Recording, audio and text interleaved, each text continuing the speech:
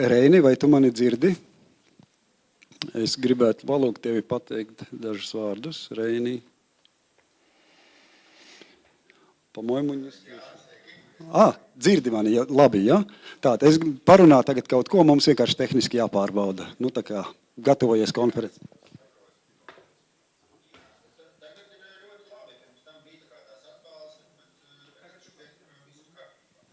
Jā, ļoti labi. Tā tad es. Un mani tu dzirdi tagad bez atbalsīm, normāli? Jā, ļoti labi. Labi, sirsnīgs paldies tev, tad nu, vēl pacietīgi gaidam. Jā. Jā, es kaut kādu dzīvi. Šo mikrofonu vajag slēgt ārā un iekšā, ja viņš var palikt ieslēgts. Var arī palikt ieslēgts. Labi. Viņam ir visu pozīcija, kas ir ieslēgts, bet nav skaņa. To parādi? Jā, arī tā. Nu, labāk slēgt un... Labāk slēgt. Baterija tad nebeigsies. Es palūdzu, viņam ir visu pozīcija.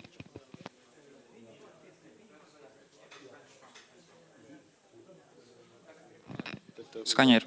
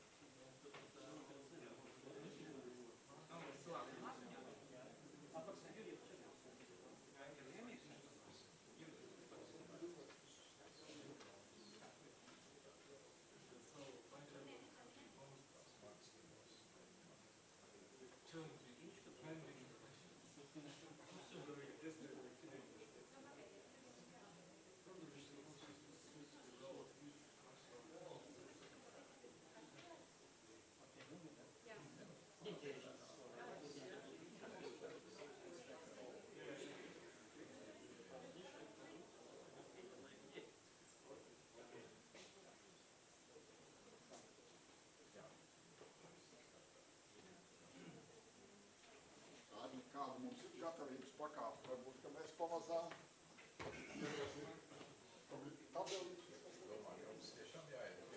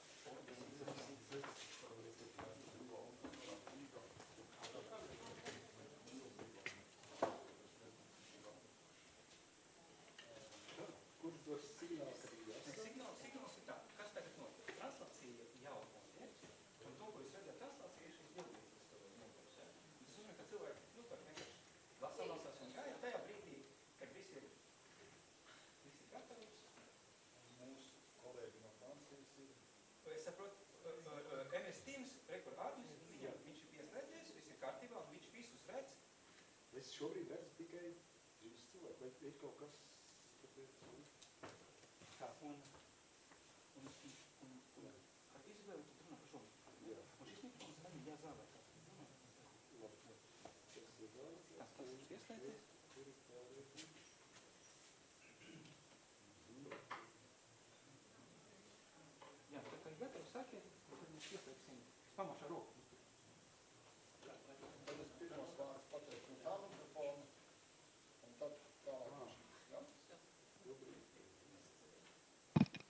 Добрый день. Good morning, Anastasia. Nice to see you. Good morning. Good morning. So we are a little bit off the schedule, but so I want to see if there is Isabelle Ratier. She's not yet. Okay. We will start. Okay. I am here. Good morning. Good morning. Good Yes. morning. Yes, we can see you and we can hear you very well. And I understood you will share also your presentation with PowerPoint. Yes, correct? Yes, please. Okay, that's possible. And I will give the opening words to our scientific board director. Yeah? Yeah, we can start. Yeah.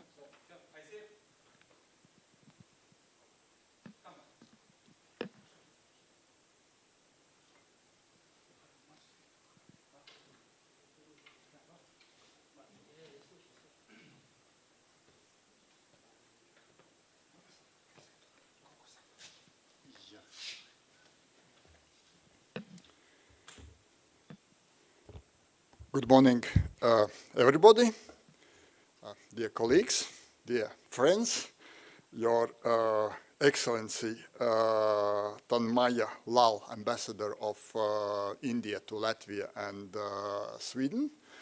I'm very happy to open this 8th International Yoga Day celebration in Riga and conference related to this event, title of this year's conference, and I should say that in Latvia it's annual conference. We are organizing these conferences each year. Title of this year's conference is Freedom of Consciousness.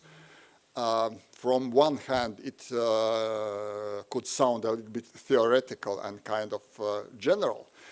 From the other side, probably in current political, social situation, it's more than timely and probably not theoretical at all. This is something which, in some sense, everybody is addressing, asking himself and herself what's happening, how we can preserve our freedom. So I think that and hope the discussion will be not only about kind of general philosophical concepts, but about everyday issues as well. Maybe a little bit broadening this opening address, I can tell you that actually yesterday, a couple hundred meters from here in the National Library, we had absolutely unrelated event, but the title of keynote talk there was Uncertainty and Freedom, given by professor from Oxford University and at the same time from Tel Aviv University. And if you are thinking about these parallels, freedom of consciousness and uncertainty and freedom, I think that there's a lot of things which is common in these two topics. Of course, one is from the viewpoint of Western philosophy, because the meeting yesterday was dedicated to Isaiah Berlin, who is a British philosopher born in Latvia. Today we will be looking at the same issues from the perspective of Eastern teachings, Eastern philosophy and Eastern religious positions. And my feeling is, and I'm guessing that probably we will see a lot of parallels between these two topics. So we have very active schedule for today. We have many talks scheduled. This is why I will not be wasting your time, and we will be proceeding directly to the talks, except that at the very beginning we would like to listen pre-recorded greetings and introduction from His Excellency Tanmaya, as I said, Ambassador of India to Latvia and Sweden. I think that we have recording ready, so please welcome His Excellency. Namaskar.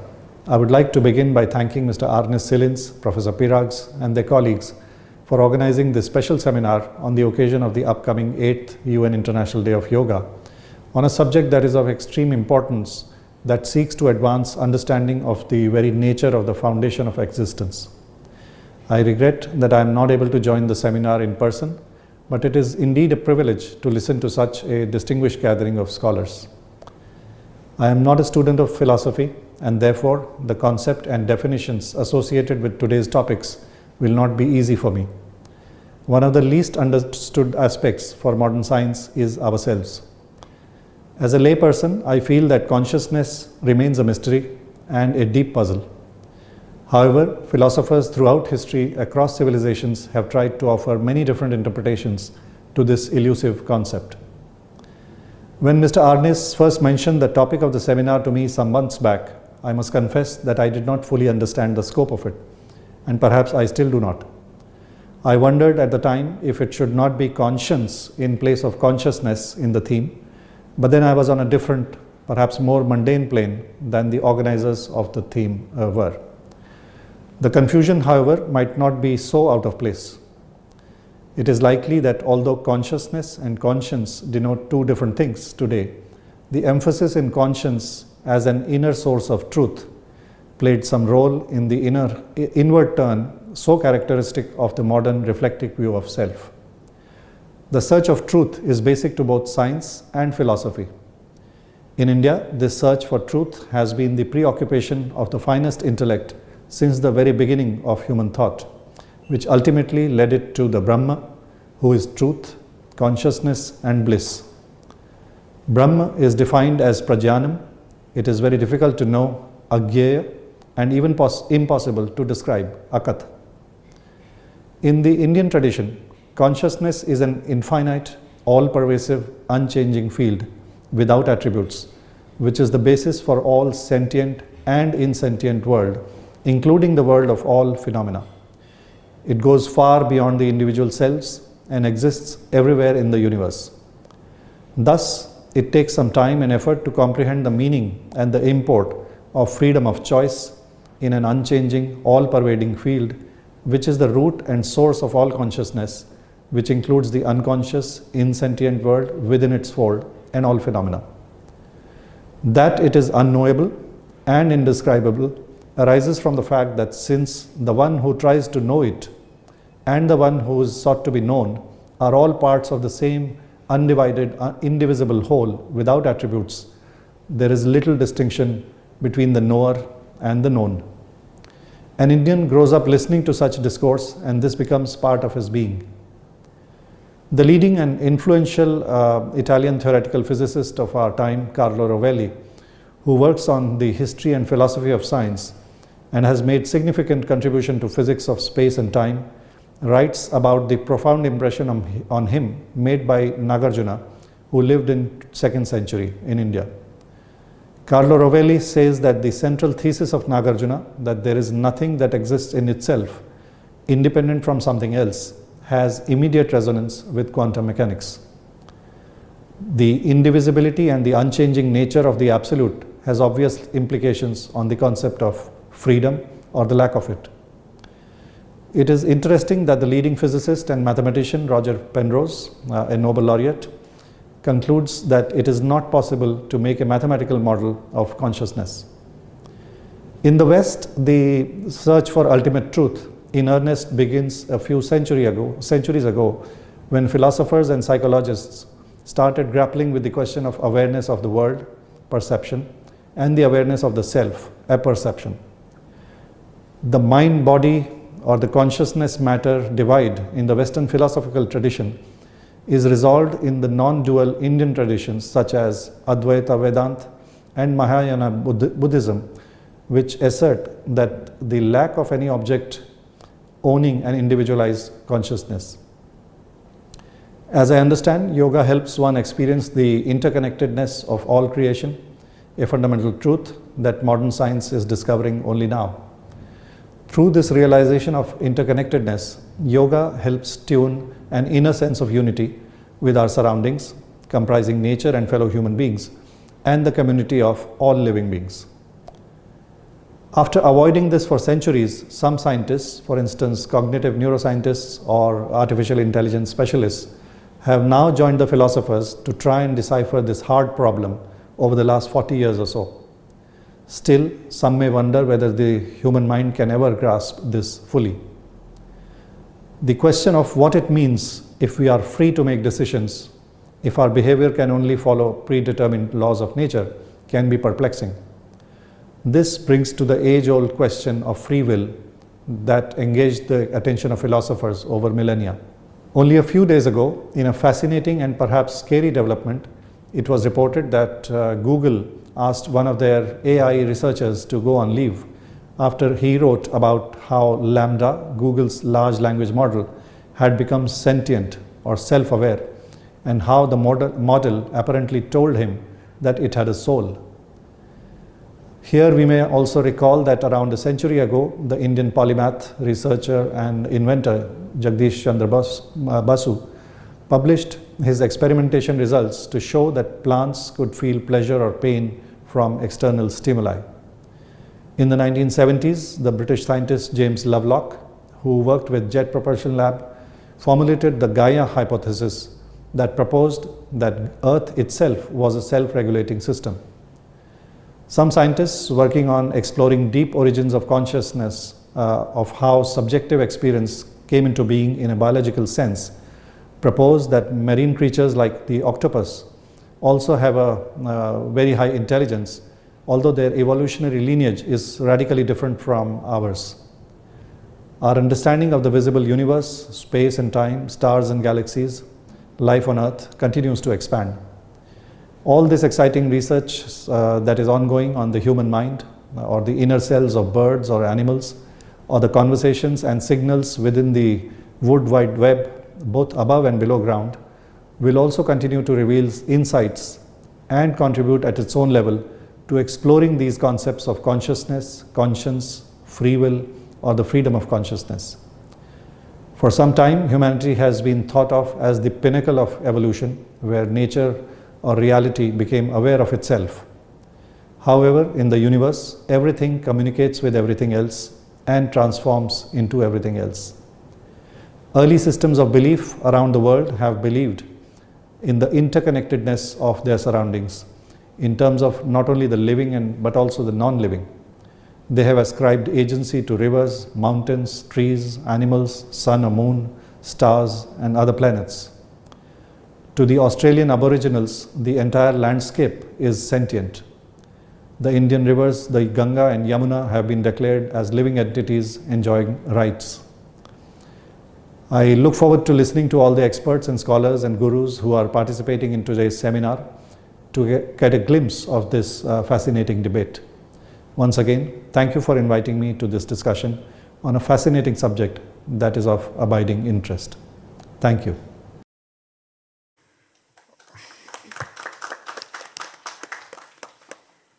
I think we are very thankful to Ambassador Lal for this introductory remarks. Actually, I should say that it was much more than just introductory remarks.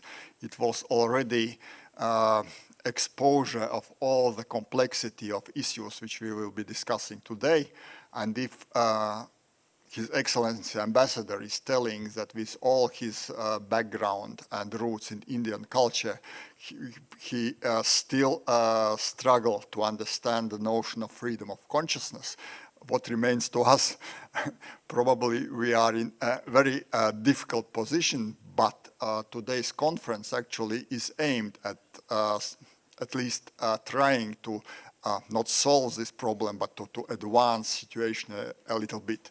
I hope that after this conference, everybody who participating in this conference in the audience here and also online will be able to say that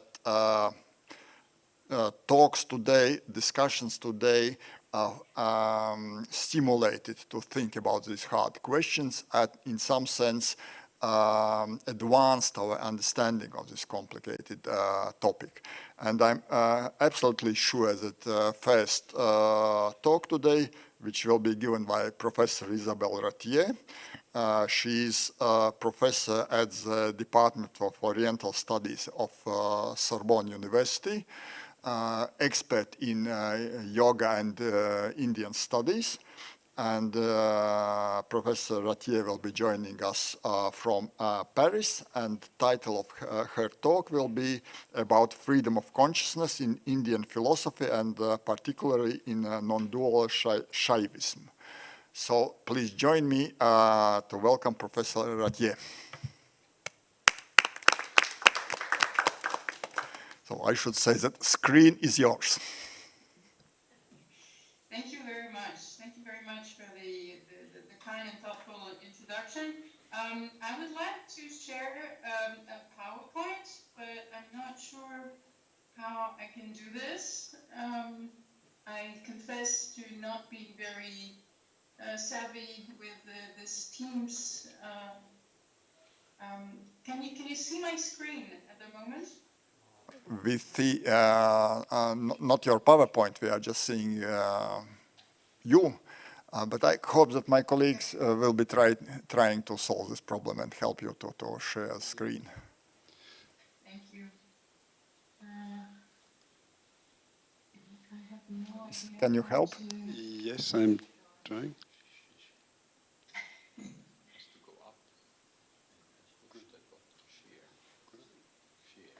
Share, tas būtu, tad man būtu jāshare.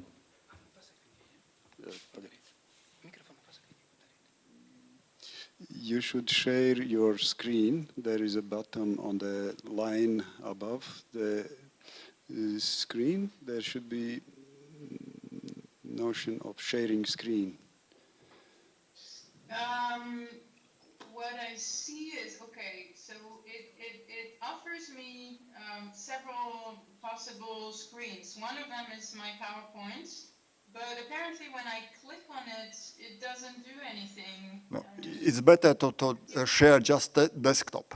I think that it's easier. Desktop, okay, or no, this can you see something different? I mean, no, okay, so this wasn't the right button. I apologize for this. Hopefully, let me try this one. No, you're not seeing anything either? Not yet, not yet. For myself? Okay, I'll try all of them until something happens, hopefully. In the worst case scenario, I'll just talk and it should be fine. Can you see anything different? Not yet, no. Not yet, right? Okay, so what I see on my screen, first of all, Teams speaks French to me, so it's... That bottom, you had been on the exactly right bottom. This one, yeah. This one? Can you see? Can you tell me what you see now? Still only yourself. But very sorry about this. just besides the red large bottom, there is share screen. Can you try that one?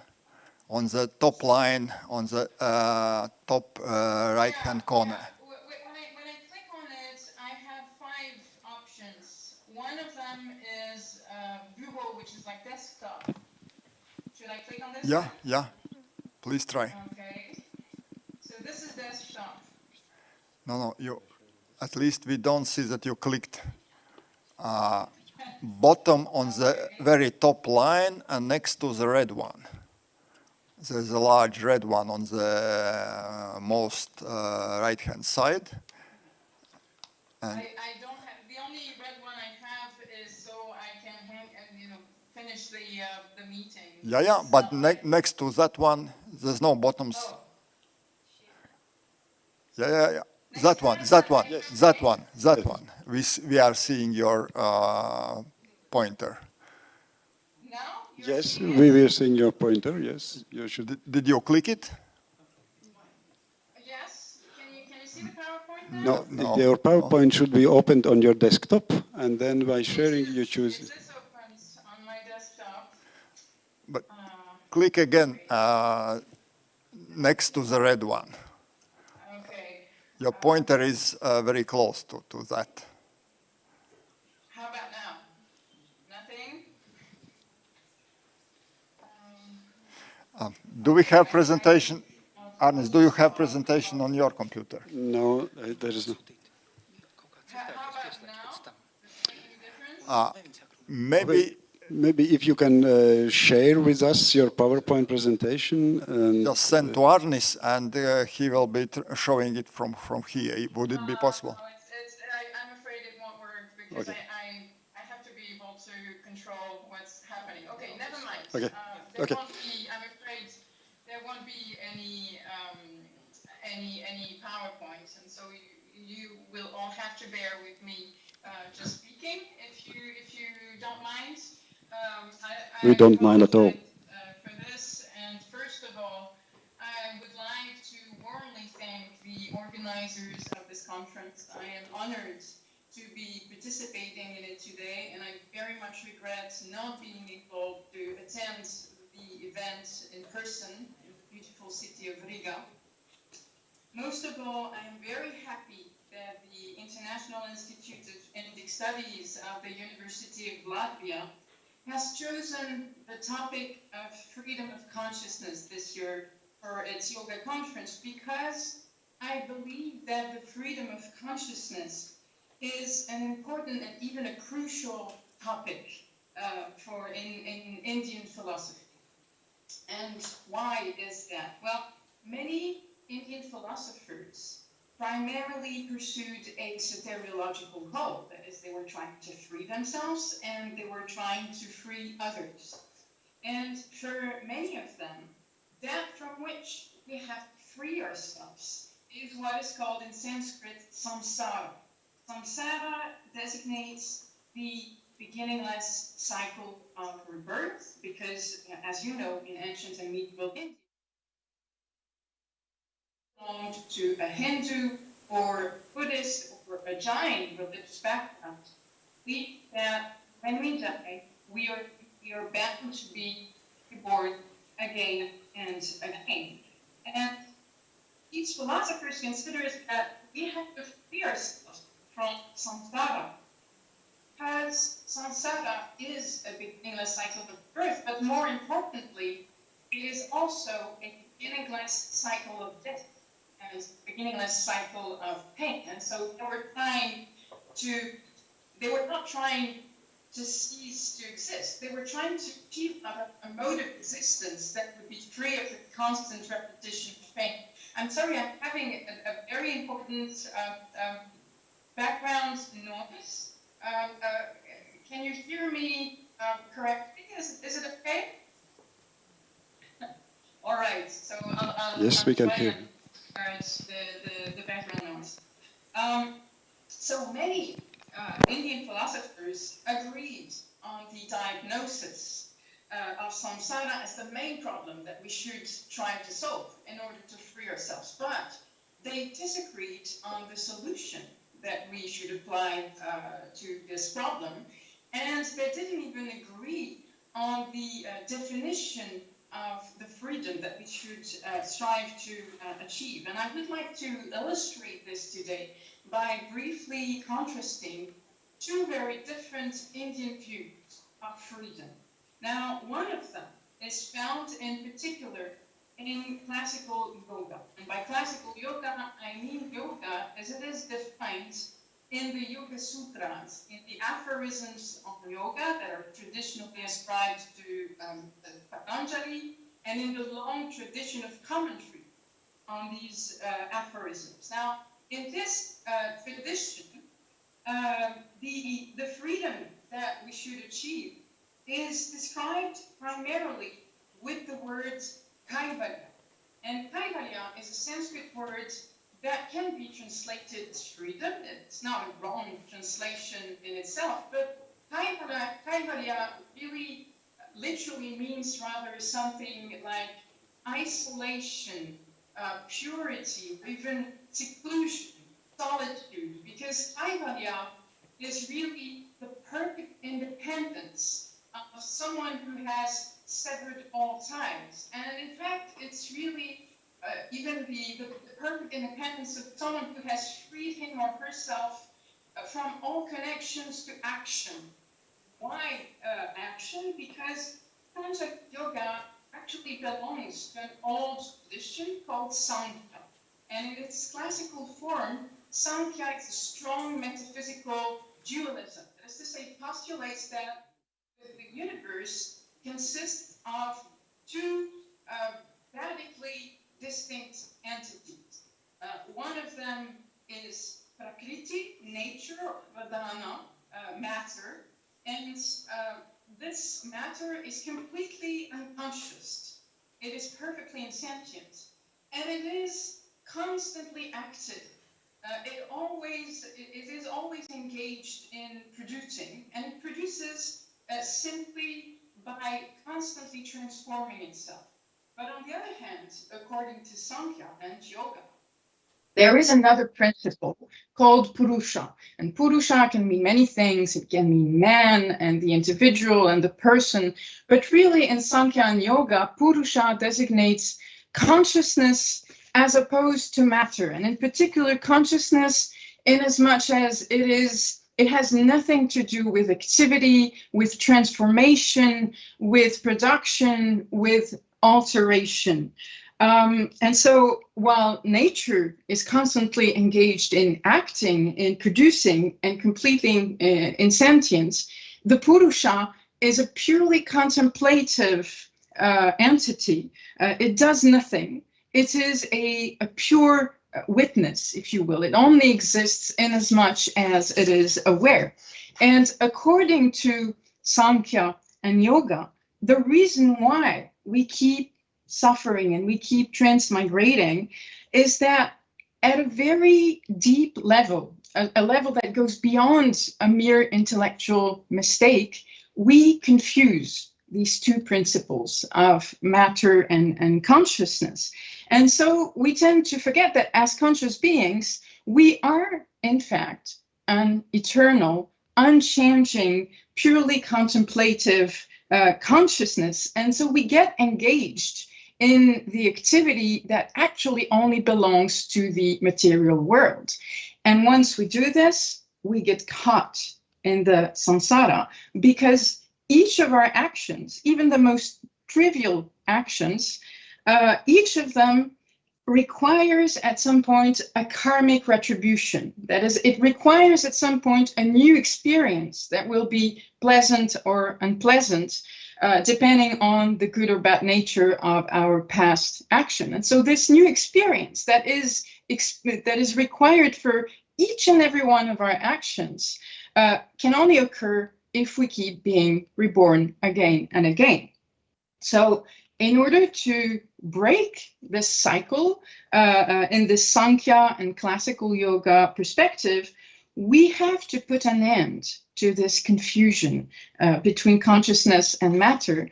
And we have to achieve a state of isolation, kaivalya, where consciousness ceases to engage in action and where it recovers its purely quiescent state. And yoga is very much about finding practical ways of achieving this state.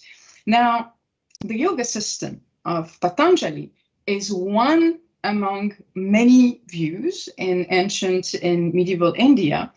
And it does belong to a particularly vast tradition that came much later to be called Hindu. But we should bear in mind that what we call nowadays the Hindu religion was never one single, completely homogeneous movement of thought. Rather, it was always a complex, very rich, and very lively constellation of different movements that had very different and sometimes incompatible ideas. And so these movements grew while disagreeing with each other, and also while debating with each other, and while debating with other great religious movements, such as in particular Buddhist movements and Jain movements. Now, within this great Hindu religious constellation, we find some movements that have a very different idea of what freedom is and of how consciousness can be free. One of these movements is a tradition that is called Shaiva non-dualism. It is a non-dualism because, in contrast to the Sankhya and Yoga tradition that I just mentioned, it postulates that there is no dichotomy, there is no sharp distinction between consciousness and matter, between action and contemplation. And it is called Shaiva. Shaiva is an adjective that means pertaining to the god Shiva, because in the system, the entire universe is believed to be nothing but the god Shiva. It is nothing but the god Shiva, understood as one single consciousness, one single all-encompassing, all-powerful, infinite consciousness that playfully manifests itself in infinitely varied forms, including the forms of insentient matter. Now, according to the proponents of this Shaiva non-dualism, this god Shiva, this universal consciousness, manifests itself in the form of the universe a bit as when you and I start daydreaming. Because when we start daydreaming, we begin to build an imaginary world of our own. And sometimes we get so absorbed in our own fantasy that for a while, just for a while, we forget, or we almost forget, that it's just a fiction. And so the soteriological goal of these Shaiva philosophers is what they call the recognition of the Lord, Ishvara pratyabhijna. That is, their goal is to have us recognize that we, limited, suffering, transmigrating subjects, are in fact nothing but this universal consciousness playing at being suffering, limited, transmigrating subjects. And in this case of non-dualism, consciousness and activity, awareness and matter, those are not incompatible, contradictory elements. They are one single vibrant reality. And in this system, freeing oneself is not just becoming isolated from matter or from action. In this system, freeing oneself is about recovering one's freedom or autonomy. And the Shaivas use a Sanskrit word that is not kaivalya. This word is swatantriya, which does mean, it can be translated as freedom, just as kaivalya, but it's not quite the same freedom, because the Shaivas themselves insist that it is not a negative freedom, in the sense that it's not about acquiring a sort of purity from any extraneous element, from any element that we perceive to be extrinsic to our own nature. Rather, according to them, swatantriya, freedom, is a positive power, shakti, and it's a power to act, and it's a will to act. And they describe it as an ability to transform oneself at will. Now, I would like to explore with you today some of the ways in which these philosophers understand this notion of freedom, of swatantriya. But before I do this, I feel I should say a few words about my use of the word philosophy here, because I have mentioned that these authors belong to a religion related to the god Shiva. And in fact, there have been many Shaiva movements in India. Some of them held very different ideas. But what still makes us consider that they all belong to the Shaiva religion is the fact that despite all their differences, they share some scriptures. That is, they share some texts that they believe to be sacred. We have to accept them as true on principle because they are believed to have been originally uttered by Shiva himself or by one of his forms. So why do I call these people philosophers and not just theologians, for example? Because in Europe, what is called philosophy is rather a type of discourse that claims to proceed independently of scriptural authority on the sole basis of reason and experience, whereas what is called theology is rather a type of discourse that simply tries to explain and interpret scriptures. I call these people philosophers because in the 10th century of the Common Era in Kashmir, a Shaiva author named Utpaladeva claimed to have invented what he called a new path, Margo Navaha, that is a new method of liberation. And he claimed that with this new method, he could have people achieve liberation even if they didn't study at all Shaiva scriptures. And in fact, even if they had no belief at all in the sacred character of the Shaiva scriptures. So Utpaladeva's method consisted simply in a sort of systematic examination of our most ordinary states of consciousness. So perception, imagination, desire, memory, conceptualization,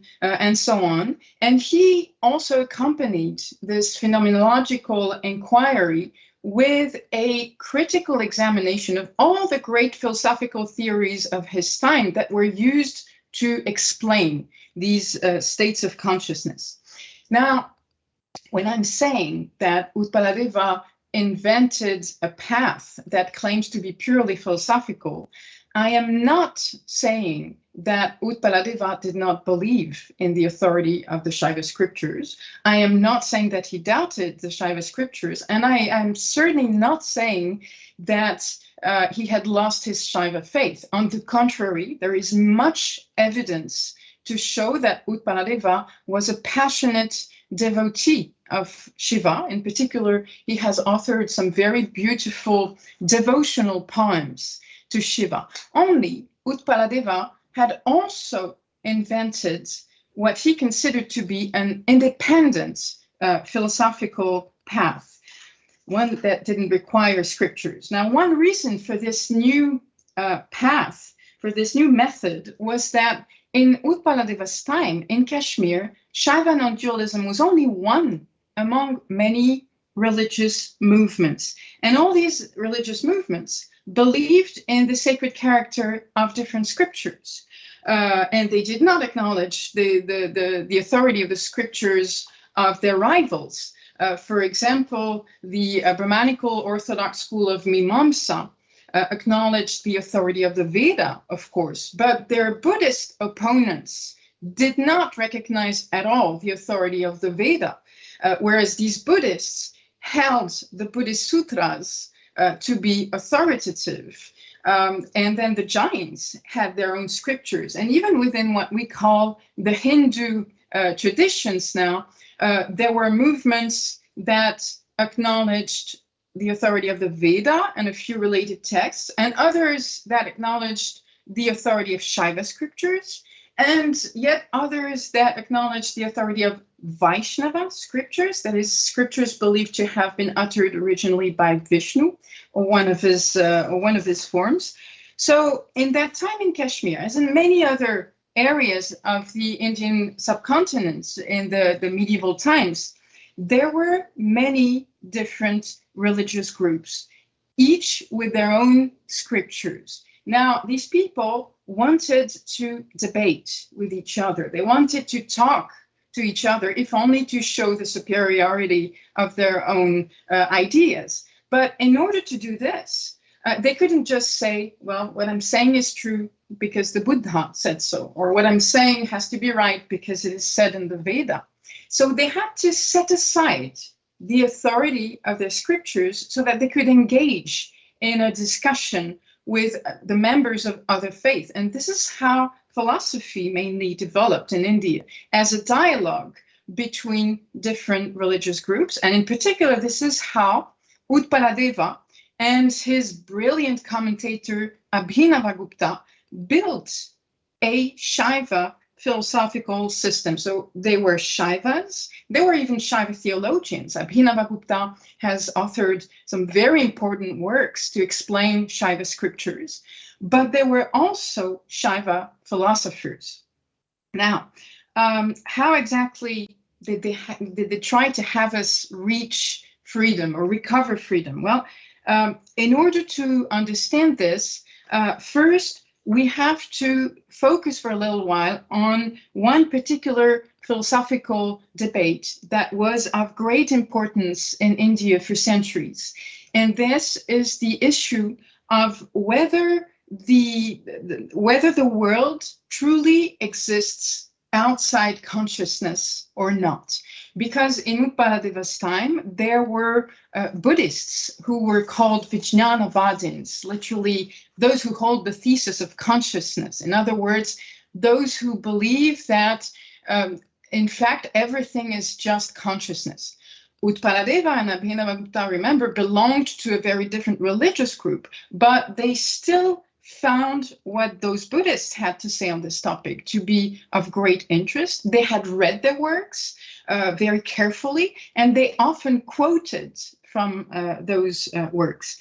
Now, according to these Buddhist philosophers, whenever we perceive things and people around us, we spontaneously tend to consider that they have to exist outside of us, outside of our consciousness and independently of our consciousness. But according to these Buddhist Vijnanavadins, in fact, all the objects of our perceptions are nothing but internal appearances, internal aspects that are taken on by our own consciousness. Just as when we dream, we are aware of a whole world of objects and subjects that we assume to exist outside of us. But then when we wake up, we have to admit that they were nothing but internal appearances assumed by our own consciousness. Now, this kind of absolute idealism was a very important component of Indian Buddhism, but it was not the only Buddhist philosophical position on this issue, far from that. And in particular, those Buddhist Vijnanavadins kept arguing with another group of Buddhists, Buddhists who are called in many sources Sautrantikas. These Sautrantikas had a lot in common with the Vijnanavadins.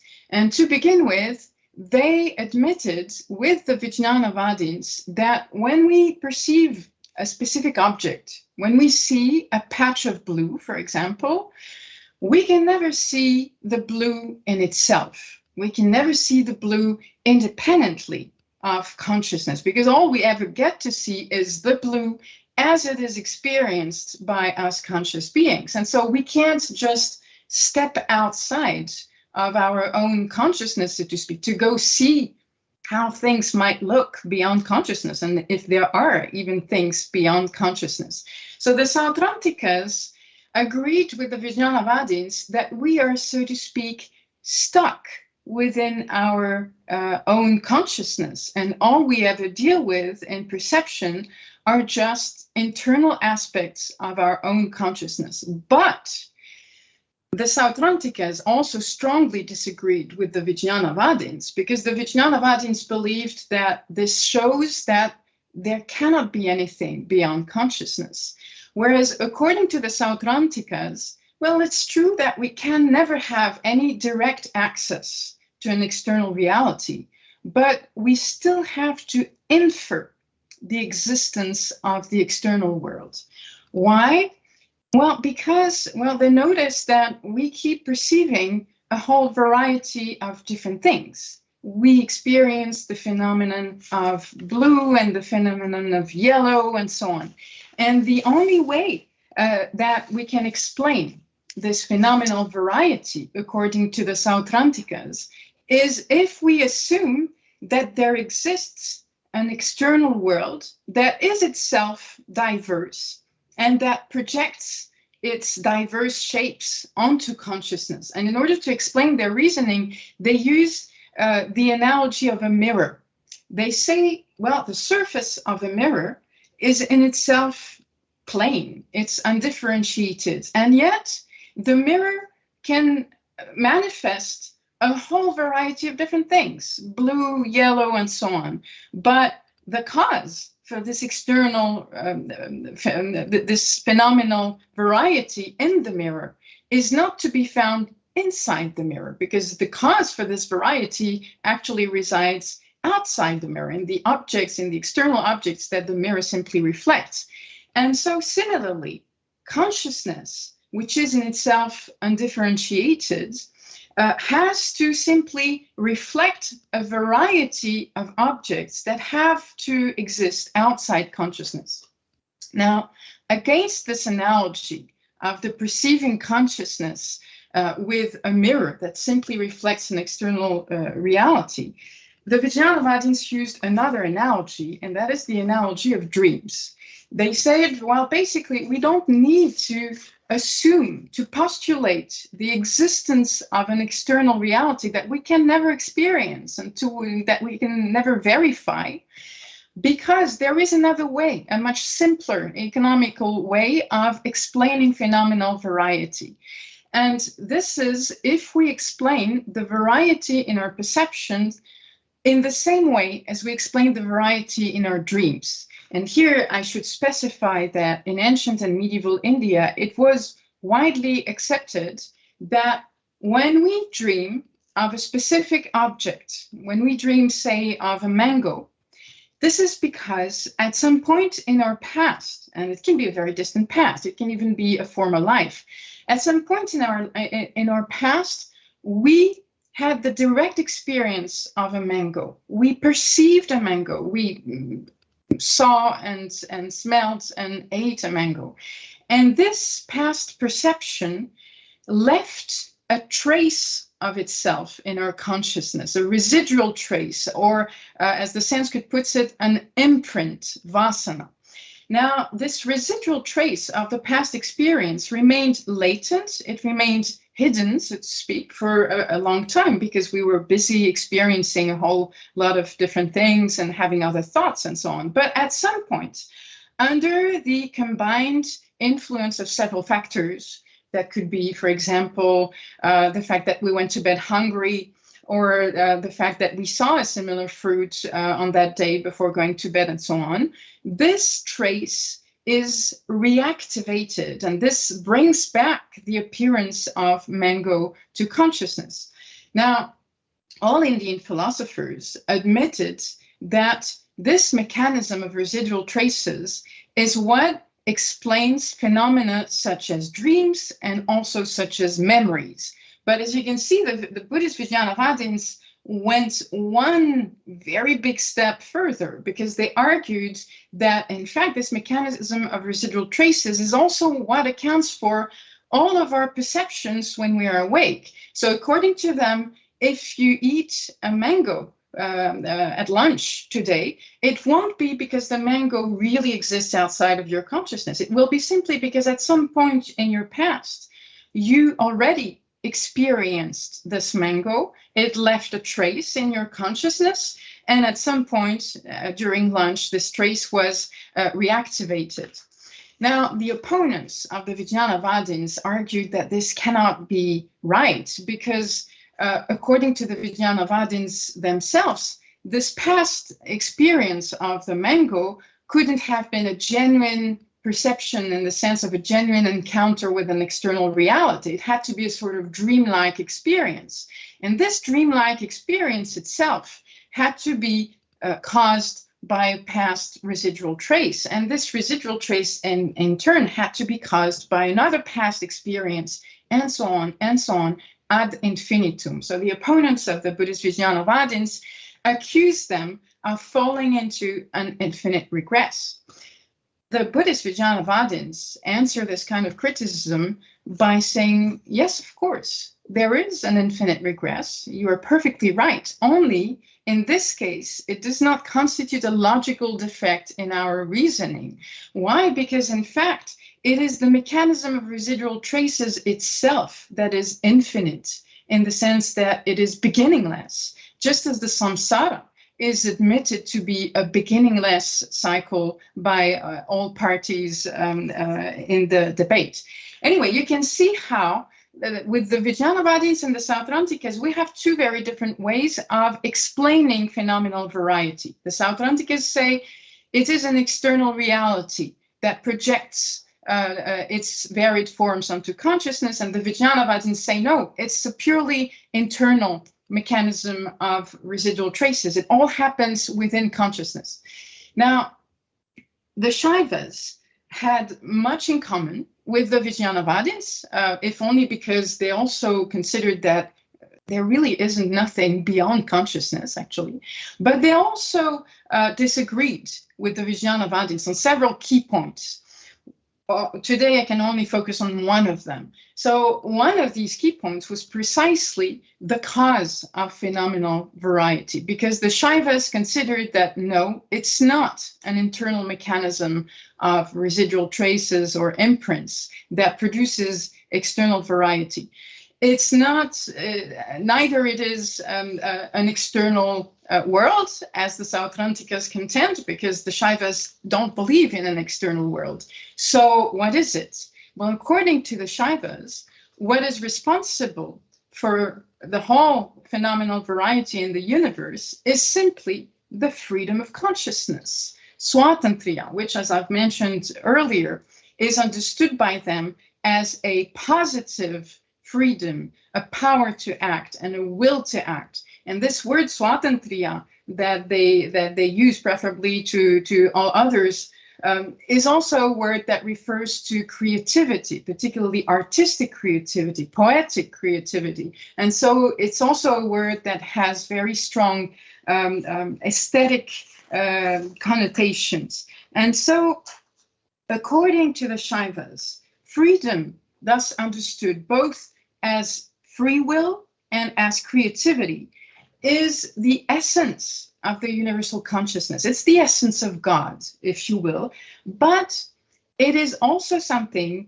that all limited individuals keep experiencing in the midst of their most ordinary activities. And this is why the Shaivas spend so much time and energy investigating these very ordinary states, because they want to uncover this freedom at the heart of all of our experiences, so they can show how this is what is responsible for the appearance of the entire universe. So, for example, they disagree with other Indian schools of thought with respect to the nature of imagination, because we can all imagine at will pretty much anything.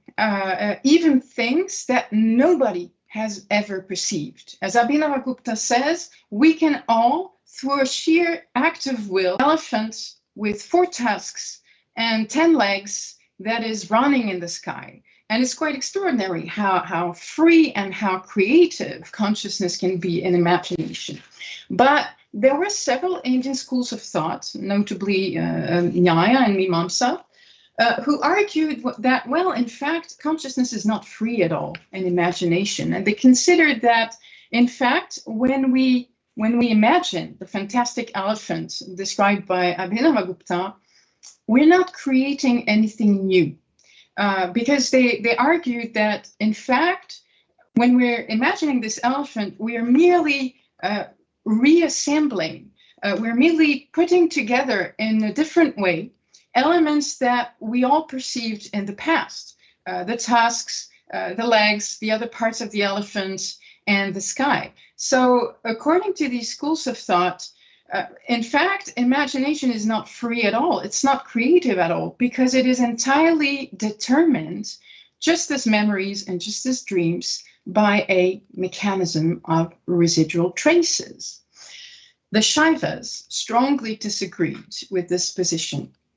And so they argued that, first of all, even if we grant that all the parts of our elephants were already perceived in the past, the act of combination, the act through which we put them together, which involves countless possibilities, is not itself determined by a mechanism of residual traces. And so here we have a genuine creative activity. And in fact, they further argued that even those parts that supposedly were perceived in the past, they don't remain the same when we use them in imagination, because then they undergo a profound metamorphosis when they get to be organically linked with other elements with which originally they had nothing to do. So they become deeply transformed in this act. They become something new. And so the Shaivas show how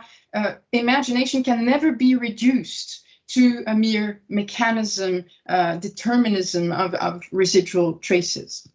Now, however fascinating this debate, this Indian debate on the degree of creativity of imagination is, one could still argue that this doesn't change anything to the fact that when consciousness is perceiving, not imagining, but perceiving, then it is not free at all. And then it is not creative at all, because when we perceive something, we're passive. We're just passively receiving some information from the outside, some information that we haven't chosen at all.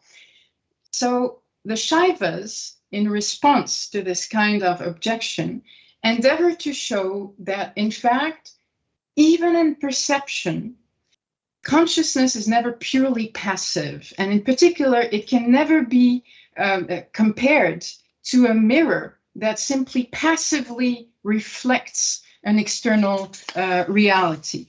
Why is that? Well, if you take a mirror and if you put it in front of the computer screen that you are watching right now, provided that, of course, nothing stands in between, the mirror is going to faithfully and indiscriminately reflect the entire screen. But the Shaivas consider that this is not how your consciousness works, because while you're watching the screen, you are constantly making choices, you're constantly taking decisions. Your consciousness chooses to focus on this or that aspect of the screen. It chooses to concentrate on this or that feature while disregarding an enormous amount of other aspects. And in fact, it can even choose not to pay attention at all because you're tired, because you're hungry, because you have other things on your mind. And so consciousness is never just passively reflecting a given. And the Shaivas express this idea by distinguishing two fundamental aspects of consciousness. They say, on the one hand, consciousness is a prakasha. Prakasha is a Sanskrit word that can mean light, like the light of the sun or the light of the day. But in philosophical works, prakasha really means any manifesting entity, anything that has the power to make other things appear. So light is a prakasha, but a mirror is also a prakasha in this sense, because the mirror makes things appear on its surface. And consciousness is also a prakasha because it makes objects appear. But the Shaivas argue that consciousness is never just a prakasha, because it is always also what they call vimarsha. Vimarsha is, I'm afraid, an utterly untranslatable term in any European language, as far as I know, but really it designates the dynamism of consciousness. The fact that consciousness, instead of passively reflecting its objects, actively grasps its own content so that it can freely relate to this content, and so it can focus on it or disregard it, and so on.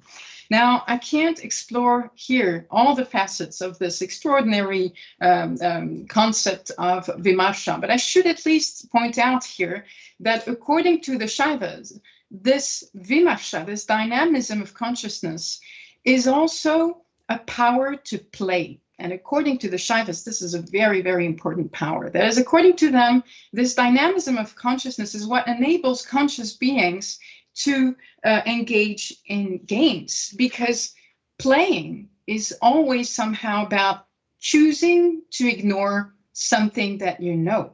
And there's a paradox here. How can we even ignore something that we know? How can we pretend not to be aware of something that is manifest to us? Well, the Shaivas say it's a paradox, but it's a paradox that we all keep experiencing in the most ordinary situations. A child plays at being a superhero. Now, the child knows that he is not Batman, and yet, for the duration of the game, he is, in some very deep way, Batman. Why? Because he chooses to playfully ignore that he is not that superhero. And this is why the Shaivas have such a great interest in theater, in the theatrical art. Abhinavagupta has authored a very important work on Indian classical theater, because they're interested, among other things, in what happens in the consciousness of spectators while they're engaged in watching a play, and also in the consciousness of actors who are playing a role, because it is striking how we can only enjoy a good story, whether in a play or a movie or a novel, whatever. We can only enjoy a good story if the story is believable. So we have to believe in it somehow. And yet, if we really believed, as Abhinavagupta says, if we really believed in the reality of what is happening on the stage, then there could be no theatrical play at all. It would have to be interrupted, because we would just jump on the stage to try and rescue the characters that are seemingly in great danger. So we all enjoy fiction, because in fiction, we relish our own freedom to ignore what we know, our own creative freedom. And according to the Shaivas, this is what differentiates consciousness from an insentient mirror, from a computer screen, or from any mechanical device that simply reflects a given. Now, according to the Shaivas, the universe is only one single consciousness that playfully chooses to forget that it is all-powerful and that it is infinite and one. And so each of us is just like one tiny fragmented aspect of this consciousness, so that in order to free ourselves, we have to recover the full awareness of our creative freedom, which means that in such a system, the point is not to discard the phenomenal world. And this is an important point, because there were several strongly idealistic traditions in classical India, traditions that believed that the world only exists within consciousness. And these idealistic traditions, like the Buddhist Vijnanavadins, but also, for instance, Advaita Vedanta, tended to think that the best way to free ourselves is to discard the phenomenal world, to turn away from appearances, and to detach ourselves from activity and really anything that involves action to some degree. Whereas the Shaiva non-dualists thought that it's not necessarily a good idea to turn our back on the ordinary world. In fact, they believed that cultivating one's own creative power of imagination, enjoying the beauty of the world, enjoying the beauty of human art, those are very powerful soteriological tools. Those are very powerful paths towards liberation because they can help us recover the full awareness of who we are, namely, according to this infinitely creative consciousness. Okay, I think I'll stop here, and thank you very much for your attention. I have no idea if I spoke as long or as little as I was supposed to, and please forgive me for the PowerPoint absence. Thank you very much, Professor Ratier. I think that we enjoyed. We enjoyed your talk very much. I don't know how it would be presented with PowerPoint, but in this format it was really enjoyable.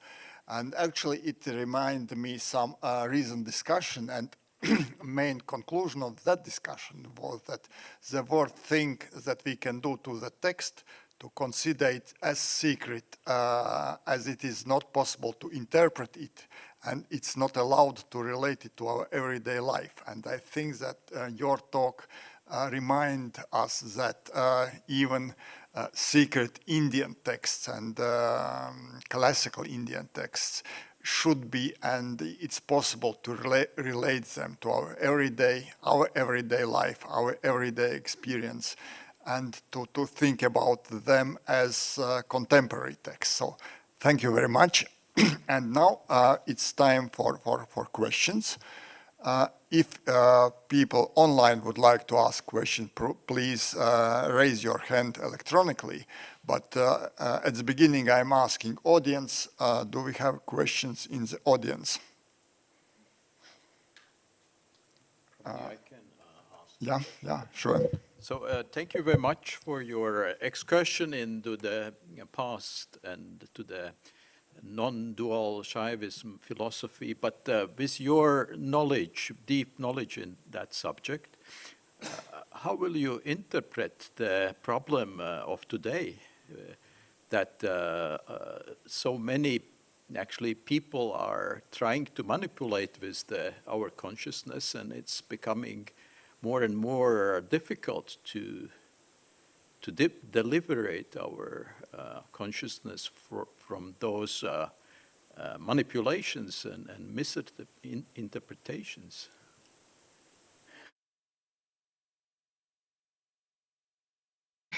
Completely agree with you that this is one of the greatest problems of today's world, and I don't claim to have a good solution to it myself, sadly. And this is a question that I ask myself every day when I get up. How can we avoid manipulations of information and so on? Now, I should also specify that I am no philosopher myself. I greatly admire the philosophers, the Indian philosophers that I read, but I am only a historian. I am only trying to, well, first of all, to find works of theirs that have been lost, because it is still possible to recover some of their works that are believed to be lost, to edit them and then to translate them and to understand them. And I'm very happy doing this, and I'm afraid I don't have any wonderful knowledge myself that would enable me to enlighten others. This being said, what I can say with respect to this question is, first of all, that the freedom that those authors had in mind, admittedly, is not a freedom in the modern political sense of the term. These philosophers were simply not interested in that kind of issue. They had other issues to deal with, and so they made this choice, and I'm going to respect it because I can't use them to say something that they didn't say. But what is also important, I think, to keep in mind with these authors is that, well, on the one hand, they keep marveling at the incredible power of imagination, and they keep inciting us to cultivate our imagination. On the other hand, they have a very sharp awareness of the distinction between imagination and the collective reality as it is built, and they have the utmost respect for reason and for critical examination and for debating. And obviously, if they invented this independent philosophical path, it is because they believe that human reason can triumph over lies, over misunderstandings, over illusions. So in a deep way, they were rationalists. They also believed that at some point, well, reason has to, let something bigger than reason, than human reason, take the floor. But still, they thought that yukti, reasonings, and debate, rational, dispassionate debate, can lead us not only to the truth, but to the ultimate liberation. So in a deep way, I believe that they were rationalists, and my own personal belief with respect to today's wars of manipulation is that we just have to be very vigilant and use, we can't lose faith in the power of reason. This is a time to be rationalists, I think. And to be a rationalist is never incompatible with seeking the other truth, I think. Thank you. I suggest that we will take two more questions from the audience. I know that Arnis has one question, and then I see somebody online. Then one question from online audience, and then unfortunately we should move forward. So Arnis, please. So, hello, thank you very much for this nice answer to question and for presentation. My question would be concerning two authorities of Western thought. Like we know that Sir James George Fraser put that these old cultures can be settled into the magic or religious or scientific trend. Well, what would be your argument with James George Fraser from one hand, and from a later age with your native Merleau Ponty, author of Phenomenology of Perception, with his concept of body subject, le corps propre? What would you say to them advocating Chaitanya, unrestricted universal consciousness?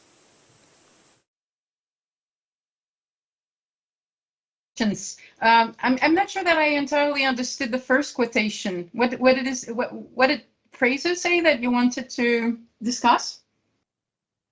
Fraser would make these beliefs of 11th century Indian scripture explanators rather not scientific, but maybe magic or religious, and how would go your argument with him? When we're talking about philosophical systems that were built more than 1,000 years ago, we have to accept that these human beings didn't live quite in the same world as ours, and so we can't just project our own categories onto their world. It would be unfair to them. Now, are these people on the side of reason or on the side of religion? I think it's not. I think that the question is not formulated in a way that enables us to give any good answer. Because they were on both sides, as I tried to point out. On the one hand, there were Shaiva devotees, and there is no doubt about that. And on the other hand, they also believed that the truth in which they believed could be attained just through the use of reason. And they believed that the two paths were just fine, that they could be independent. So I think we have to be careful when we apply those categories. As for Merleau-Ponty, I'm happy that you mentioned Merleau-Ponty, because I am often struck when I read Utpaladeva and Abhinavagupta by resemblances with Western phenomenology, with Jean-Paul Sartre, with Merleau-Ponty in particular. Now, I try to be careful when these associations come to my mind, because I realize that I grew up in an environment that led me to project easily those concepts into other people's systems. And what I want to do is understand those Indian thinkers within their own cultural, religious environment, instead of just projecting my own little ideas onto theirs. So I usually try to refrain from comparing those two world views, but like you, I am struck by some parallels, some very, very clear parallels. I think it has to do with the fact that European phenomenology was, at least from Heidegger onwards, tended to place freedom at the heart of conscious states, and this association is really, I think, the core of Heidegger's phenomenology. And in many ways, Sartre and Merleau-Ponty did something different from Heidegger, but I think this remained like a vasana, like an imprint in their own system. And so I'm particularly, maybe strangely enough, maybe less Merleau-Ponty, but more Sartre, because Sartre has a knack for analyzing the most ordinary situations, like you're sitting in a cafe and a garçon de café comes and so on. And this is the kind of phenomenological analysis that the Shaivas enjoy a lot. Now, with Merleau-Ponty, you're right that what they have in common is a particular attention to the body, which is something that was in many ways ignored to some extent by European philosophers. And yes, certainly the Shaivas have a very deep attention to the body, but in their perspective, it's not like the body and the conscious states should be considered two different things. On the contrary, the idea is to recover that profound unity from this point of view, and to stop opposing matter and mind and so on. Yes? Arnis, you are in control of computer. Maybe you can invite one question from the online audience, but please, short question, and I'm sorry, short answer. Question from Madame Tangarello. Please feel free to ask your question, dear Madame.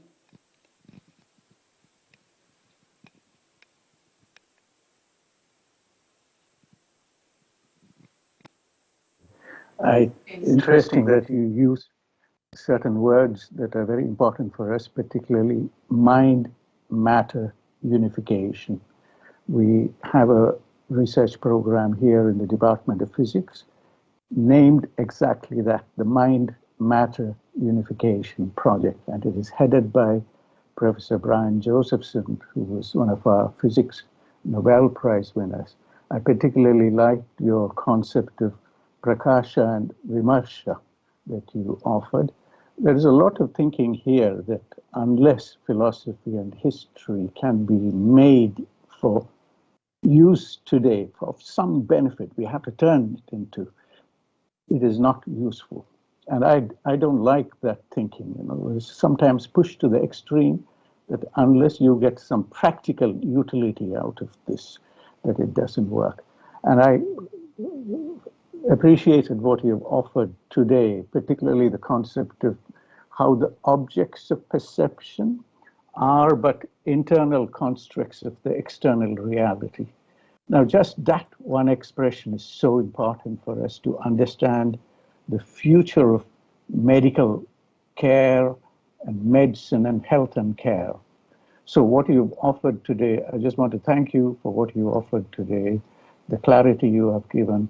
And later today, I will try and share my thoughts on how this deep study of some of those concepts, particularly Sankhya in particular, is so important for how to train future minds to look at this whole area of what Valdis just touched on, the strangeness, the strange worlds that are created by the news media to manipulate our minds, and how, unless we come together, the sciences with the historians like yourselves, and a deep search for grammarians, and those grammarians will have to be found perhaps in lands like China, who use image-based linguistic processes to explain the phenomena around.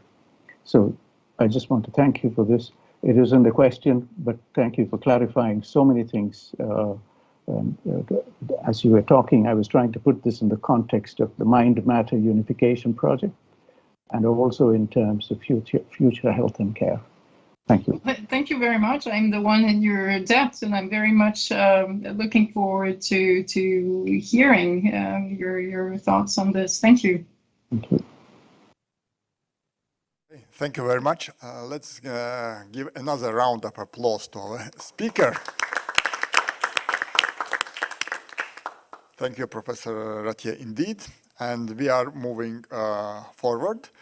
Next speaker on our list of topics today is Dr. Chinmay Pandya, who is honorary member of University of Latvia, a great friend of University of Latvia, actually visited us only a couple of weeks ago and conducted fire or yagya ceremony at the Center of Indic Studies and Institute of Indic Studies of the University of Latvia.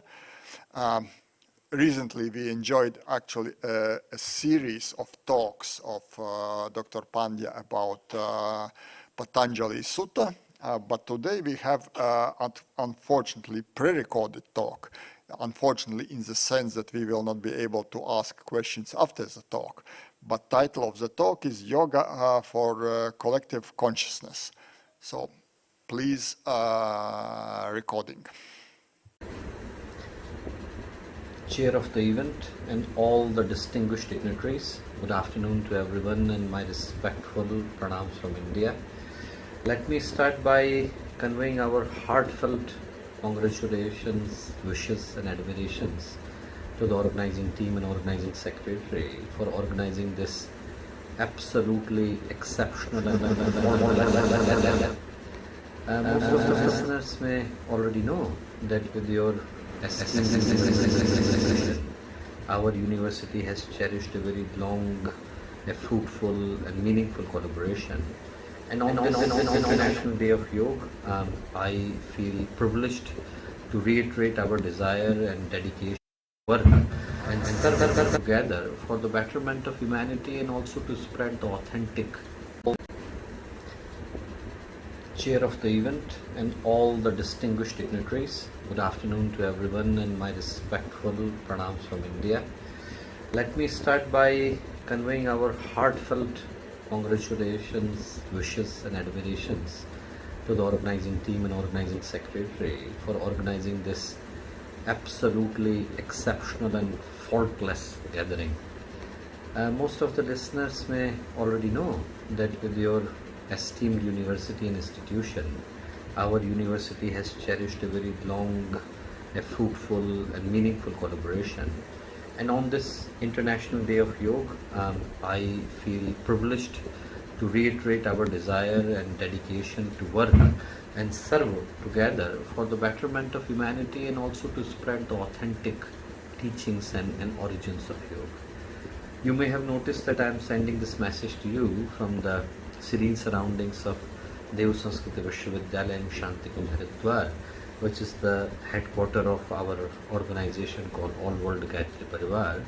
And Gayatri Parivar has more than 150 million members all across the globe, and it is located in the foothills of the mighty Himalayas. So my wishes are reaching to you from a most serene place in the north of India. And you are also aware that this message is reaching to you amidst turbulent and unsettling times from geopolitical point of view. And when we attempt to evaluate the current times in the wake of such calamity, then the present times could easily be called as unprecedented.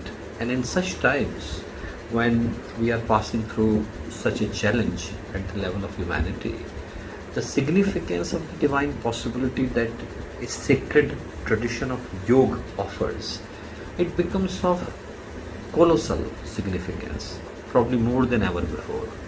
And for us to comprehend that, for us to understand what I'm trying to say, it is important to understand this from a different analogy.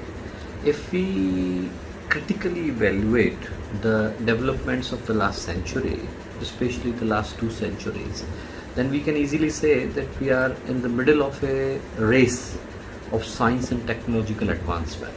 And it is also clear to us that this accelerating pace of the technological progress and especially the scientific development is not only shaping the future of humanity, but it is also commanding our life choices. The reality of the current times is that the one who controls the data controls the economy, and one who controls the economy controls the life of most of the people. And what I intend to say that the scientific developments that are happening, they are of course necessary. I'm not denying that, I'm not contradicting that. They have always been necessary, they are necessary, they would always be necessary.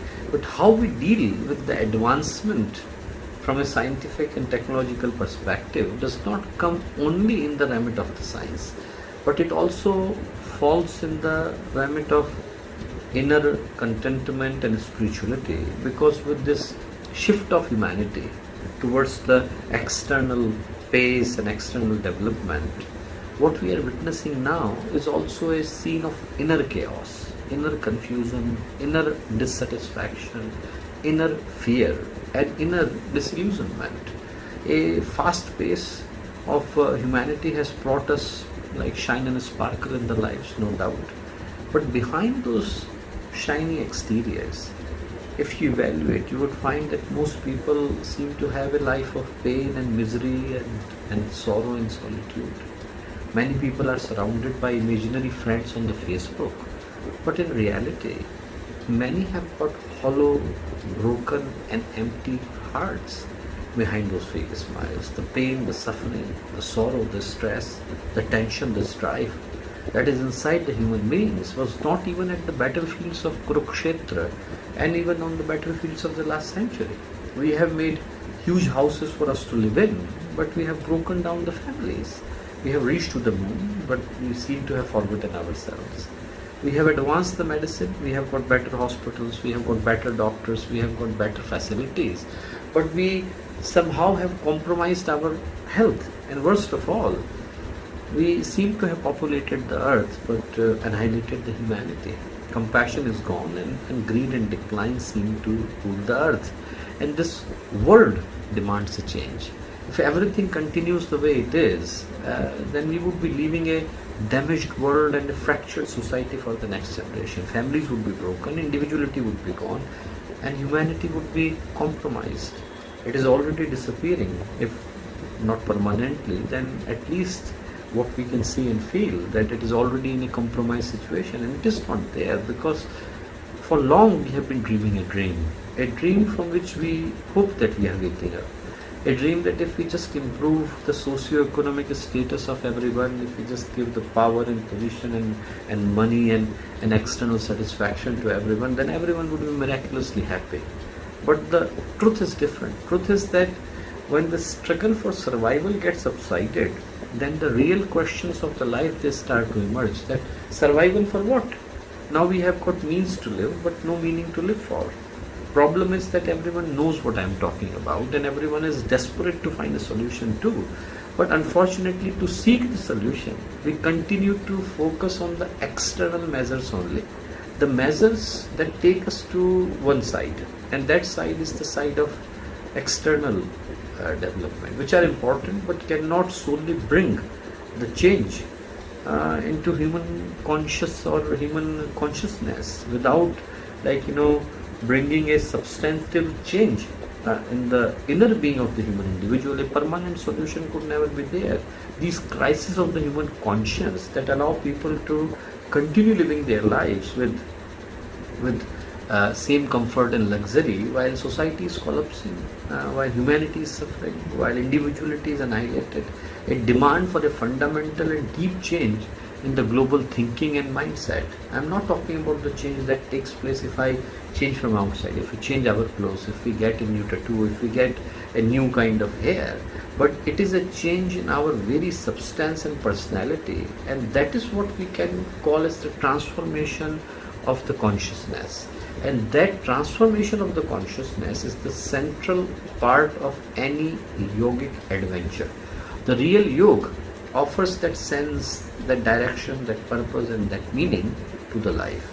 The journey of the yoga teaches us that before we find everything else, before I see everything else, before I discover everything else, I must find myself. Otherwise, scenery around us would keep changing and I will continue to remain what I was. I will continue to remain what we all were. And changing envelope does not change the content of the letter. Like, unless the person is changed from within, there is no substantive change that could take place, and that change could only take place if there is a transformation of the human consciousness. And that is the idea of the yoga. That's why the yoga offers harmony. It means balance, it means equipoise, it means equanimity.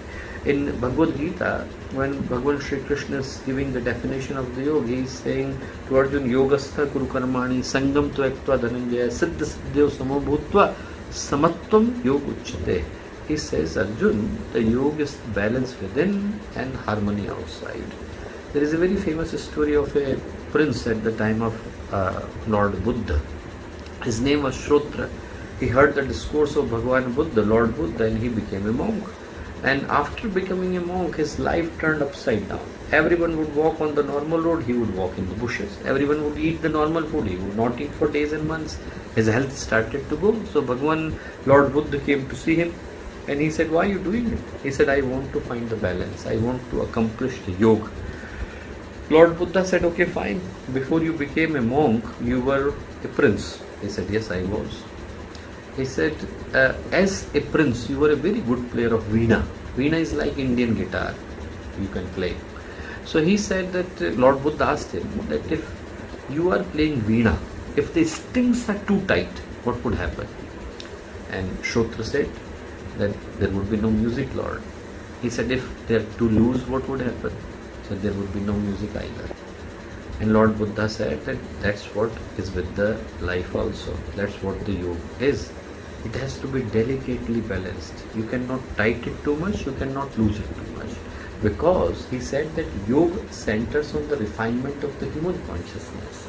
And that can only happen if it is genuinely, delicately balanced. And to accomplish that purity of the body, clarity of the mind, divinity of the consciousness, we need to have one common language at the level of the collective consciousness. And yoga is that language. It is that language that can unite people all across the religion, beyond the boundaries, above the horizon, without reaching to higher consciousness. Life continues to give us a feeling of imperfection and incompletion, without knowing who I truly am and what my aim is in this vast existence. Everything that I do appears to be unfulfilling and futile. And the idea of the yoga is to give us that sense of meaning, that sense of purpose. Because, the major reason why people struggle to find it is because our inner aspirations and our expectations of the world, they do not seem to align together. It seems that this whole world does not want us to be what we are born to be. And apart from, after being deviated from our natural path, apart from a fractured self, what else one can get?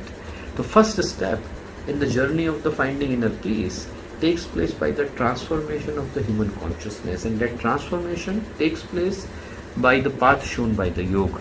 I remember that Gurudev, Pandit Sri Ram Sharma Acharya, groundbreaking scholar from India, provided 3 steps for this unity and harmony to emerge. And he said, Swastha Sharir, healthy body, that could be achieved by asanas. Swachhavan, a clear and sound mind, that could be achieved by spiritual practices. And Sabya Samaj, a refined society, that could be achieved by following the path of unity, solidarity and compassion. He had a hope from us.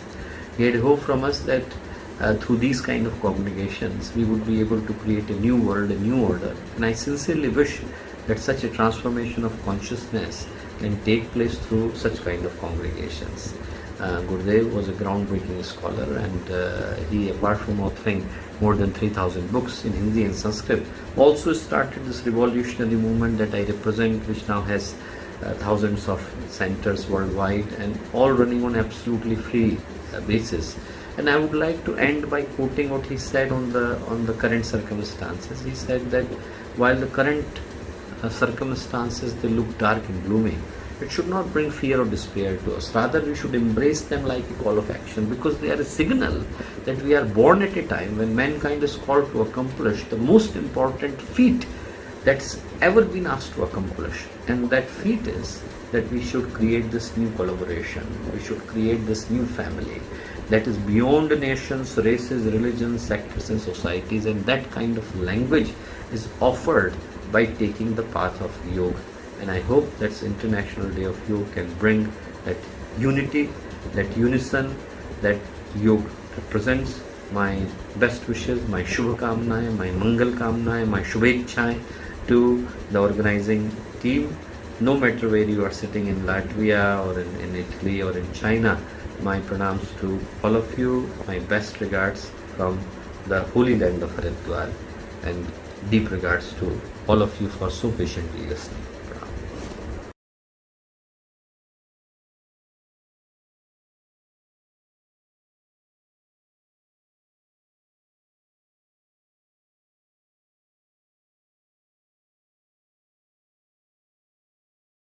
Deep consideration of subject of consciousness.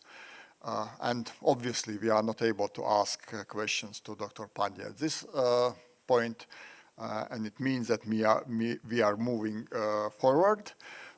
Next speaker for today's meeting will be Dr. Anastasia Strelkova from Skovoroda Institute of Philosophy of National Academy of Sciences of Ukraine. I would like especially emphasize that Dr. Strelkova will be joining us from Kiev with her online presentation.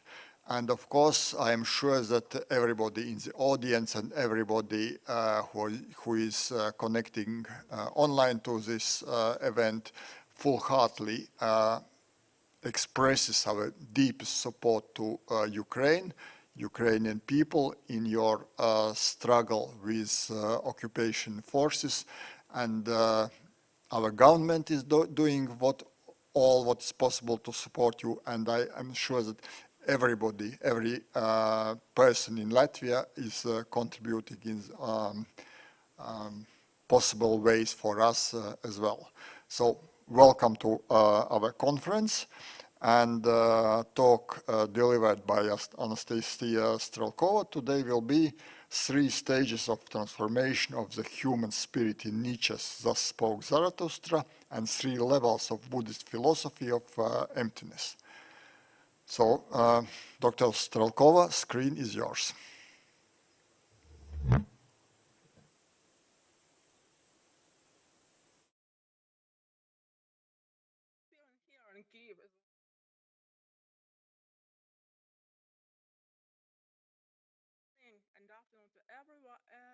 Everyone. It's a pleasure for me and really an honor to be a speaker here at this conference, especially on such an important day, a day of International Day of Yoga. Now I would like to ask about sharing the screen. If the program will let me to share it or not. Could you help again? Should just try the same. It tells me that only organizers can share, and guests cannot. Yes, I'm making you presenter now. What is? Do you see changes now? Oh yes, I see. Oh yes.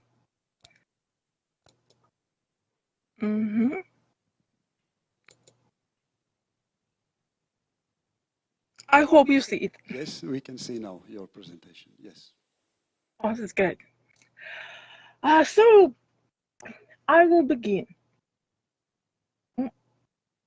My paper is about parallels between the Eastern and Western philosophy, between these two traditions, which sometimes are said to be oppositions, but sometimes are looked at as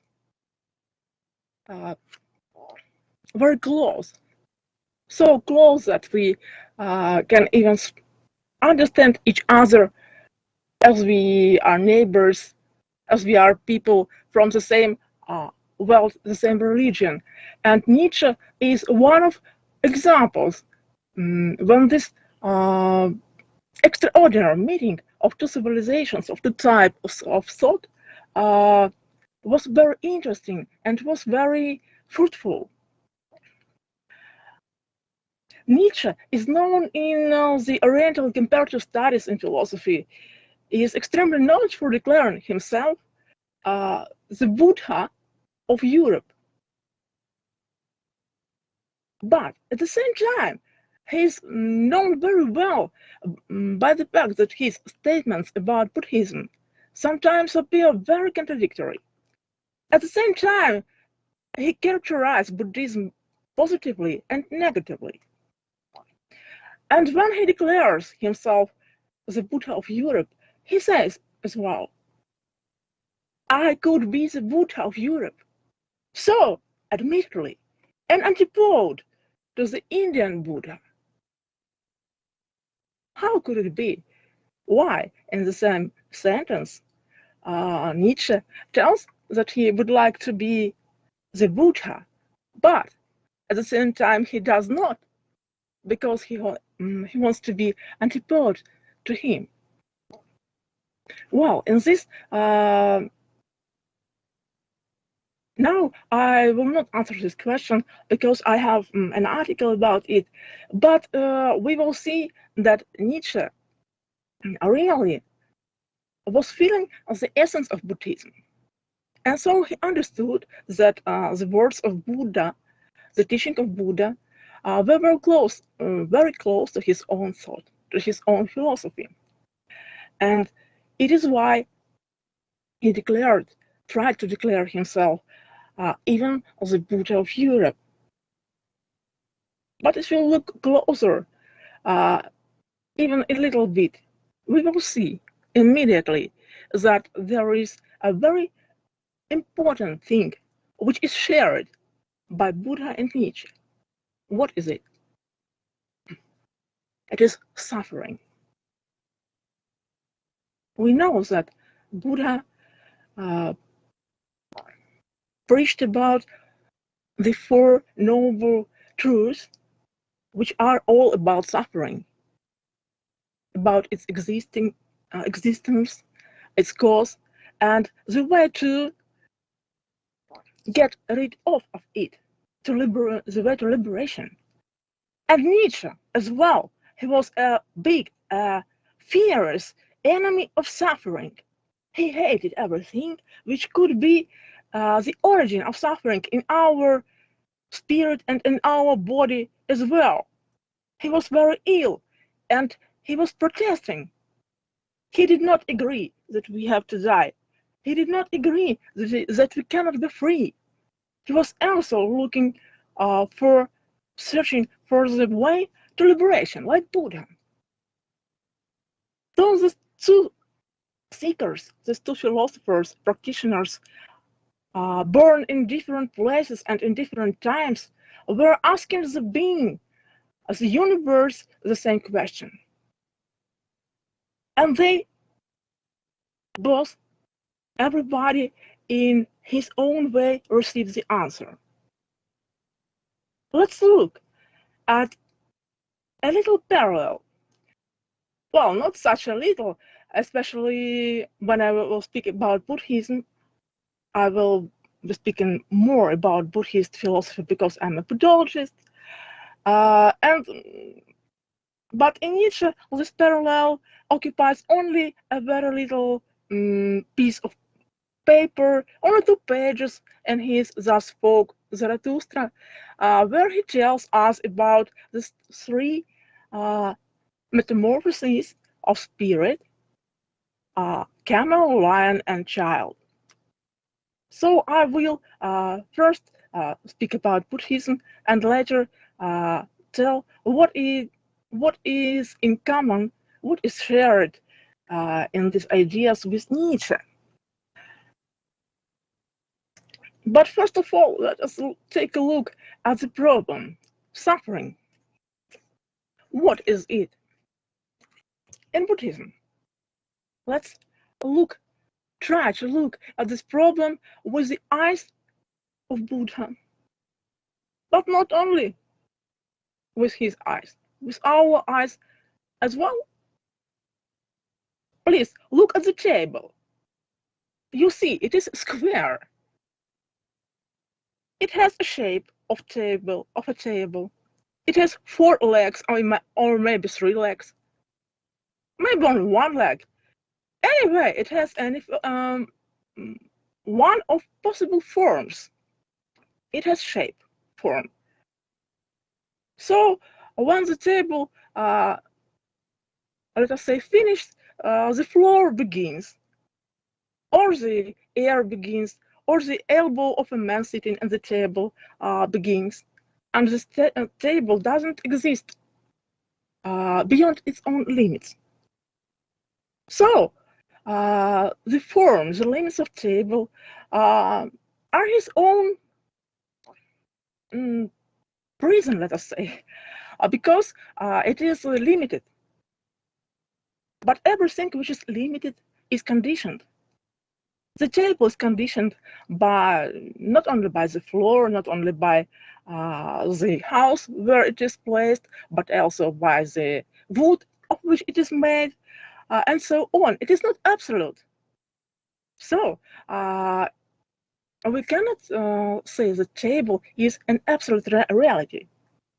Well, what is needed for a table to be an absolute? Of course, it is to be unconditioned. It is to be free. Only absolute can be absolutely free. Nobody can condition it. Nobody can hurt it. Let's now think. If a table has limits, it is conditioned. So just try to imagine a table without limits.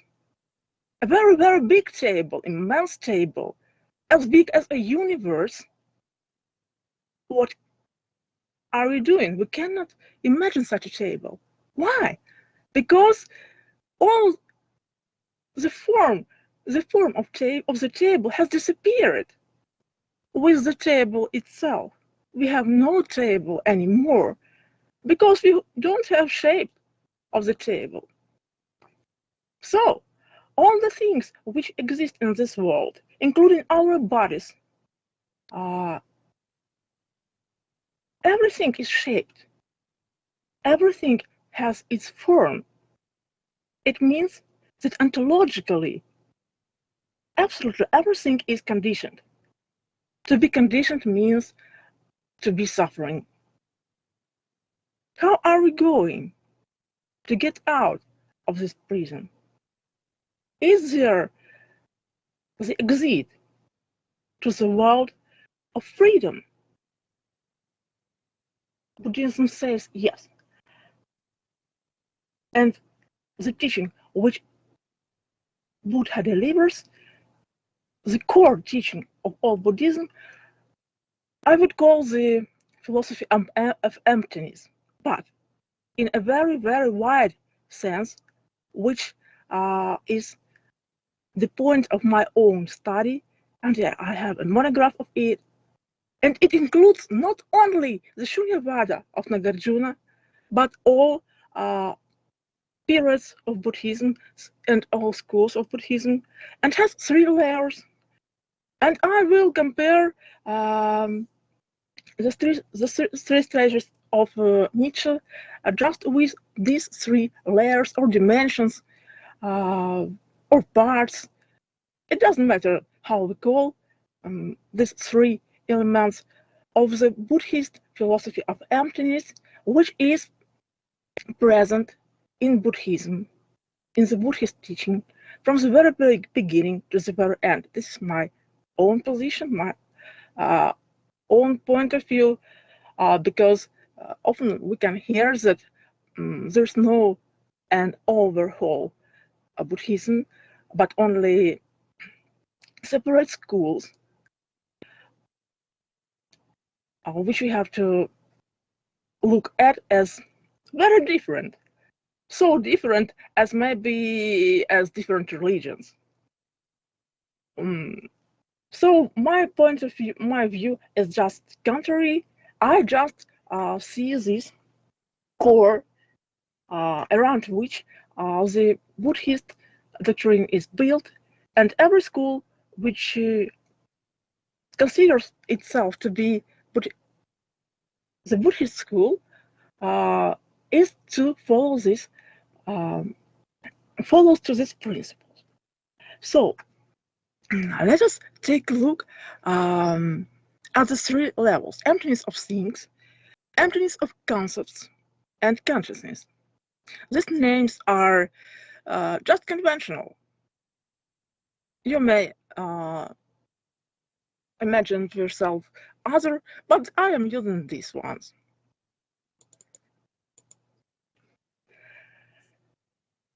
Emptiness of things. When we say emptiness, we speak in English, but if you would speak in Sanskrit, we should say shunyata. Or in Chinese, kung, yep, or in Japanese, ku. In this case, the first layer of the Buddhist philosophy of emptiness appeals to the very beginning of Buddhism, to the principles given in the first sermons of Buddha Shakyamuni, in his in the early canon of Buddhism. Here, you can see that the main terms, the main concepts related with the emptiness of things are anatman and pratityasamutpada. We know very well that Buddhism tells us that there is no self. And we know very well that Buddhism says us that everything is conditioned by something else. I won't be to go into detail because it will take a lot of time. Let us immediately take a look at the citation. It is from Sunyata Loka Sutta, from Samyutta Nikaya. Ananda asked the Buddha, "Oh Bhagavan, it is said the world is empty. The world is empty. In which sense, Bhagavan, is it said the world is empty? Since it, Ananda, it is empty of self and of the mind. That is why it is said that the world is empty." So we see here that Shunya is none other than absence of the self. So Shunya here is equal to Anatman. I have not here the citation for Pratityasamutpada, but just believe me, there are such the same citations where Pratityasamutpada is equal to Shunyata as well. So on the first level of emptiness, Anatman and Pratityasamutpada will belong to just to this level. But Nietzsche, what does Nietzsche say about this level? Well, participant pada, as you can see, you know very well this unhappy picture of our existence, where on every stage we are suffering, where on every stage we are bearing the burden of karma. We are trying to do our heavy task of our life. We are doing our best. We are working hard. The camel, the image of a camel is a picture of a man who is suffering, but he bears his burden with very, very big patience. It is good because he's working. He's not lazy. He believes that he has to do what is given to him by the being. But can he be free? Carrying such a big load on his spine? Oh no! Of course, this poor animal cannot be free. He will die and never become free. So we have to do something with participant pada or with the destiny of camel. What can we do? Nietzsche says the camel has to become a lion. Who is the lion? Or a lion, for example, we can say that Buddha is a lion. We know the expression, the lion's roar of the Buddha. Also, the lion's roar is ascribed to Nagarjuna. The second level of emptiness, I call the emptiness of concepts. Shunyata as well.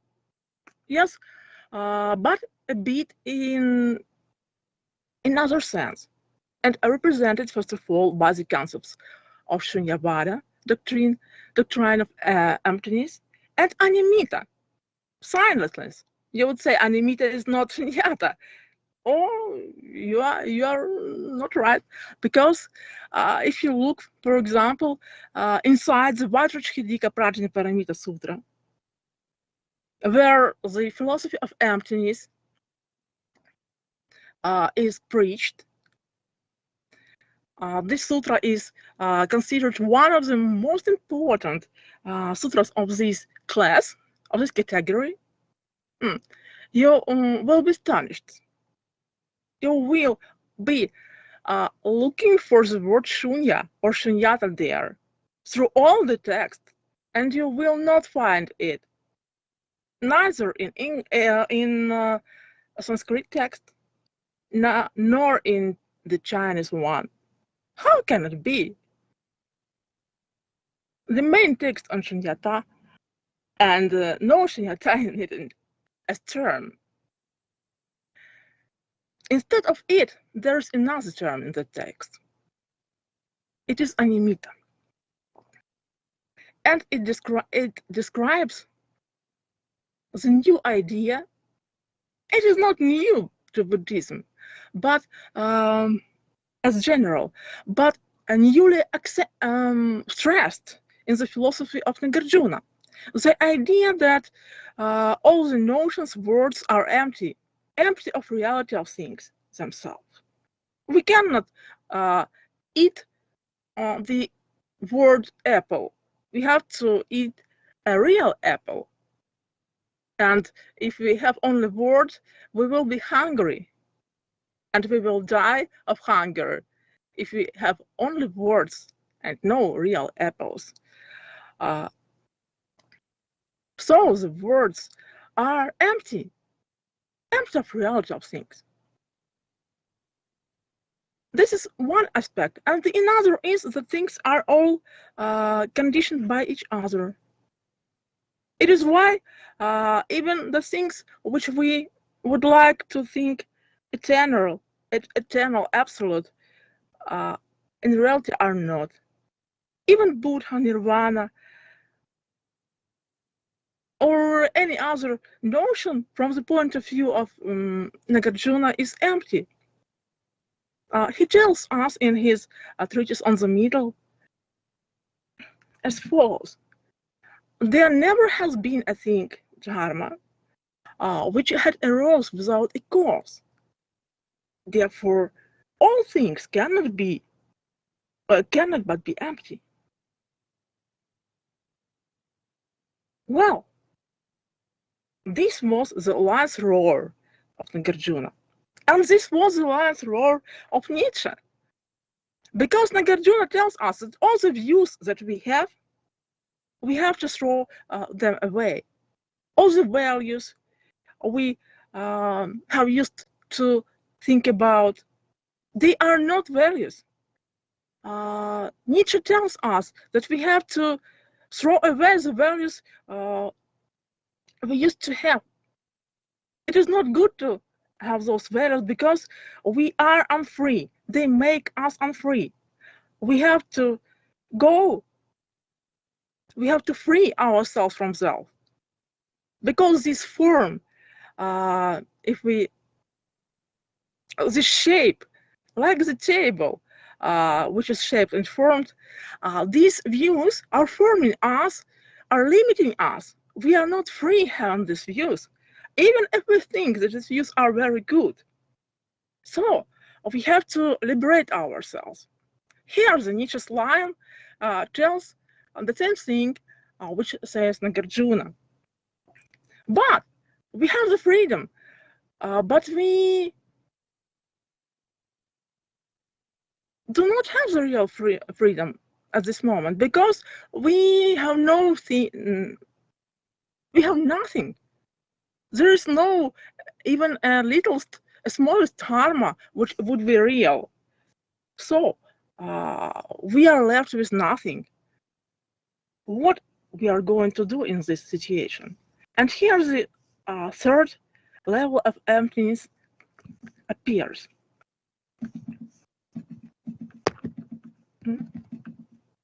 Much time you still need?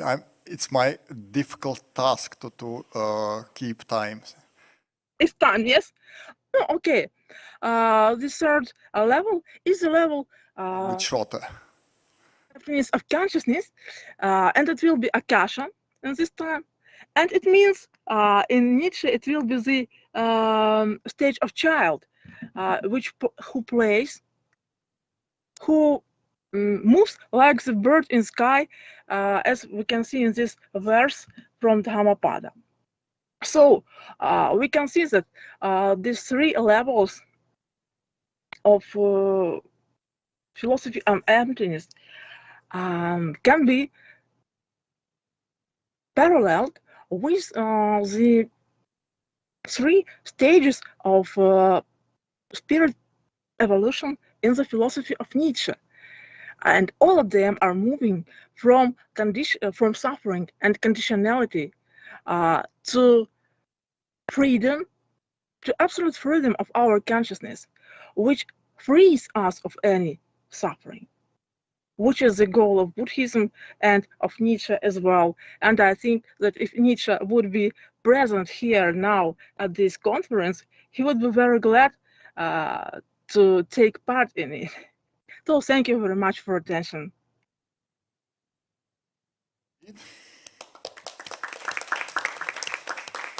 And I think that we have time for one brief short question and short answer. And I'm addressing audience here. Do we have questions?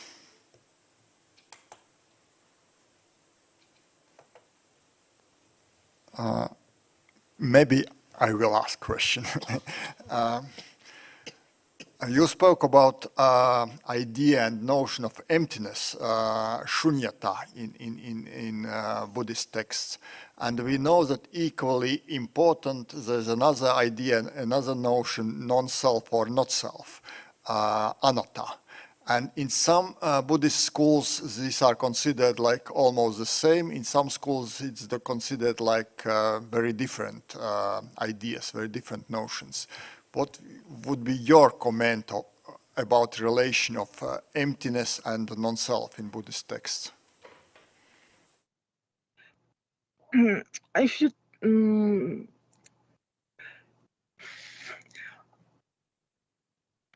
here some concrete examples would be better, but well,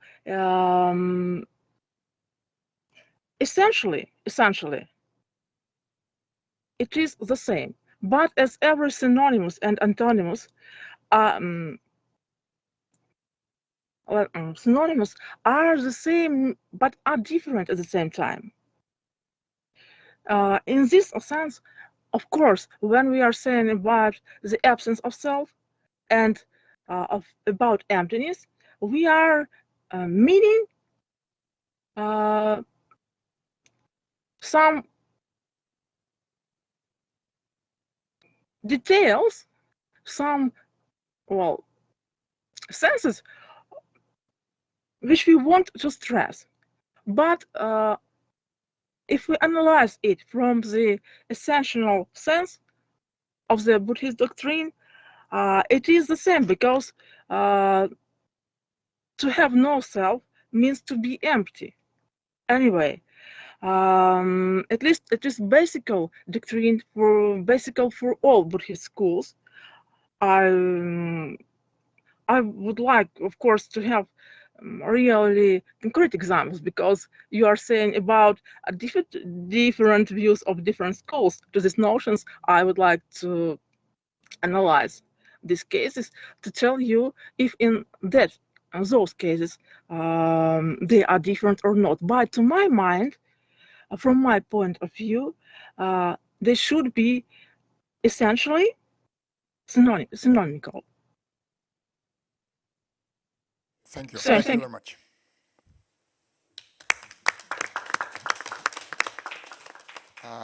And now we are moving to last two talks in this morning session, which is turning already afternoon session. These two talks will be given in presence, and probably we will have chance to have discussion during coffee breaks about what will be said. And first talk will be given by Kirill Martynov from Free University in Riga. I'm not sure that everybody in the audience knows what Free University in Riga means. We have a chairperson of Rectors Council here. I don't know if you...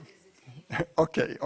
But maybe I can ask at the very beginning of your talk, just say some words about this organization. But before you are starting, I should announce your talk. It will be about Alexander Pyatigorski as a free thinker from Buddhist studies to political theories. I think that we are especially interested in this talk because Alexei Pyatigorski is extremely popular in Latvia. We have a group of people who are considering themselves even followers of Alexander Pyatigorski. So I think that in some sense also in this way it's very closely related to Riga. So Dr. Martynov, floor is yours. Thank you so much. First of all, I have to say that I'm happy to be here for the several reasons, and probably I have to mention these reasons before I start. Just a few months ago, I still was a professor in Moscow, like in normal university, but you can imagine what happened next. So the first reason to be happy to be here in the university audience is it's basically my second real university after I mean the second real event in university after the beginning of war, because last month I gave a lecture in Switzerland, but after all, it's always good, to feel yourself like a normal university teacher. So thank you for this opportunity. And the second reason why it's important to me to be here is linked to our free university. Basically, it was a project of several people who was fired from Russian universities 2 years ago, even long before the start of war. It was a strange moment because you can imagine it was in the middle of coronavirus crisis, and I personally sat on my kitchen and talked with my students via Zoom, and I got an official message from Higher School of Economics in Moscow that I'm firing. I don't have access to next year contract, because I talked too much about Putin and something like this on my Facebook. It was a strange point because the kitchen was mine, the students was mine, and the Zoom was mine. So I just asked my colleagues why can't we do the same without any state or without any assistant of this administration of university. And basically we did it. That is how Free University began. We started to provide university level courses for free, and the only thing we ask from students is to provide some letter for the teacher, and after that we provided just some papers that it was a good student and he worked nice on this course and so on.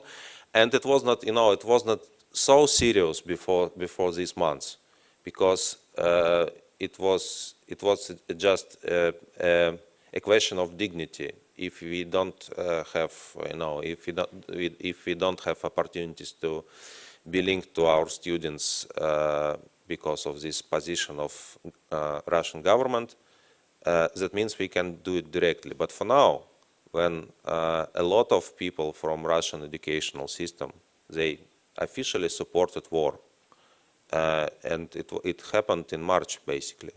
At this point, we understand that probably our free university, we have about 100 of teachers now, and we have several thousands of students. Our free university is probably the only organization which still can be a link, to Russian teachers with pro-European values and Russian students with the same values with the external world. So I'm finished with this, story about university. It's important. It's very important to us to receive this invitation to speak in Riga University. Thank you so much. So yeah, I'd rather be brief because I'm not feel myself very comfortable in this area of Indian studies of consciousness. My PhD thesis was on philosophy of consciousness, but of course in very Western American tradition. I wrote my work about Daniel Dennett mostly. And for now, so when I think what kind of information I can provide here on this conference, I remember this figure of really very well known international philosopher linked to Russia, but also linked to Great Britain, and indeed very popular in Riga. It is Alexander Pyatigorski. And I think that it's interesting, how. So basically, I'd like to speak about how Alexander Pyatigorski was at the same time, he was a Buddhist, a specialist in Buddhist philosophy. At the same time, he was very popular and well-known political theorist. And the main idea probably of Pyatigorski is to keep personal freedom at any cost. So and so it's interesting to me how these three parts of his philosophy is linked together. So this is my question today.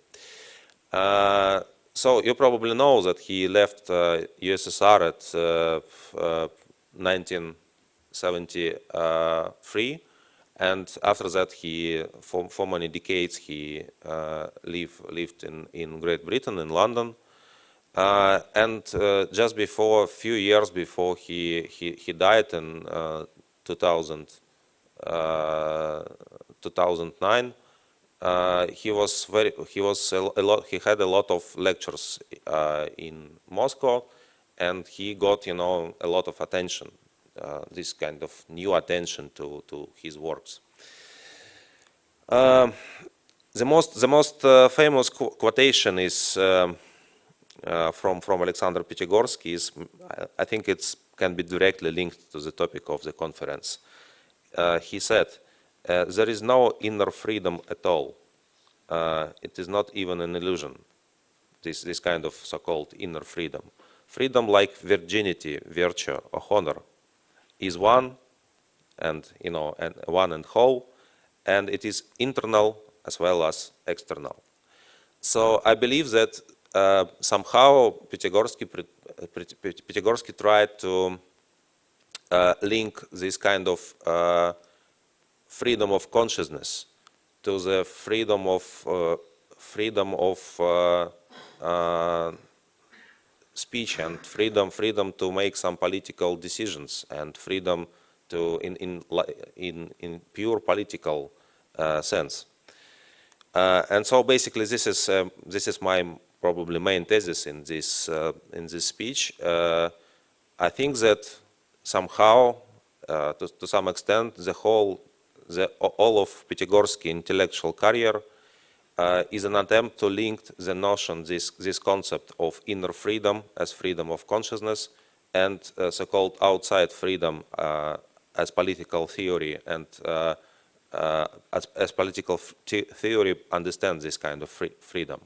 And it's quite unusual, because I believe we can easily find some people who are about inner freedom, and we can easily find some political philosophers, like maybe the most prominent is John Stuart Mill, who just elaborate this idea of external freedom, of freedom in a social sense.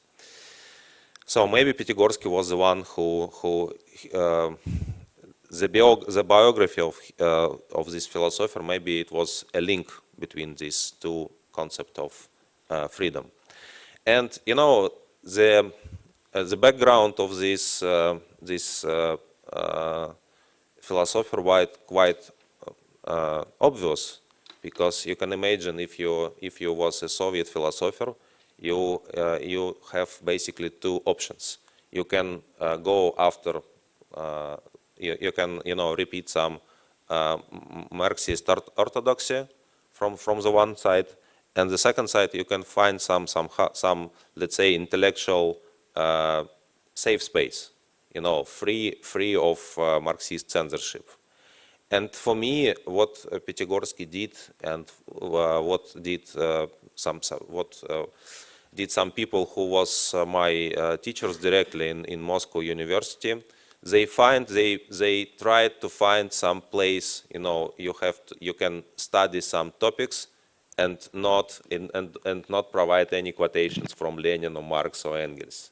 And Buddhist studies was a good solution in this situation, because probably Lenin was not too good in Buddhist. Yeah, at the same time, Pyatigorski was very interested in contemporary Western theory of consciousness. He wrote 2 books with his very prominent co-author Mirab Mamardashvili on this topic.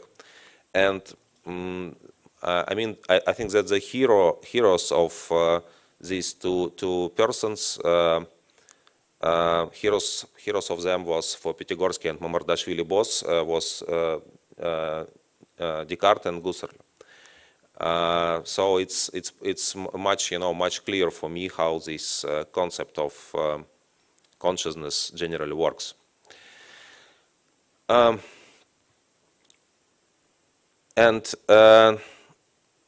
next thesis is that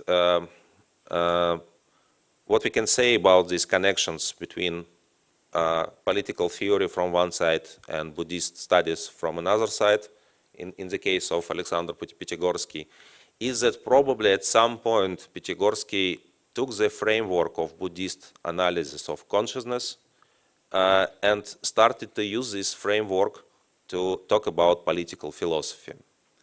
Pyatigorski defines politics like a space of will.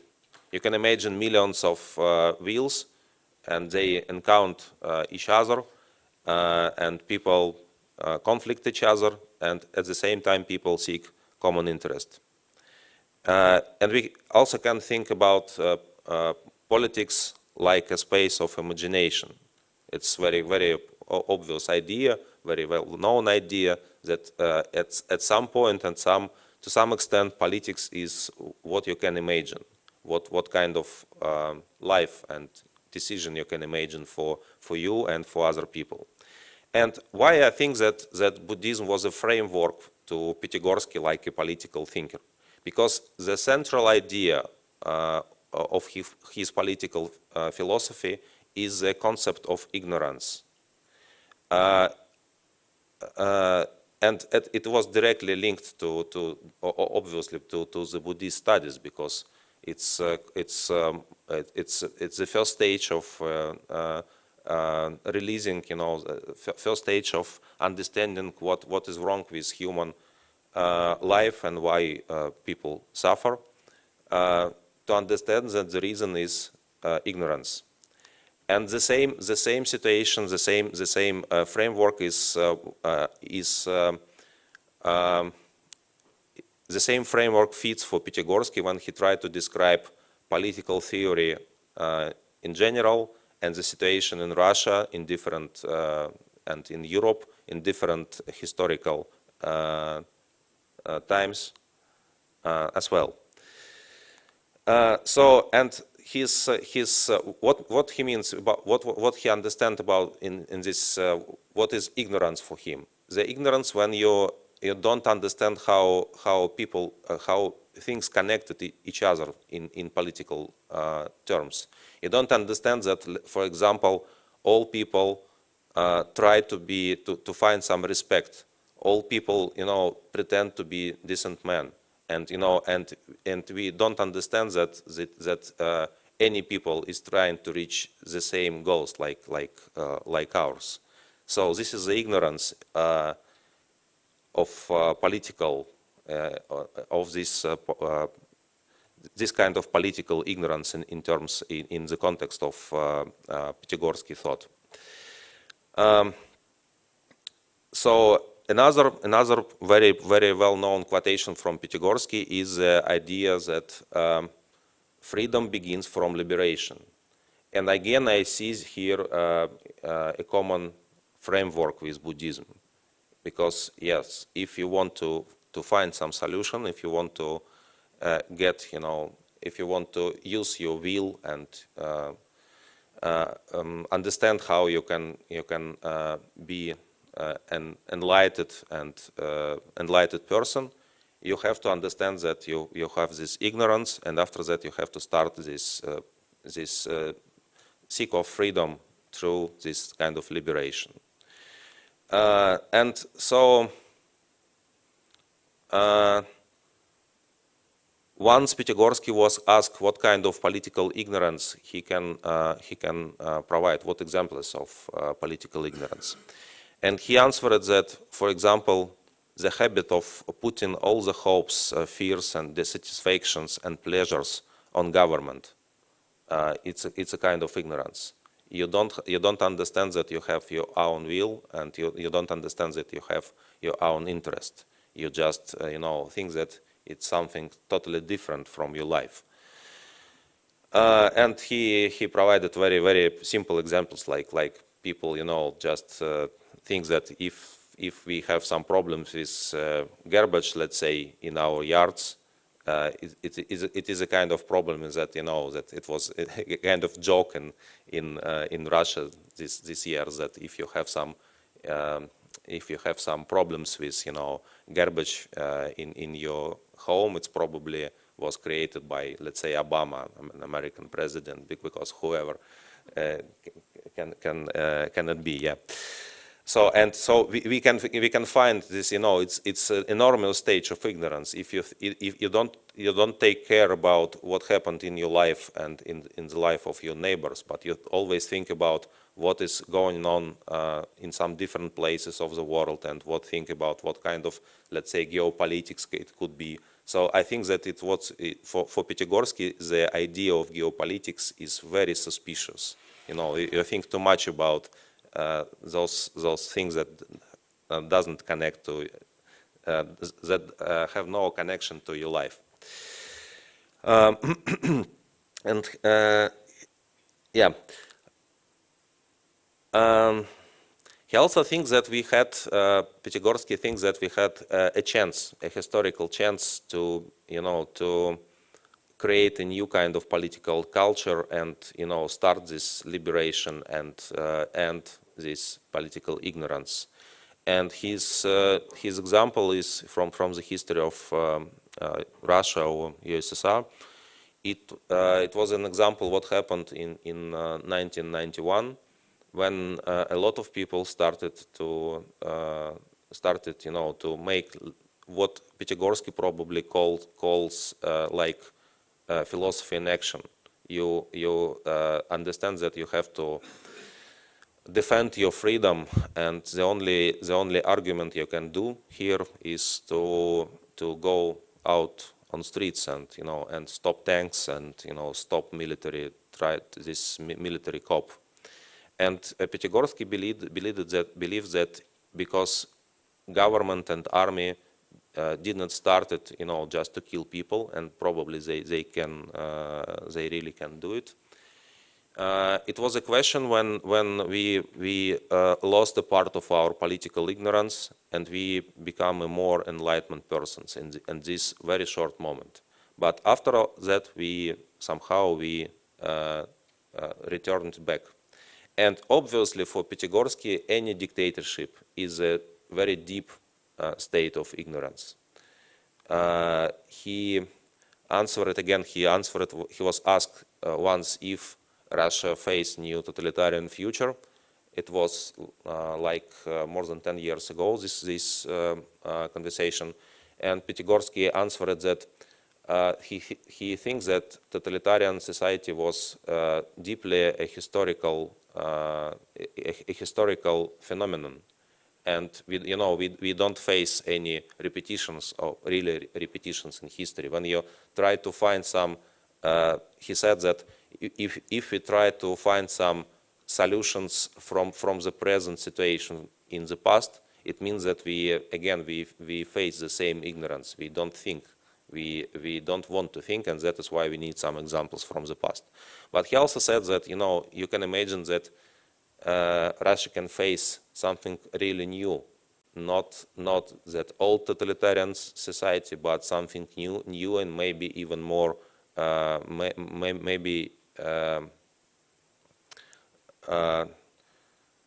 he said basically, but various new forms can emerge, and maybe even worse than totalitarian context we had in last century. So I think that for many people, Buddhism philosophy is perceived like like a position of such escapists persons. So if you are a Buddhist, you don't face the reality, you don't feel you don't feel, you don't have any obligation to make some choices and some political obligations and so on. And I think that free philosopher Piatigorsky showed that in real Buddhism can be the source of an active and modern philosophy of action and philosophy as action, the political philosophy. As we said already, I'll finish soon. As we said already, he was died in 2019, and he did not face, this current tragedy of Eastern Europe and Ukraine, and to some extent Russia as well. But he already said that, it could happen. This kind of, let's say, new and real USSR collapsing. What is happening now for me, it's a kind of second stage of collapsing of USSR, because it was more or less, people just pretend that USSR is collapsing overnight. Like, you came out to square and said, okay, it's all over.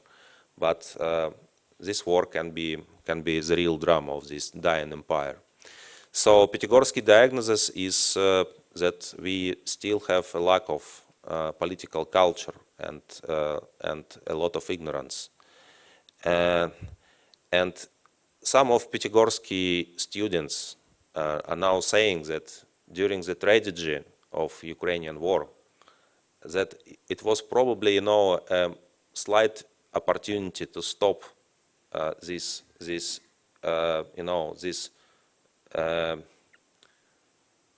dying of empire, which force neighbor countries to, into this war. And probably the question was why we can't stop this tragedy. One of the reasons why we can't stop this tragedy is that we still quite an ignorant persons. We did not see the freedom of consciousness, we did not see the freedom of political action, and we did not take care about, take our responsibilities about communities and country and so on. And obviously I can say about this because I'm Russian. Thank you. Thank you. Thank you very much, Dr. Martinov, reminding us this great personality and philosopher Piatigorsky. In this case, we will have chance to ask questions also during the coffee break, but still, I guess that we should allow at least one question from the audience. Do we have questions? I will use opportunities. There's no questions. I'd ask question again myself. Those of us who have chance to met Professor Piatigorsky but didn't have chance to know him personally on the personal level. I always had impression that when he's speaking in front of audience that he's feeling that he's performing. Yeah. Was this kind of his real feelings on the personal life? He always was so expressive as well, or it's just the kind of way how he presented himself in front of audience? I think I met him in person outside of lecture 2 times probably in 2007, and I was quite a young person at this moment, and I think that what he really took care about is how to save individuality, because people are generally boring, and the reason why we have to practice philosophy for Piatigorsky was not to become, what is our goal, like philosophers, are not to become boring, and that is why you have to be sometimes you have to be expressive. You have to find some solutions how to keep people attention, and not only in professional terms, but like in existential context. So that kind of philosophy I personally like too. Thank you very much. Thank you. Thank you. I guess so far all talks have been very impressive, but usually organizers are saving something really special for the last talk of this first session of today's conference. And I guess the talk of Professor Schilter definitely will be something special. I should disclose or confess that a couple of days ago when I was showing program of today's event to one of my friends, he was positively surprised and asked me how you convinced Professor Schilter to come to your conference. And I answered, if conference is special, then we will have, we in more easy way will attract special speakers. So Professor Schilter, floor is yours, and the title of today's talk will be Cross-modal consciousness. So let's welcome Professor Schilter. Well, thanks a lot. Hi, everyone. It's a great pleasure and great honor to be here. I have to say I'm very far away in terms of my own research from questions concerning consciousness. I mean, all these grand, important questions are kind of, I wouldn't say different galaxy in terms of what I do, but I work on experimental research in visual spatial perception, visual spatial recognition. This is more or less what I do last 20 years. And I was initially thinking to talk about some issues about cross-modal perception, but then I thought it might be interesting to give a glimpse into. So I hope, well, a glimpse into. Well, I'm not quite sure why. So I'm trying to. So can somebody help me to put this wonderful device? So yeah.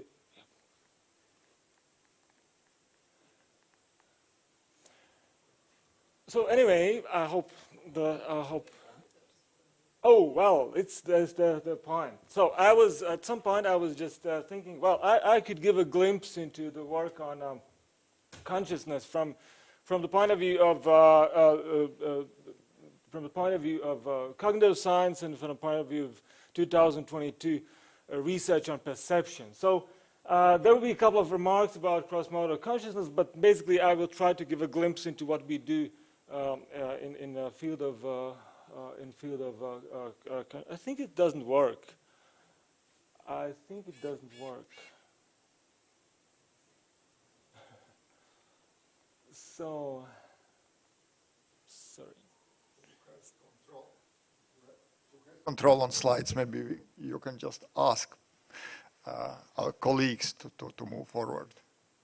Yeah, well.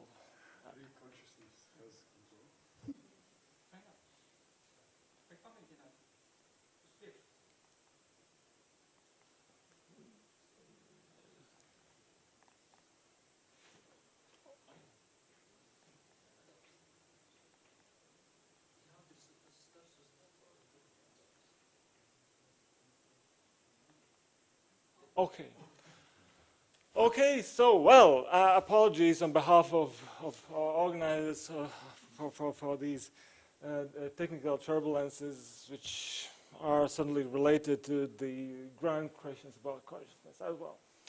So, well, what is consciousness?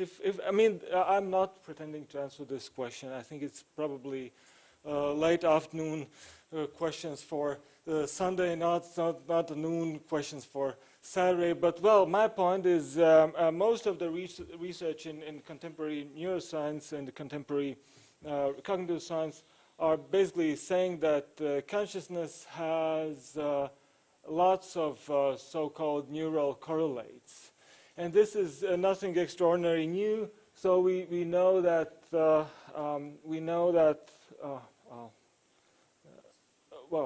anyway, so I will try to use without a pointer. So the idea is simply that something happens in our brain when we are having conscious experience. Now, this is a kind of a very known pathway. So what we are doing in research and perception, we are also trying that a necessary correlate, not just brain, but also our perceptual domains. Our vision, our auditory perception, our olfaction, our touch, our taste. So the interesting perspective that is very prominent in the last 10 years is to include those perceptual domains as a necessary correlates for consciousness. And now I cannot move forward anyway, so I'm sorry again. Okay, well, so okay, well, I would probably skip a couple of details to save our time, but I'm afraid that it doesn't work. You just can ask next slide. Well, probably just next slide, if possible.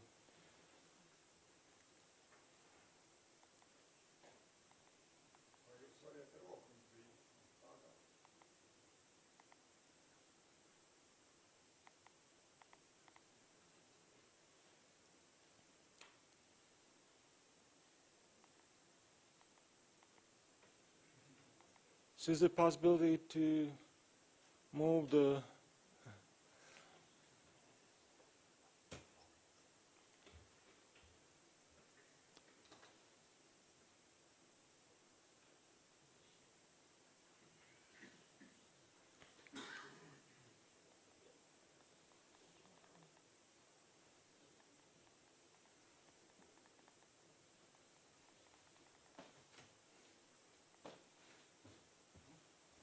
Apziņas kaut kāda iejaukšanās. Well,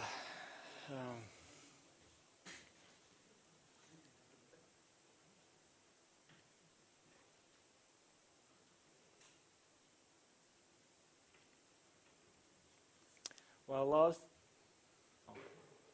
it looks promising. It looks promising.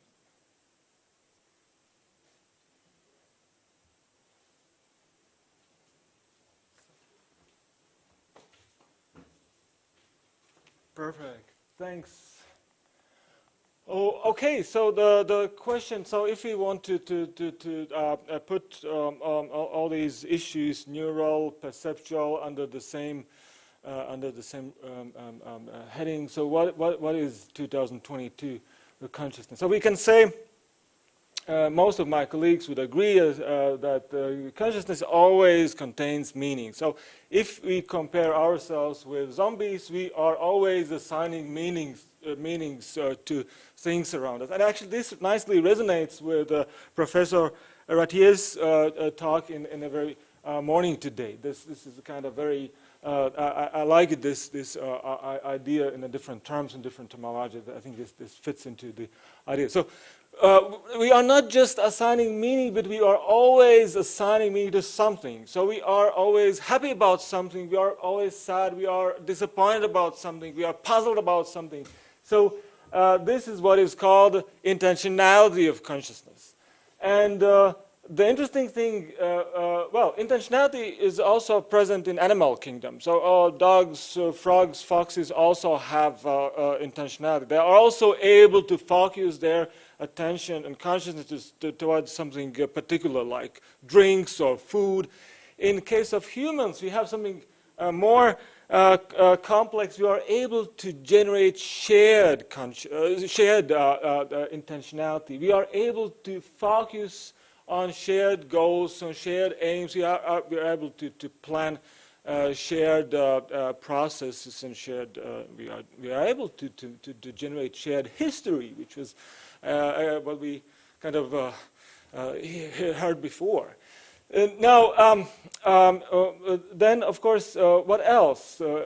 All consciousness, it has some sort of subjective component. Of course, although we have this shared feature of being here, and I think Professor Apziņas and I, we share lots of thoughts about about consciousness and human brain, I think we still have a distinct, qualitatively unique perception of all those things. So I cannot give my conscious experience, you can't give me your conscious experience. I think this is absolutely non-controversial.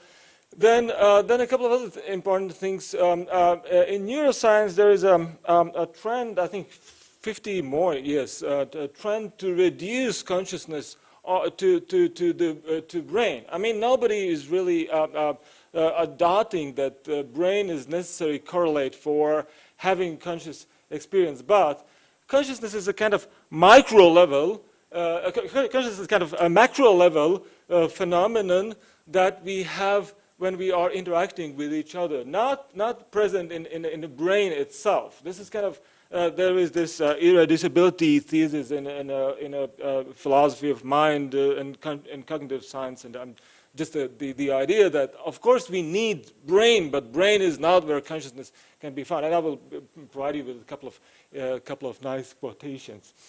Then what else? I think we should consider consciousness as a kind of fields of references. When we have spatial references in respect to being here, but also references in respect to being now. So we have spatio-temporal frame of reference, and once we are talking, once we are moving, we are aware of the fact that we are here, we are aware of the fact that we are now, and we are, this spatio-temporal extension of consciousness is kind of a very crucial point of what we are doing when we are having the thing called consciousness. Then finally, I don't think it makes sense to speak about consciousness as a thing. I think consciousness is a process. It's an interactive process where we are interrelating our internal and external resources. We have our brain, we have our memory, we have our biological ability to perceive cause, but we are mapping these abilities onto the external world. And we know that not all perceptual domains are equally in situations where we, for instance, when we are sleeping. For instance, our olfactory perception, which is, I think, one of the most fascinating human perceptual domains, is not operating, for instance, when we are sleeping. So this is not the kind of that all perceptual domains are equally accessible to consciousness, let's say 24 hours daily. And I think there's also a nice idea in cognitive science, I think recent, 10 years, that consciousness seems to be ability to generate balance in terms of different cognitive, different mental states. I will show a couple of ideas what is meant by this. And consciousness is always temporally extended. I will say about this just a couple of ideas. If we think about the idea that consciousness is a process where we actively involve things around us, other humans, I think one of the most fascinating colleagues, actually, the picture of Alva Noe is here in the University of Latvia, small aula, a couple of years ago. Alva Noe is a UC Berkeley philosopher, cognitive scientist, and his point is that the whole trouble with cognitive science and the whole trouble with research and consciousness is a lot of people are trying to find consciousness in human brain. Of course, human brain is the necessary condition for having some sort of conscious experience, but not a sufficient condition. And so I think if someone is interested in a kind of cognitive science discussion about where we should locate consciousness and whether consciousness is a thing or process, this is a wonderful, very accessible book by Alva. Another thing that is linked to the idea that I explored before is the idea that consciousness in 2022, cognitive science, is kind of a continuous mapping of internal external states. And there is another trend in cognitive sciences basically initiated by Andy Clark and Dave Chalmers by arguing that we are cognitive hybrids. We are complementary, integrating our memory, our ability to see with tools around us. Imagine when we're coming here, we are turning on, well, some of us at least, our GPS devices in our cars. So what is going on? We are mapping our internal navigational abilities, not trivial, by the way, with those that are in front of our eyes. So we are cognitive hybrids, and this is nothing extraordinary new. I mean, once humans are able to write and to read, they have this wonderful ability of being cognitive hybrids. And this is one of the guiding ideas behind Clark's and Chalmers' idea that, well, humans, modern humans, are coupled systems, integrated hybrid systems, or integrated coupled systems. I mean, another nice quotation. Disparate, to quote Andy Clark, disparate inner and outer components may cooperate to integrate larger systems. Well, and I think consciousness might be one of those larger systems.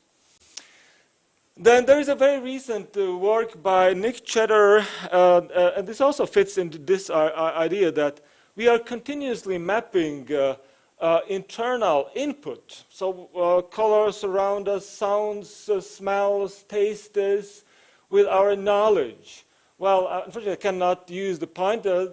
So the first function that you see on the screen from S, which is the situation or sensory input, to K, which is knowledge. So we are continuously mapping sensory input to knowledge, but we do the other thing. We are also mapping knowledge to sensory input. And what is human consciousness? Very kind of, well, technically seen, this is these two functions interrelated in a kind of continuous manner, in a continuous mode. And I think it makes sense. It's a nice and accessible idea behind this external-internal mapping. Then I was also referring to the idea that cognitive states are,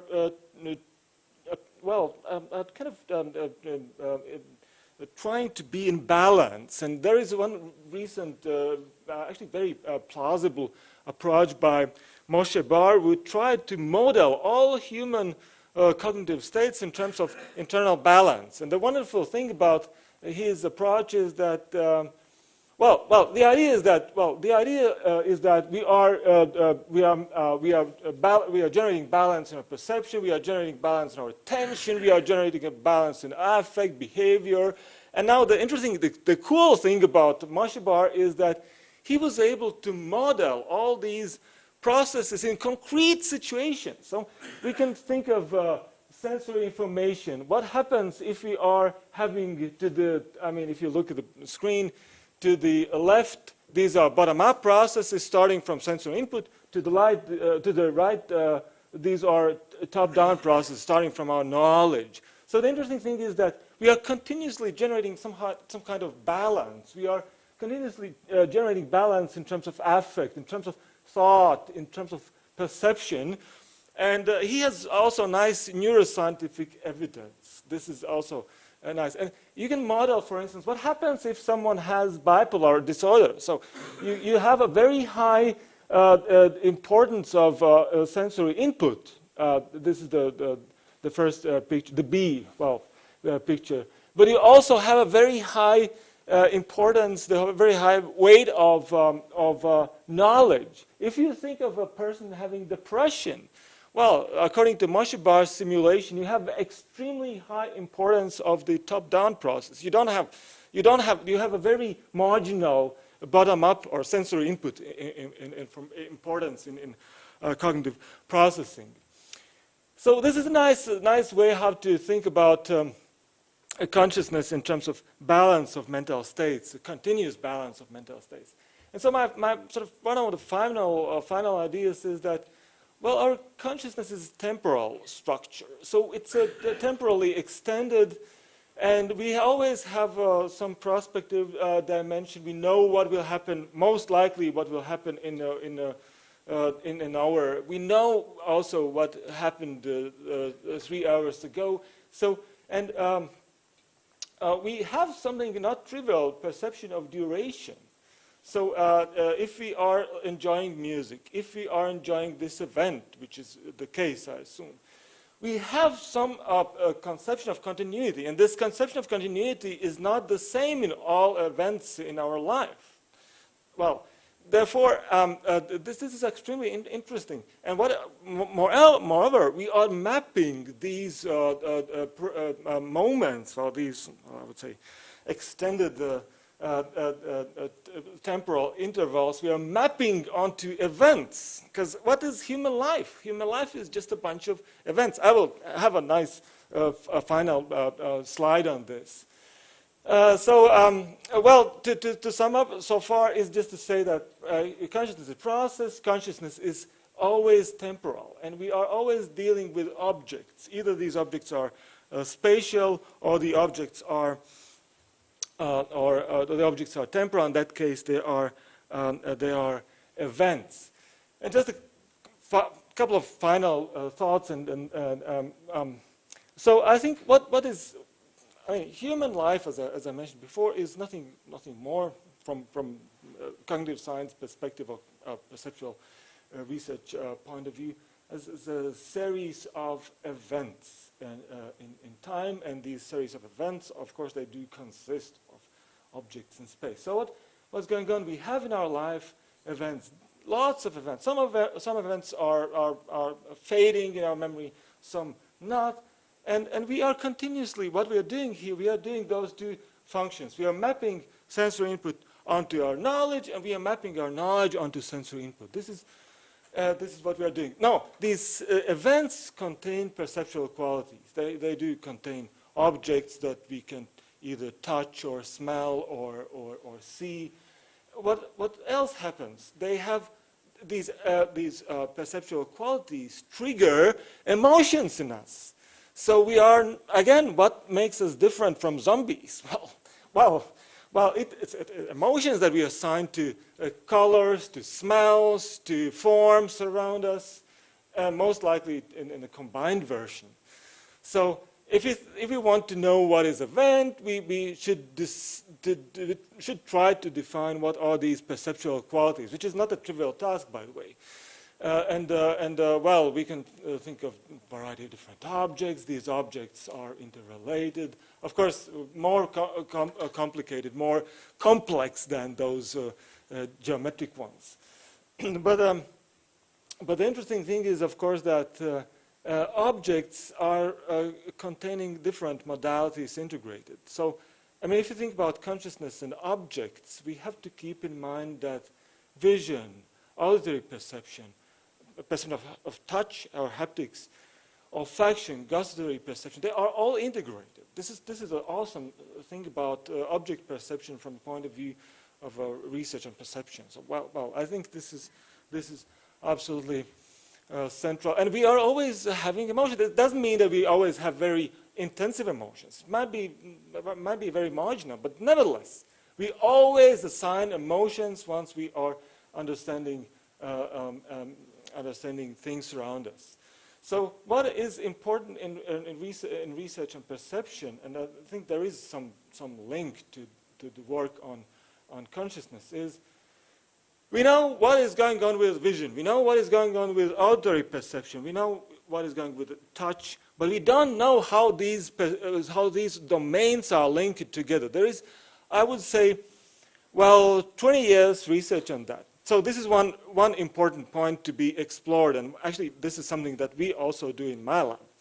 The other important thing is, how do these interrelated smell, color, touch structures, how they are inducing emotions in subjects. So this is very interesting, and this is very central, and there are perceptual domains that are totally neglected. So I mean, there are very few studies in the last 100 years on the olfactory perception of smell. So this is very interesting, because normally we have those perceptual domains all together. So I'm just giving a couple of details, but well, my takeaway message is we have, if you think of a cognitive science perspective, you have to think of consciousness as an inherent meaning of, inherent process of meaning assignment, where we are emotionally constrained, certainly, where we have this internal, external interrelation between sensory input and our knowledge. Then we have also this recursive self-location, ability to recursively self-locate. So I'm aware that I'm here, and I'm aware that I'm now here. So the spatio-temporal reference generation is incredibly important for human cognitive process, and I would say important for consciousness.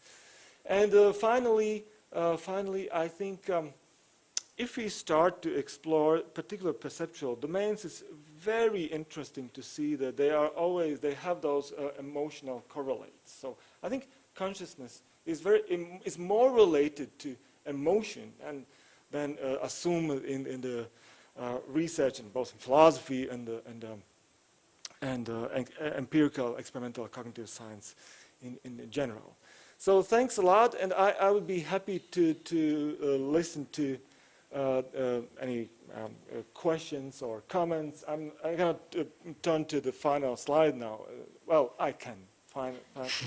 Okay, well, thanks a lot, and I'll be happy or delighted to listen to questions and comments if there's time for that. Thank you very much indeed. And again, we'll be asking one question from the audience and then continue in coffee break. So please.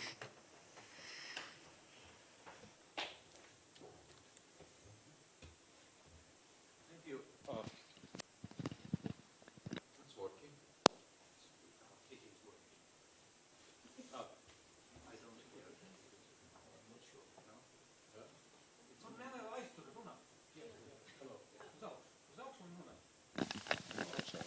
Hello. Thank you for excellent presentations. And the presentation, actually the idea of consciousness as a process was excellently displayed here. My question is how this idea relates to Satori, the state where consciousness is exploding to embrace the whole universe in a moment. Well, thanks a lot. Well, I think this is certainly related. I'm just kind of. I would say these conceptual differences or commonalities are a type of question that would probably Professor Ratier be able to answer. I'm just experimental scientist. This kind of well, in terms of conceptual framework, slightly different type of question that I would like to, I could reasonably answer. But I think what is the general point is that I think the ideas that, for instance, consciousness is a process. This is nothing extraordinarily new. So we even if we don't look at Indian or Chinese or Japanese philosophy or culture. There is a lot of interesting work also in European intellectual past, I would say. To cover both philosophy and psychology. So I think the idea that we are sort of continuous, real-time beings. This idea is, I think, very plausible. I'm just sometimes shocked that people are still considering consciousness as kind of encapsulated the thing in our brain, which is simply false. But there is no evidence for that. I think I would be very cautious about saying how does the concept of Satori relate to process-wise consciousness. But I think it does. There is a link. Okay, it's still for me, as somebody coming from science, very hard to comprehend this, but probably we can discuss this during the coffee break. I guess that we should give a round of applause to everybody who was speaking during the first session, and I guess that Arnis probably has instructions for coffee break. Yes, now we have to refresh ourselves a little bit, and what time we think 30 minutes for our break would be enough? 20 minutes. 20 minutes. Professor Pirags is saying 20 minutes should be enough for refreshments. So our audience on internet, Horizons, please take yourself time for refreshment and come back in 20 minutes. Thank you.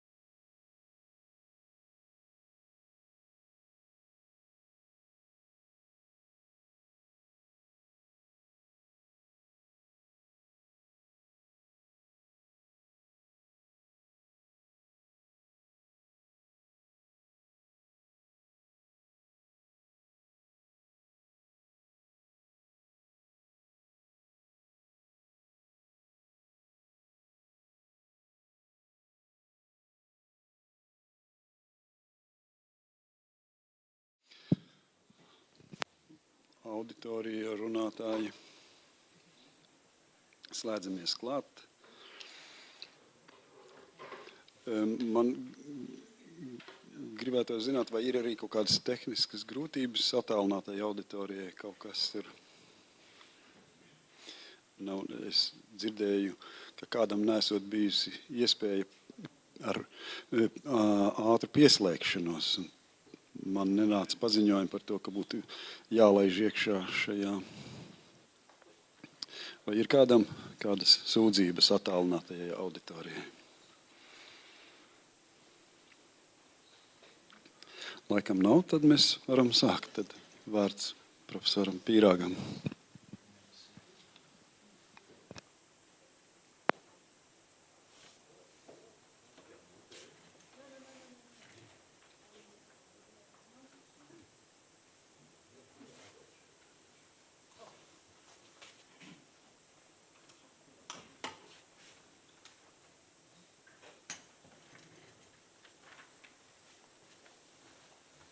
So I'm Valdis Pīrāgs, and I will chair that second part of our conference.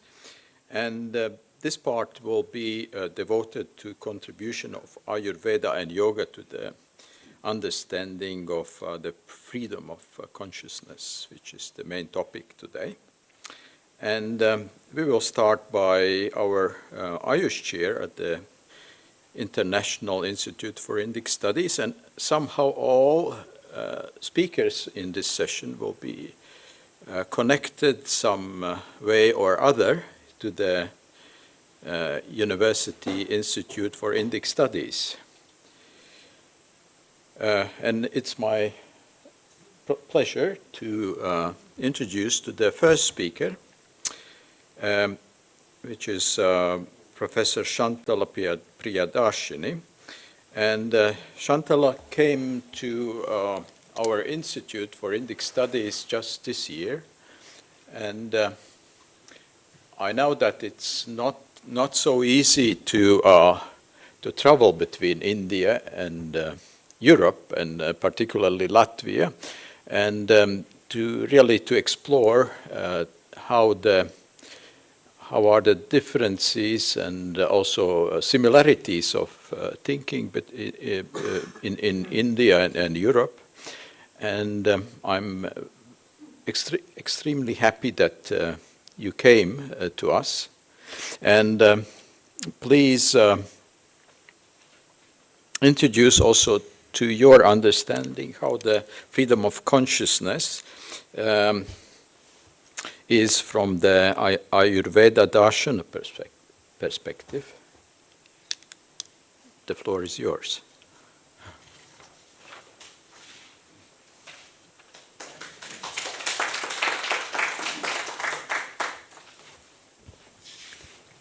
Namaste, Labdien.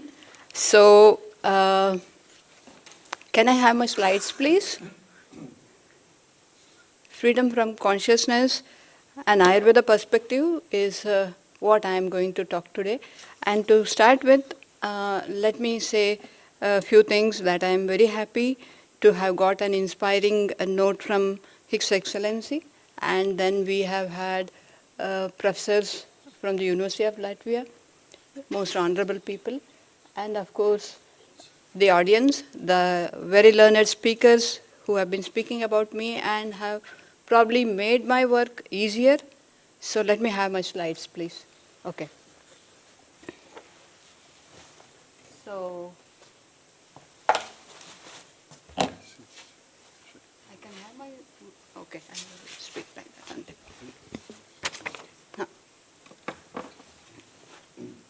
So it will be more of a clinician's viewpoint. Just press forward this one or this one, okay? Okay, thank you. So to begin with, I would be saying a verse from Rigveda, Ano Badraha Kratavo Yantu Vishwataha, means let all noble thoughts come to us from all directions. We have been getting a lot of beautiful thoughts from all over the world today, and from Russia, from Ukraine, and all that. And we don't limit ourselves to that. we have much more. So I ask a question like, is the present day medical science endorsing the views of Ayurveda? So it's almost they are there. So we did not speak about personalized until recently. Now WHO and the recent medical fraternity is also speaking about personalized, because it was first from many years we have been speaking, Ayurveda has been speaking about personalized medicine. And of course, research in consciousness has been there from centuries together. But now there's a lot of interest in the research that is happening. Next slide.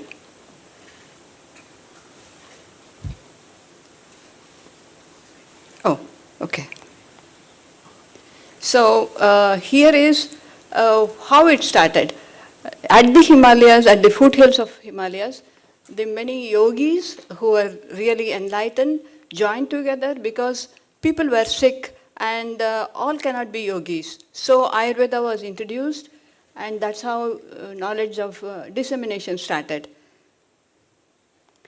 Himalayas and Riga has a lot of commonality, the calmness, the beautiful serene atmosphere, and the maxim accepted in Vedic studies are that yatha brahmandam tata pindandam. That means how the microcosm is, so is the macrocosm. So we have a lot of small photos here to show that what it really means. Yes, we have a lot of things happening inside, and that is depicted outside in the world. Then we come to some things like artificial intelligence, advanced neurosciences. Are they adding to our understanding? It's mutual. We are going to give something and we are going to buy something. So we have here in Paris, the CERN, that is, they have the biggest center with the most scientific complex equipments, the world's largest. And it is also going to look at what's the universe made up of and how does it work. And there you can see a picture of the accelerator, particle accelerator. So we will be talking a lot about particles, how particles have been understood in Ayurveda. And today we speak about God particle, quarks, Higgs boson, quantum field theory, string theory of unified field. We have so many things happening, and it is all coinciding with what Ayurveda has been telling. So how did our people know it? Did they have microscopes? Did they have any special equipment? So it was called as tapas chakshu or gnana chakshu. Tapas chakshu is by doing a lot of penance, by doing a lot of practices, the yogic practices, they could get different types of awareness. And here you can see the Guru Parampara. Guru Parampara is from the teacher to the taught. It goes on the generation to generation. Knowledge is passed on. So that's how Sukshmatamo is the superlative degree of minute. The minute thing that we are going to speak about is the Atma. Atma is consciousness. So to start with, I will start with what Ayurveda thinks of as a healthy person. He is known as Swastha. Swastha is being inside. What is that? That is you. That person who is very happy. So how it is described is samadhatu samadosha malakriya, and then prasannatmendriya manaha swastha ityabhidhyate. Who is called swastha? Swastha is someone who can understand the well-being. How can you be always happy? Satchit ananda. So complete well-being is homeostasis at all levels, cellular homeostasis. So blissful status of Atma is what is going to give us freedom of consciousness. So neuronal system, we are talking about so many things, but here I would be telling about what is this that is causing us to understand the Karana Dravyas. Karana Dravyas, to put it basically, is like know the molecules or the subatomic structures that have been spoken about in Ayurveda. So, avyakta is that which is unmanifest, and manifest is vyakta. So, these, on the other side of the screen, you will be able to see the very minute seeds of the people tree, religiosa tree that you can see here, but that is not avyakta. This here is the pine tree which you can see. Most of the times you might not observe how many trees are going on growing. It is by the avyakta means. Then we have 25 principles that are very difficult to analyze and understand until you have.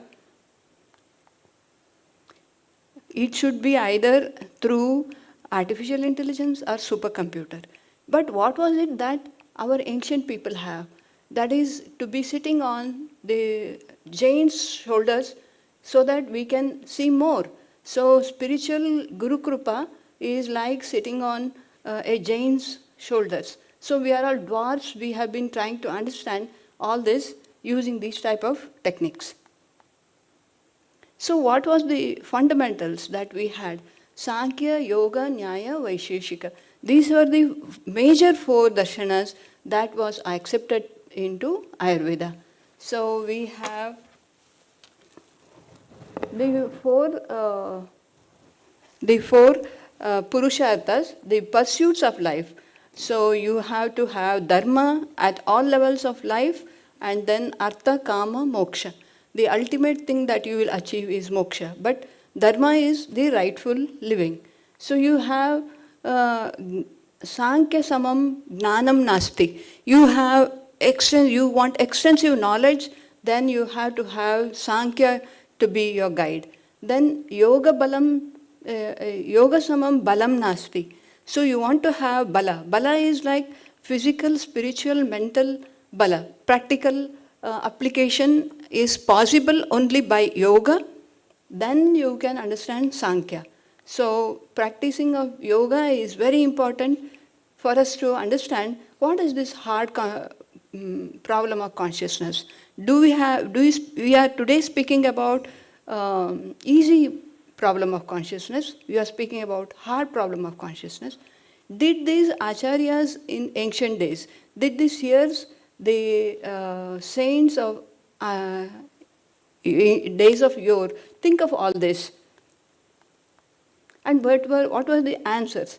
See, if I start telling you about all the 25 tattvas, they were totally invisible.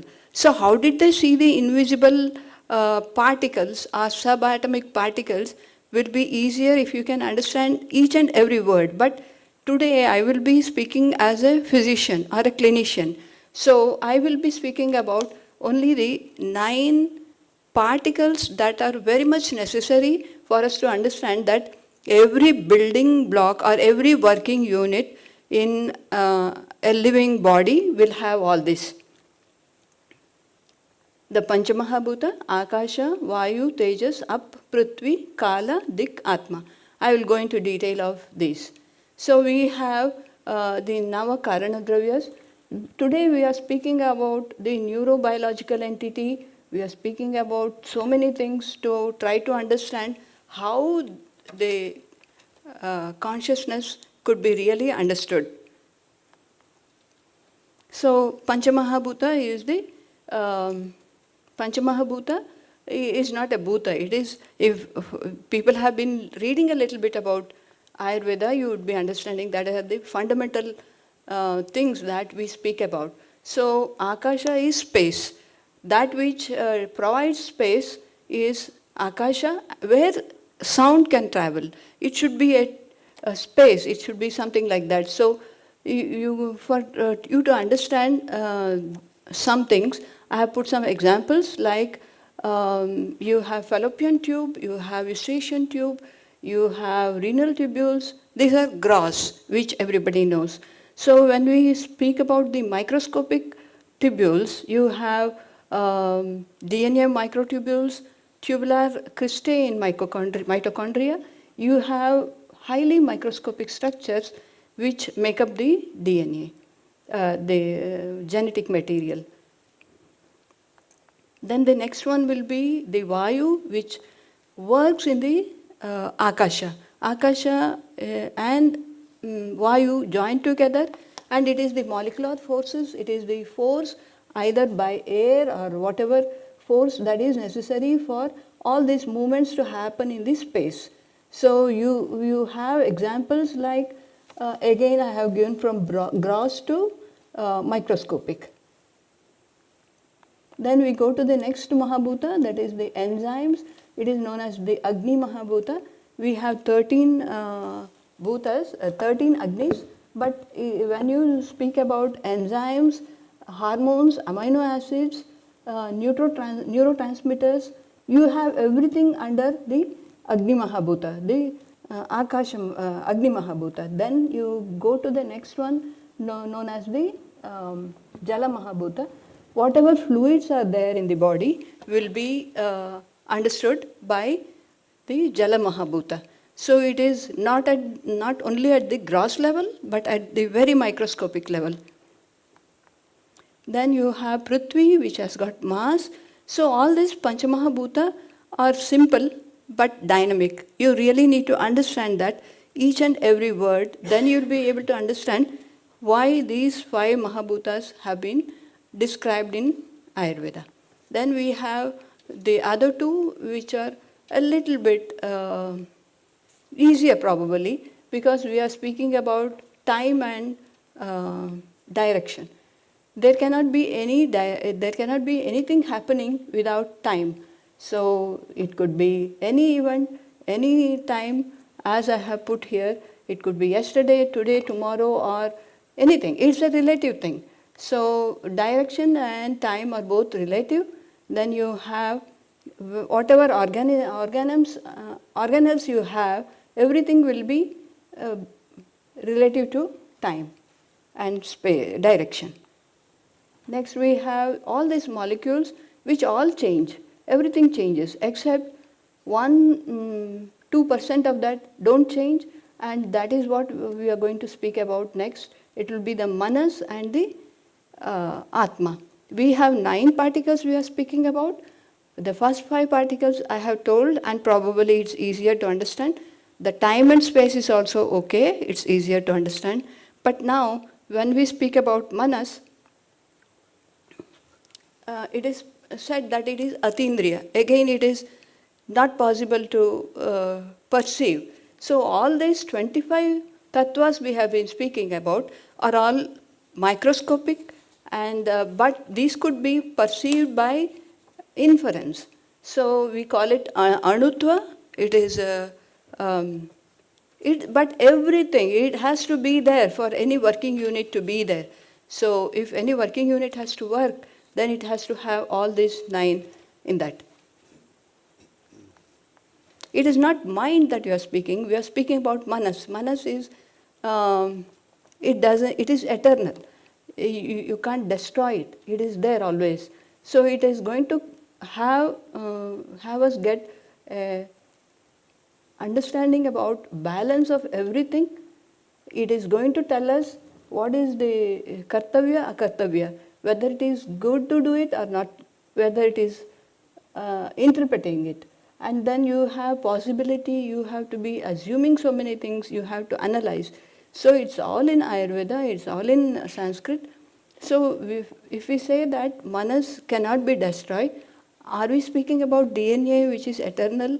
We have DNA which is half-life itself is 521 years. So is it manas? Are we speaking about the DNA? Then we have all this. We say it is omnipresent. We have given all this as what a mind, manas, is going to do about. So it is signal transduction, it is everything that is repaired, everything at the genetic level also. So, when we come to Atma, that is the 9th most pertinent question that we are asking about. But if you are supposed to be healthy, you should have a prasanna atma indriya manas. You have to have a very happy manas, atma. Then here is what happens. We speak about different qualities, different levels of consciousness. We have the waking, sleeping, dreaming, and we have witness consciousness. That is called as sakshi. Then we go to the ultimate, that is the cosmic consciousness. So we will go to understand how it is possible. It is known as sukshmatamo vibhuhu. Unbounded awareness is something which is not possible to be perceived. And when you say it is Paramatma, Parama Sukshma Vibhuhu, I will be telling about that again. So, do we speak about the body, the physical body? No, it's not the physical body. We are not going to treat the physical body. Are you going to treat the indriyas, the sense organs and the motor organs? We have been speaking only about the sense organs usually, but we also need to speak about the motor organs. So, all that is involved or regulated by the manas. Then do we treat the manas? No, it is not manas. Then what is it? Bhutatma, Jivatma, Paramatma. So what is that we are going to focus on to give treatment? So Sushruta, one of the other Ayurveda classical books, speak about that the whole world is made up of water molecules. It could be like any of this. It could be a huge water molecule or a drop of that. So everything has something in common, and that is the water molecule. So he has said that it is something which you need to look at. And then we have in Vedic sciences, we accept everything. Like every person is, as per their state of awareness, they can identify any of this part as an elephant. So, Monday, bitir matir binnaha. Everybody is allowed a free will to accept, to understand awareness as consciousness as whatever they feel is right. Then again, Shila Putrika Nyaya, again it is from Charaka. He speaks about Chetana. So here when we speak about lot of research that is happening today, the TED Talks, the David Chalmers, we have so many people doing a lot of research on on consciousness today, and then we have fractals, we have rearranging of molecules, they make a different pattern. That is what Sushruta has been telling when he speaks about Shila Putrika Nyaya. So it could become a god, it could be a stepping stone, it could be anything. It's all made up of same type of material. It's also, one more is about the molten metal. That example has been given by Vagbhata. So Sarva Bhuta Chinta Sharira is the first chapter of Sushruta anatomy. When he speaks that there is something very common with all the living beings. It could be anything. It could be a plant or an animal or an insect. So he has given a lot of examples, and then he says that is what is common in all the living beings. So what is it that is common? That is the consciousness that is there. So then he speaks about how do you understand that there is consciousness. So you go to see the Riga statue here, or you have a happy birthday, you have the dance and music festival, you have so many things. So you perceive everything by all the 5 sense organs. It is also the sense organs. The voice, the talking, the walking, everything, whatever is governed by the brain is also the motor organs, as you know. So perceptions can happen only when the object reaches the manas, and from there it reaches the atma. So from the atma, then the cognition happens. So without the contact with all these 3 together, the perception of any object, whether it is the sense organs or the motor organs, and then the manas, and then the atma. So the atma plays a major role in understanding things, conceiving what we are seeing. So here I am almost coming to the end of the session, but I would like to say why we call it that Atma is Avinashi, it is eternal, it is Vibhu, it is everywhere, and then it is the consciousness that we need to understand. So it is not the body because it undergoes death and decay, and then we see that it is not the sense organs or the motor organs because degeneration and ultimately dies, and then you have manas. It could be the genetic material, it could be the brain activities, it could be that DNA remains. So it is nitya. So we could say that understanding manas is very important for us to understand Atma. And then here is a shloka from again Sushruta Samhita. What he says is that it is a Parama Sukshma. Parama Sukshma is the ultimate, the minutest is what is known as Atma. So what is it that you can't see it? It is pratyaksha pramanena anugantavyam. So you can't see it. Then how do you understand this? It is by inference. Then because it is anurupa, it is in a very minute state, then probably it is not possible today, he says.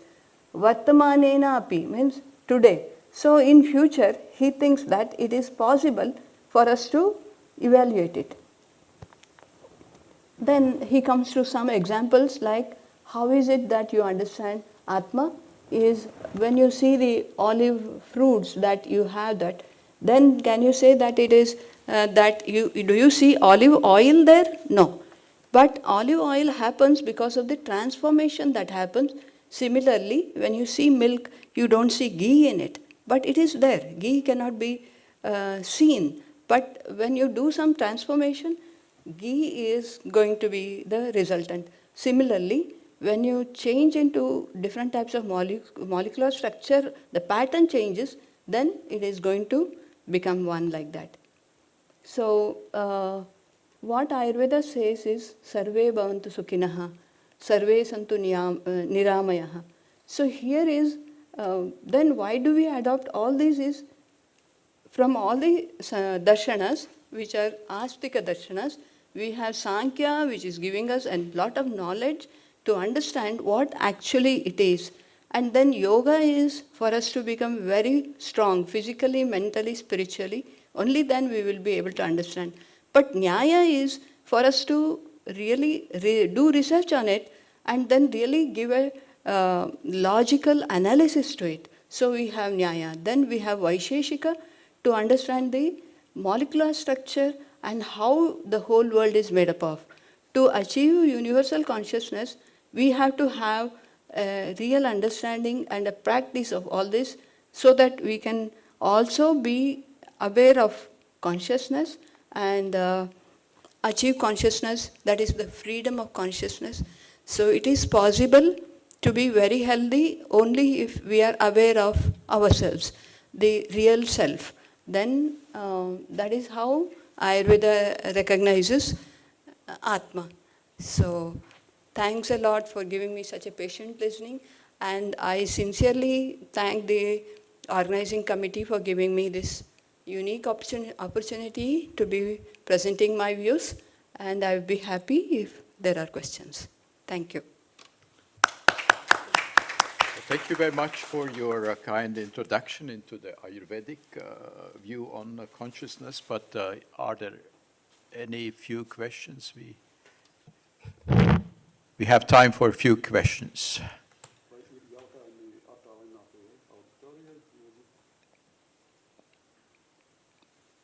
I will start. Finally, you said that freedom of consciousness is achieving of universal consciousness. Can you be more specific? What is the understanding it from the? See, we understand we are conscious, but are the whole life being like that? Is it that if we had that, all the human beings are conscious of the self, then there would have been no wars, there would have been no crimes, there would be peace everywhere. But because we are not able to achieve it, the cosmic consciousness, the whole world is not as conscious as everybody is. We are not as peaceful as everybody else. So if we can achieve that cosmic consciousness, the whole world is conscious of being peaceful, then if you are very healthy, if everybody in the whole world is very healthy, we really, I have been very, I here would like to say that all this because of I have been working with the Maharshi movement. I have been blessed by practicing transcendental meditation and transcendental siddhi. I have been able to understand Ayurveda much better. And here we would like to also say about the 1% consciousness which Maharshi Mahesh Yogi tried in almost 50 states of USA, that there would be 100 people who would be doing meditation and the crime rate comes down, the accident rate comes down, the hospitalization comes down. This has been done in a lot of people, 1,000 people would do meditation together, and that was achieved. So the consciousness could be transferred to the effect. A lot of people would be able to achieve that much. But if we can have enlightenment in everybody, it is not that you have it all the time, but it could come and go. So that is the, I hope I have tried to answer your question. It is very difficult to be speaking about consciousness, but I have tried my best to do it. If there are no other questions, then thank you again very much for the lecture. And now we are moving to the next speaker. Will be Professor Dr. Madan Tengavelu, and by education he's a genome biologist from Cambridge University, but originally coming from Kerala in India. And I'm very happy that Madan, you are among us, and needless to say that you are a part of the family of the International Institute for Indic Studies here in Riga. So as Professor Apziņas said, the screen is yours. Dear Madan, are you near us? I'm here. I hope you can hear me.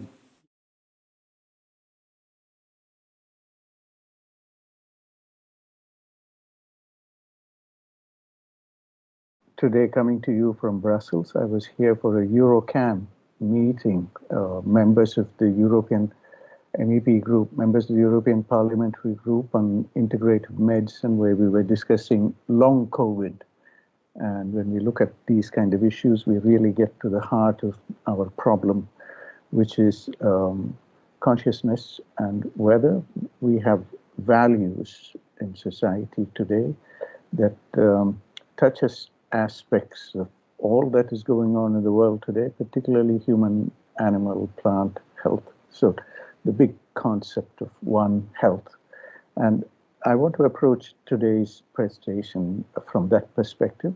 And I will take you through some thoughts, some reflections from what we heard today, particularly from Isabel, and the inspiration for today's event.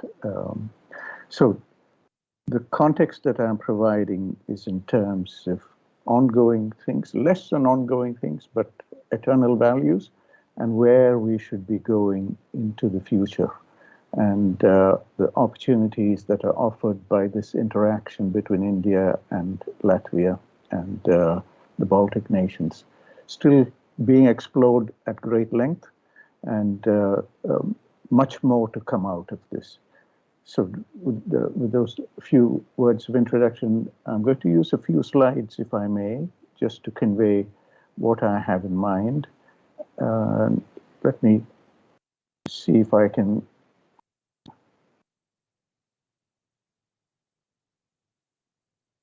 Is there some way for me to share my slides, Valdis?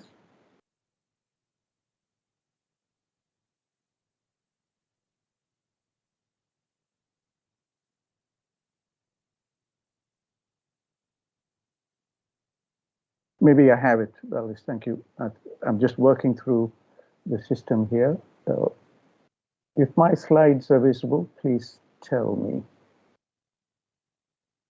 I want to, I'm hoping my slides are visible now.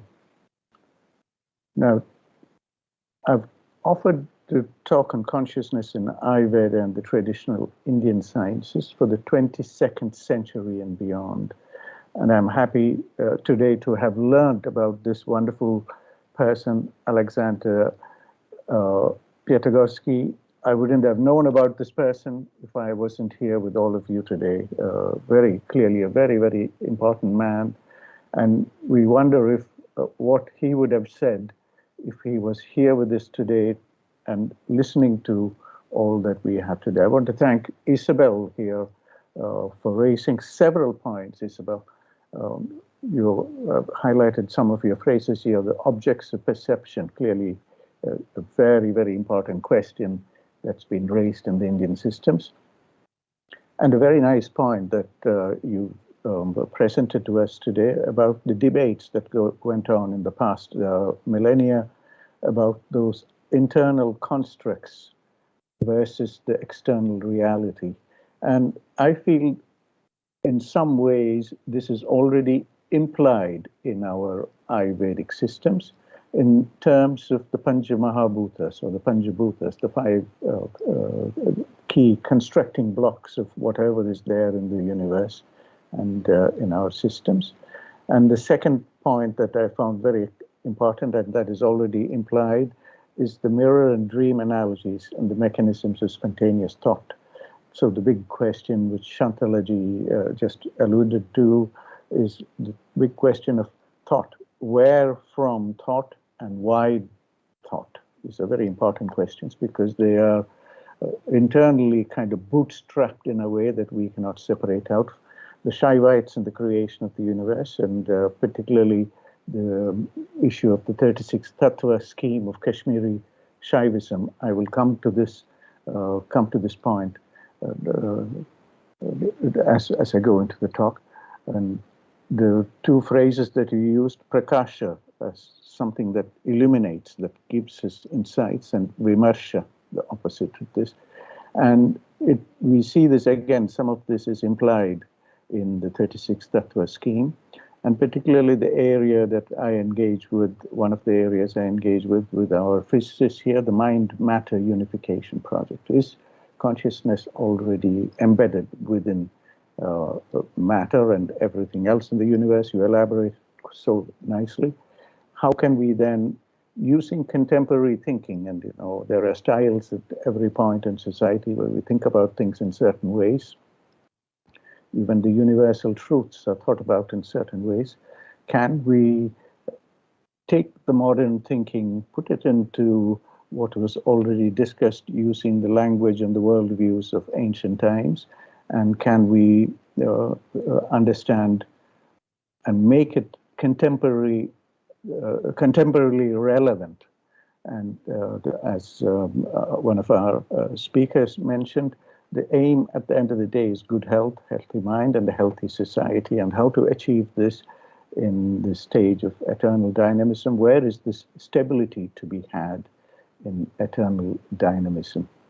Now, Valdis, Professor Pirags, I don't know if my screen is visible.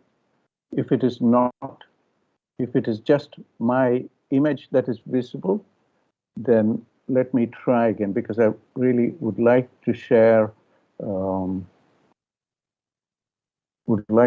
these images for our, here we are.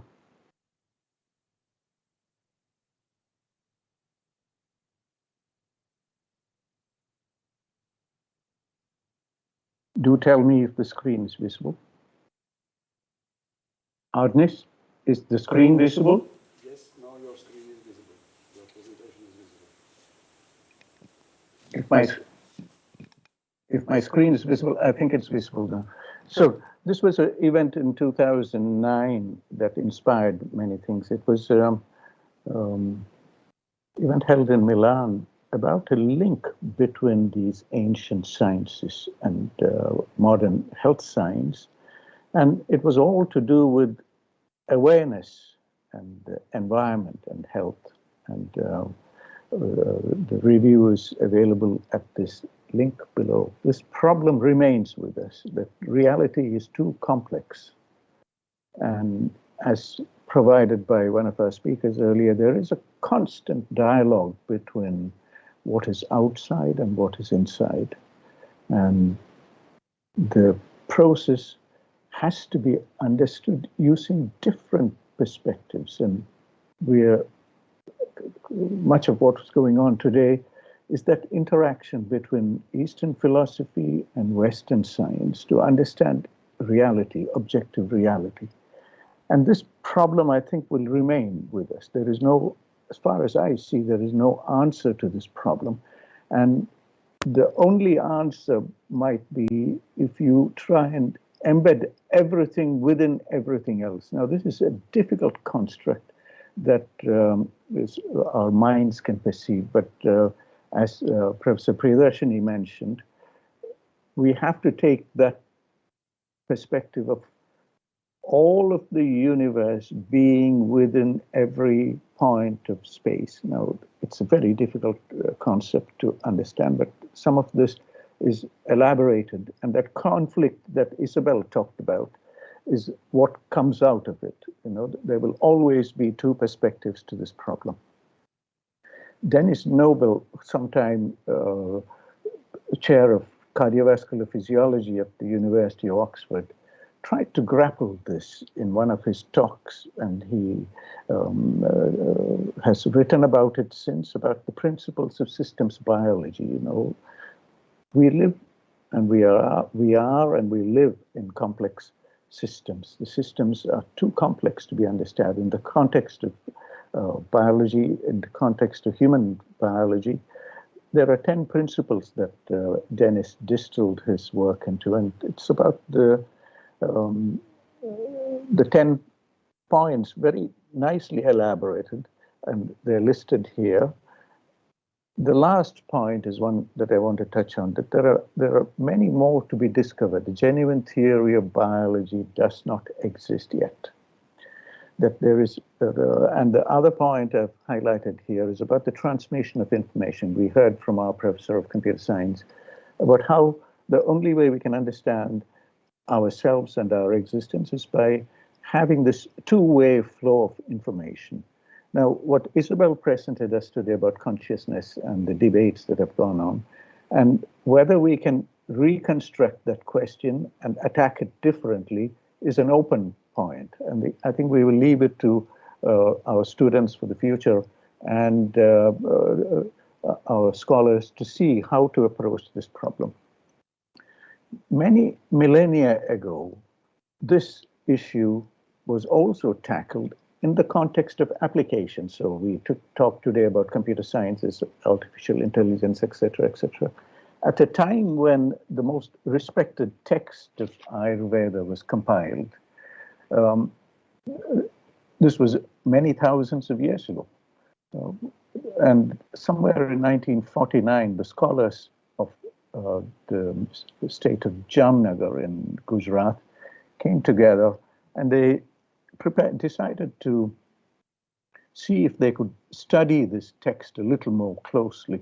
And they studied it. In the next slide, I will show you who are the people involved in this. And the first impression in 1949 was made. There are about 4,000 copies of this that were made, the books that were made in 6 volumes. And the people who were involved in this is the list is shown here. So this was about 1940s. The person who was the president of this editorial board was a modern medicine doctor. He was a doctor of medicine and a master of surgery and a fellow of the College of both Physicians and Surgeons of the United Kingdom. And that was Dr. Mehta. And you can see the effort that they took into understanding, going back into this old text to understand what is Ayurveda, how to understand the mind and the body in terms of application, with a view to a simple challenge, reducing the barriers to health. And this is a very big challenge that remains with us. We have to understand, we have to see how to continuously rethink practice and how we have to work continuously to see how to reduce barriers to health. We can see today the struggle that we are having. We're coming out of almost 2.5 years of a viral infection, and which shouldn't have been there, but it was there. And the kind of ethical dilemmas and the problems that are there. For those who are interested in accessing this text, they are available at this website. The 6 volumes have been scanned, and you can study this. What is exciting in this textbook, as seen earlier, is there is a Sanskrit section, English translation, a Gujarati translation, and Hindi translation. So you can get different flavors of the text as you would have had. Now, where does all this fit in? There is a desire in many parts of the world for a one earth, one health world order. And the reason for this is very simple, that health, for which we are trying to reduce barriers so that people around the world can be healthy, the big message of Ayurveda, this health is being held a prisoner and a hostage by health care. And it's a big challenge. We don't know how to get out of it. The message is there with us. We continue to discuss about it. And it is becoming very clear that the study of the human body in health and disease and how we teach this at all the levels, whether it's from primary schools or high schools, all the way to medical schools, we need a complete change in perspectives about this. And there are discussions going on in many parts of the world. Tomorrow, once again, the Canada-India Foundation will be gathering to celebrate Yoga Day. And we'll be talking about these kind of things, about Ayush diplomacy in an age of all kinds of other goings on. Is there something there? Is there something there for all of mankind that we can dig into and come out with answers for the future? But dig into using a certain state of mind, which is to be appreciated by everybody, by universally, by everybody around the world. This was a presentation at the Ayurveda College in Coimbatore, University of Latvia, and particularly Professor Pirags and his team are already connected with this team, and there are thoughts and discussions going on, along with many other locations at the World Economic Forum, the Davos Summit. The Prime Minister Modi presented his vision of one Earth, one health. And somewhere in there is a need, again, as I said, to understand the principles of Ayurveda, the depths of these things, and to see how we can fit it for needs of people around the world. More recently, this vision has been realized in the form of a World Health Organization Center for Global Center for Traditional Medicine. And when we look at what this center is offering for now and for the future, the whole center will be based on the 6 regions of the world that the WHO looks after, the traditional medicines, the 6 WHO regions: Africa, America, Eastern Mediterranean, Europe, Southeast Asia, and Western Pacific regions. And you can see a very exhaustive list of the kind of practices that are being identified. But somewhere here is an even bigger challenge. If we approach this problem without understanding the consciousness aspect, then we will continue to tread the same path, this path of more of a materialistic perspective on health. And it's for this reason I want to highlight again, with gratitude to Isabel for inspiring us today and for highlighting again the point about wanting to revisit our textbooks and to understand what our ancient minds, the grammarians, the philosophers, how they understood these challenging issues that are still here with us today. And when things go wrong, this is what happens. We are fortunately out of it, but I assume we are not completely out of it, because these viruses can linger on for long periods of time and they can come up and surprise us.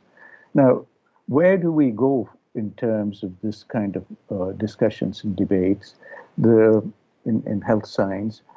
Here's an example of what was presented by Prime Minister Modi at the 25th anniversary of the Rajiv Gandhi University of Health Sciences in Karnataka, and where he says it's only, this was 2 years ago, this was his 25th anniversary, he says we have to think larger, think of bigger projects. And in the context, I just highlight, just to put this in the context of numbers, I'm just highlighting a few, apologies for this. I highlight here the scale of what is available and the unrealized potential. So the population of 65 million, the state of Karnataka, the population size is about 35 times that of Latvia, in a land area that is only 3 times the size of Latvia.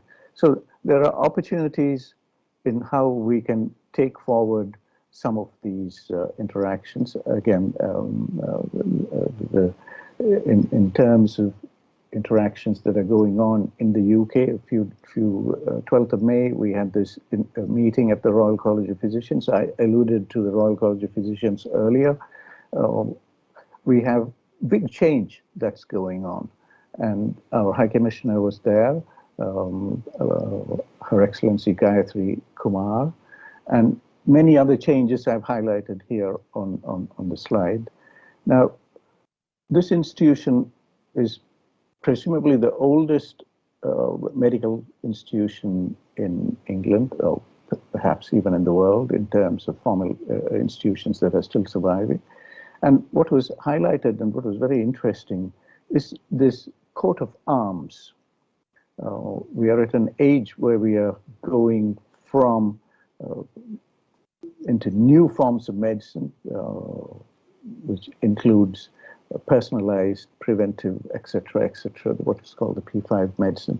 But the image remains with us. The wisdom remains with us. The wisdom shown here in the arms, the coat of arms of this institution, a hand feeling a pulse, above a golden pomegranate, herbs, that eternal consciousness, the way in which matter is organized, all that being represented in this image. Professor Priyadarshini touched on this very briefly, but these might be the areas where we need to start to engage, together with thinking about aspects of consciousness, deep health, health for all, anytime, anywhere. An example of ongoing interactions here between the European Ayurveda Association, the Medical University of Graz, and the French National Institute of Health and Medical Research, INSERM, in Dijon, one of their units in Dijon, asking questions about the next generation physiology for healthy lifestyle and physiology for good health and prevention of non-communicable diseases. The point I'm making here is what was discussed thousands of years ago is still here with us, and it is fashionable, and it needs to be made, brought to main stage as we are doing today.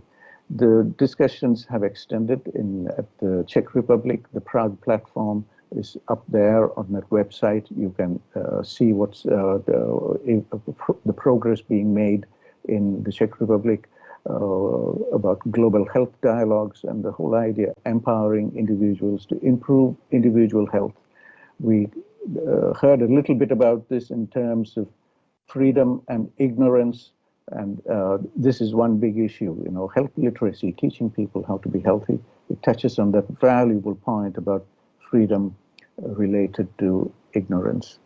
Now, in the context of contemporary science, we are very fortunate that we had somebody like Sidney Brenner with us, a big mind, a modern day rishi who solved the problem of the genetic code. And he would always tell us that I've done all these things, I've solve the structure of the DNA, etc., of the genetic code. And he felt that the time has come for reaching and identifying a new language. Now, if Sydney was still with us, he would have said that Ayurveda is one perfect example of that new language that is needed, that biologists have to be taught. And I've added there not just biologists, but also doctors for the future need to be taught about these things. In terms of where we can dig into, if there are one or two few phrases that we can use to identify areas where we want to go to. These are a mix of terms that come from different systems of darshanas, from the Buddhist darshana, the philosophy of alpecha, having little or moderate wishes. Langana is a very important concept. Modern medicine should accept this a little more in terms of fasting.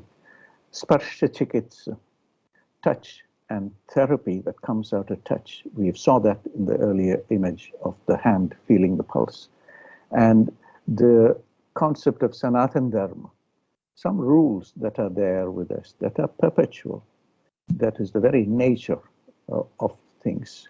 And within that, this term that Isabel used, swatantra, freedom. I want to dwell on this last word a little more, because when we go into the language and we look at freedom and we look at reducing barriers of health, we feel, and we look at the work of Pitagorsky as a free thinker, we hear a need to bring in ideas from different parts of the world, understand the richness that is there, and see if we are interpreting this correctly.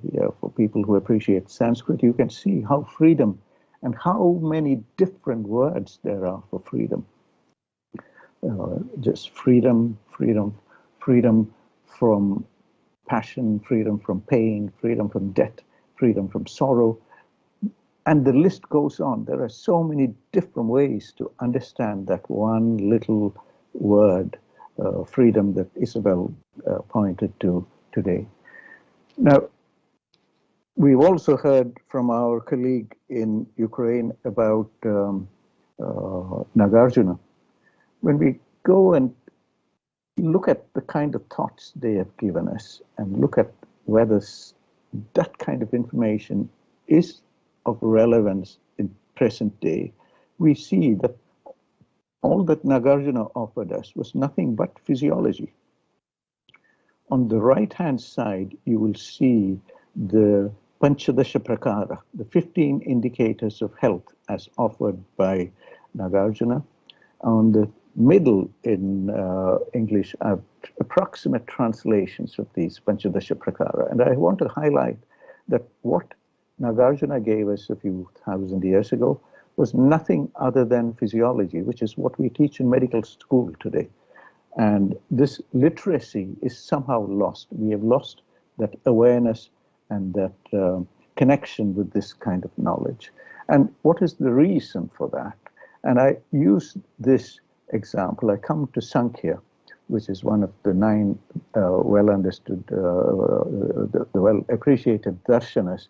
And I start with the first sutra of Kapila's Sankhya Sutras. And you can see a word that was used again today, suffering. And it will have many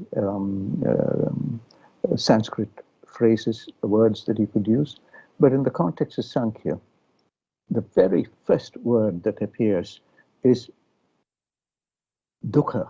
And this can be translated as suffering, or it can be translated as something else. Are we appreciating these kind of subtleties at that level? Because if you understand this and you misinterpret this as suffering, you will misinterpret what is implied in the 68 sutras.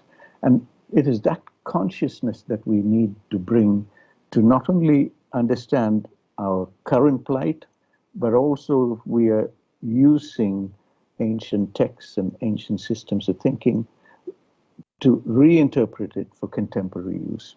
Now, I touched on very briefly about the Kashmiri Shaivism. Shown on the far left is that description of the Shuddha, Ashuddha Tattvas and a domain in between, which is the Shuddha, Ashuddha Tattvas. Are we understanding these Tattvas correctly? Because embedded within this are many, many principles of which are relevant even today, particularly the aspect of the senses, the indriyas that we talk about, that Ayurveda talks about.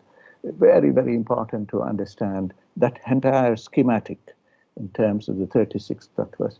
On the center here, shown the Chinese interpretation of this, the yin-yang systems of thinking, and the example of the opposites, the two opposites of darkness and lightness, and cold and warmth. Again, it's all absorbed and seen very nicely within the Indian systems. But when it comes to contemporary thinking, where does all this come to use? And why is this important? Why is this ancient thinking important? Shown on the right-hand side, we heard from our professor of computer science also about perception.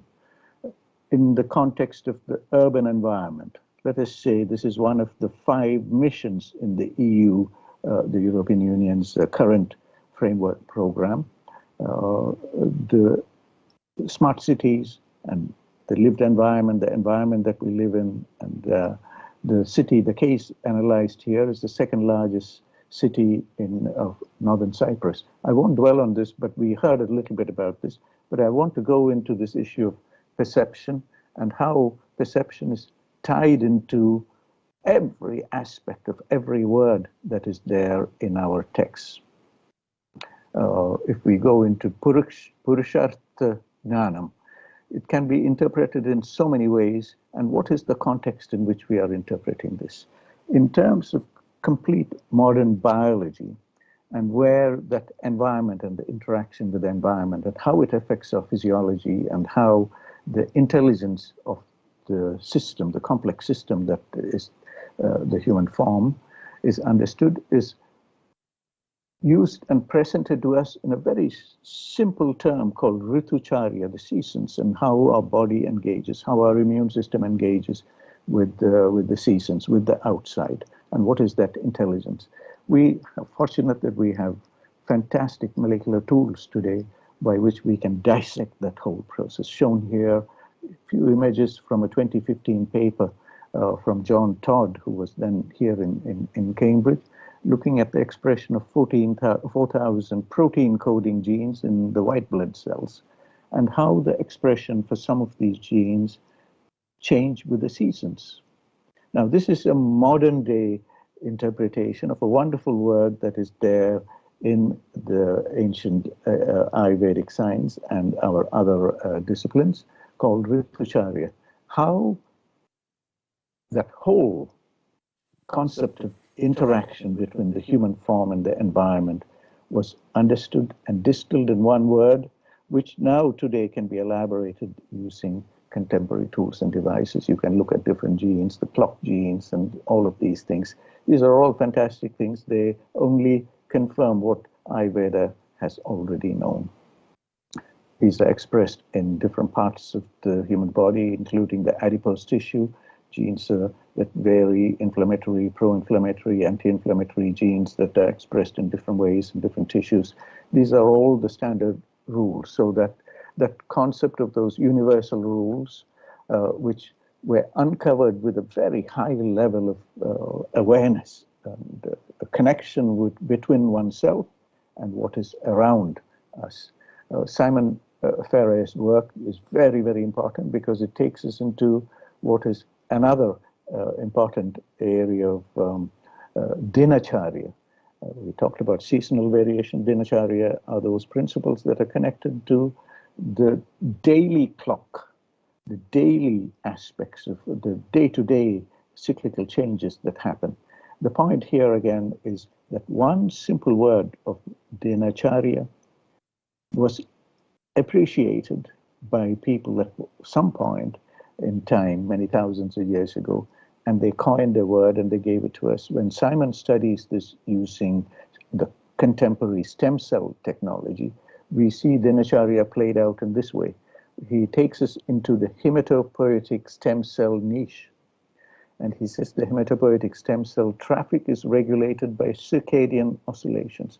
There are many, many more studies since the 2010 study by Simon showing how the stem cell, the hematopoietic stem cell, which is in the bone marrow, which Ayurveda understands as the Majjadhatu, and how these cells come out at a specific time during the circadian, respecting the circadian rhythm, and how... I shall ask you as a chair, how much time do you still need for your presentation? Almost to the end, Valdis, my apologies. And I would just want to come on to this very last aspect that we talked about. We talked about senses, we talked about awareness, we talked about that consciousness, we talked about the intelligence that is somewhere there, we talked about how the ancient people, the ancient minds, or even today we have the ability to connect with and understand these eternal rules. And I want to give you one example of where contemporary medicine and the Ayurvedic systems meet, and there's an opportunity for dialogue. And I show you here the most obvious part of the human body, the skin, and the kind of sensory organs that are available there, and particularly small organs like the Merkel cells, which can sense touch, and how this is used, as I showed earlier, that image of the Nadi Pariksha, how the concept of touch and how the concept of that sensitivity and that awareness, which is available to all of us, how this can be used and how this can be cultivated, I guess, by anybody. Becoming aware of this possibility is the first challenge.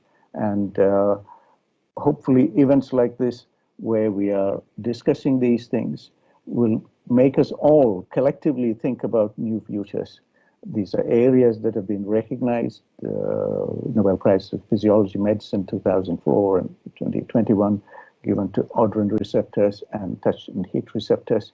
And there is a way in which we can bring all of these things together using skills and minds that are available to us. So I finish off there, Valdis, and I thank you for giving me the opportunity to be here with everybody. I'm happy to take questions. Thank you. Thank you very much for your endless efforts to do the Copernican shift in healthcare and freedom. But my only question is to you, how far are we still from this revolutionary changes in our understanding? And what is your feeling about the future? Is it close or is it still very far? Thank you.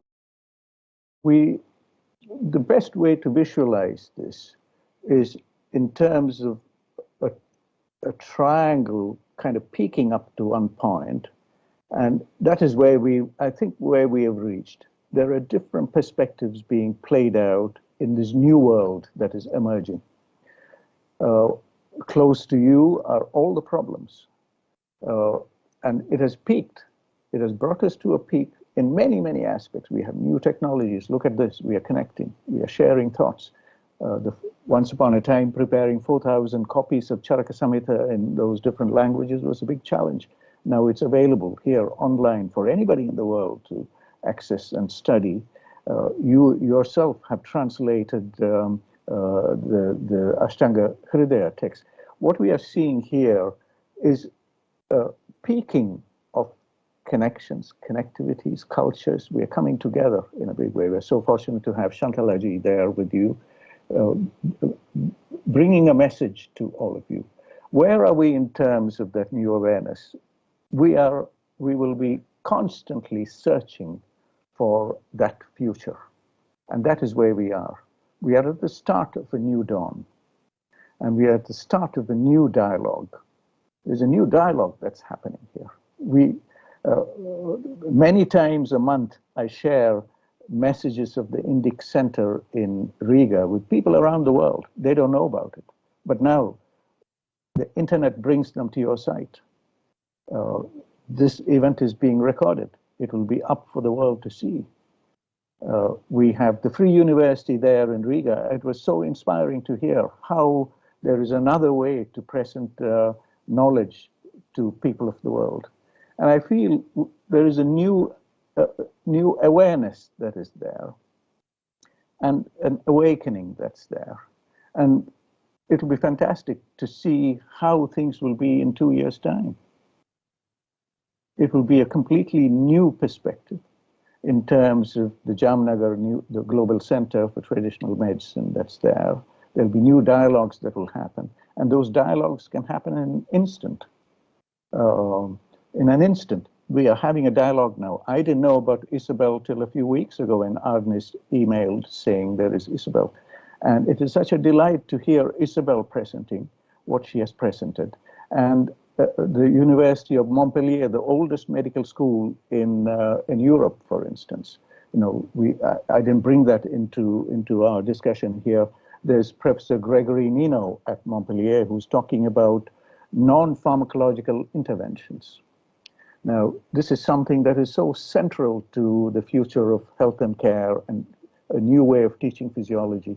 So I feel we are constantly, we are always at the horizon of a new birth, and that is where we are. We always have that opportunity to make something happen. And if minds like us come together and we talk about these things, then that which seems almost impossible can happen now. As they say in yoga, perfect health is only one breath away. You just need to learn that there is something there in breath and you can have perfect health, but somehow we don't know about it. So that is where I feel we are. And eternally grateful to be part of the Indic Center there in Riga, Valdis, and to be sharing these thoughts and messages at different events. Very much for your presence here and for your inspiration you are giving to us. Thank you so much. So the next speaker is Arne Silinch, our yoga master at the International Institute of Indic Studies. And I'm very thankful to Arnis that he has actually this initiative to organize the International Yoga Day for, I don't know, for the 8th time or so. And the floor is yours. Thank you. I start the chronometer, not to waste your time. And I'm very happy for today. Great presentations, starting with Isabelle Ratier, and now hearing thoughts of dear Madame Tangavelu. And if the last speaker told that there is a feeling that we are at the edge of the new transformation, but we can observe it as also with a big question mark. Are we really, if we look on the global scale? So, and there is a question mark of how important to us could be the wisdom of heroes of science and yoga from previous centuries. So my presentation is more like an offer of try to transfer some very basic means of the Pratyabhijna system, which to me personally, to my yoga practice, was not present from the beginning. My yoga practice started in very long time ago, in 1987. And then I was very physically oriented person, but the practice of yoga brought me to new, deeper level of consciousness, to my surprise. maybe not to surprise of other presenters and hear other people in audience. So it took me maybe 25 years to understand some of the statements of my yoga master, Amrit Mohammed. When I was just, from time to time, I was thinking, oh, that's his way, his custom of expression of himself, when he was emphasizing that if you want to have some success in yoga, you have to rely that experience is first and knowledge comes after. I didn't understand that 30 years ago, what that means, and only now there is some down of it. And then I was suggested that I should look on my master's Pratibha Guru's legacy on Abhinavagupta and his masters Kshamaraja and Utpaladev. So I would try to transfer these basic principles in Pratyabhijna system, that consciousness itself, we can also put the question mark about the freedom of consciousness. It's not only what it is, but we can put the question mark, how big is the need for us as a collective beings to attain and to strive for freedom of consciousness. So, as individual beings, as humans, we possess citta, which is a reflecting mind, and often this citta is not present even if we are very depressed or we are overwhelmed with our wishes. Then also this citta is kind of in minority. Then the opposite to this individual human mind, citta, is chaitanya. That is a consciousness which is not limited, universal soul or spirit. And that consciousness, which actually it is told to us, it is attainable in that chaitanya level. We have experience of our higher self. As great master Aurobindo Ghosh did like to say supreme consciousness. He used that kind of term. So, and in between the citta and chaitanya is chitti, that is a process or bridge, we can say, that is a thought, understanding, and it is a reflection also of the wise person. And the bridge between citta and chaitanya is a processing of thoughts, of experience, of experiences, what we have. So, and if we are considering the freedom of consciousness as achievable, then we are in the need also of the practical method or scope of validated methods, where improvement of perception stands in first place. And this perception appears in classical text of Patanjali Yoga Sutra called Pramana, and we can go on exploring a little bit more about what is Pramana. And we find that in Pratyabhijna philosophy, the Pramana is of highly considerable value to the scholars of Indian philosophy, and it is applicable also to the modern yoga practitioners, because it has an effective way for dissolving the illusory perception. And that is appeasing the pain of a man who struggles for comprehending the idea of endlessness. Free liberated consciousness has capabilities to perceive the wider nature of the universe. As the predecessor of Abhinavagupta, great scholar Kshamaraja has noted in his Pratyabhijna Hridaya doctrine that the universe is manifold because of the differentiation of reciprocally adapted anurupa objects grahya and subjects grahaka, objects and subjects are in a state of mutual adaptation. That's very strange today to read that a person from the 10th century had the wisdom to reflect on such discoveries. So self-improvement basically is not through institutionalized doctrines in Pratyabhijna, but through the deeper resemblance of individual life force and consciousness in consonance to the laws of universal existence. And here this paradox comes, limited to our understanding, but not limited to perception, not limited to pramana. So this is this statement which was bewildered me for many, many decades, that experience is first and knowledge comes after.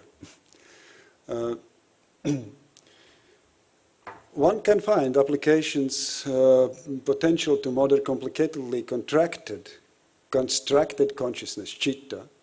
And citta, human consciousness, is without blissful experience, without ananda. And then the question is very practical, how to align one's thought conditions and how to release those distortions. What could be named as the greatest obstacle? So what really is the greatest obstacle? If we take out of the scope political powers, and as some speakers noted before, it is naive for us to think that some evil governments are always in charge of our lives. So this is a cartoon of a person we can call a consumer in his highest state. And the arrows are pointing to this consumer, stating that the person who is entrapped in consuming addictions, he is enslaved by stimuli from objective world. He needs very strong sound, taste, emotion, smell, touch, sight, and strong conceptual statements. That's how he is feeling alive. And I hope that we do not recognize ourselves to be in this state most often, maybe not today. So we can, I'm sorry, I will use some pseudo-Latinic names, you know, that this person in a state of homo vulgaris gradually becomes ecologically impaired because he is dependent on external objective world stimulus. And that's how the person becomes, we can say, the egocentric person, because he is losing ability to produce some synthesis of his consciousness. And the person in the consumer state is shifting from unhappy to then some happy states, and he is ignoring the issue how to improve the skill set for self-recognition. And so it's quite bewildering and honestly confusing to witness that often in the public communication discourse, the importance of subjectively important values are excluded. Yoga practices are comparable to experimental psychology, with grand application of breathing, understanding, that cultivation of pranayama and proper posture alignments, asanas. In those practices, the achieved mind-body states are transitioned into environmentally unconditioned experiences of calming and expanding sense of beingness. And this does not require this requires a new blueprint for cognitive awareness. That we come to terms pramana, pramata, and prameya, and there is some hidden danger, risk of our habitual thought processing. what is pramana? We know from Patanjali Sutras, where he states that pramana, viparya, vikalpa, nidra, and sriti are ordinary waves of consciousness, and only pramana is a reliable one. And now from Pratyabhijna doctrine, we learn that pramana is not what every man has having for granted. You somehow have to contribute an effort to achieve this. Otherwise, you are sometimes experiencing this as a pramana, you are experiencing as a gift. Some bird flied over and maybe dropped down some paradise seed on you, and then you feel direct, unconditioned perception of truth. So that which is perceiving is called pramata, and pramata, in a way, it is considered that is perception of unconditioned consciousness, of Chaitanya. So, and prameya, that is a thing which is connected with our own beingness, with the human beingness. So pramana, true knowledge, direct unconditioned perception, pramata, wise empirical experience, and prameya, object of certain knowledge, that of which a correct notion should be yet to be formed. That is a human state. And we can think about how, in a way, holographic perception mode, which requires unhabitual cognitive awareness, which starts with acknowledging that, in a way, we have to enhance our way of perception, and we can call it adaptive evolutionary force.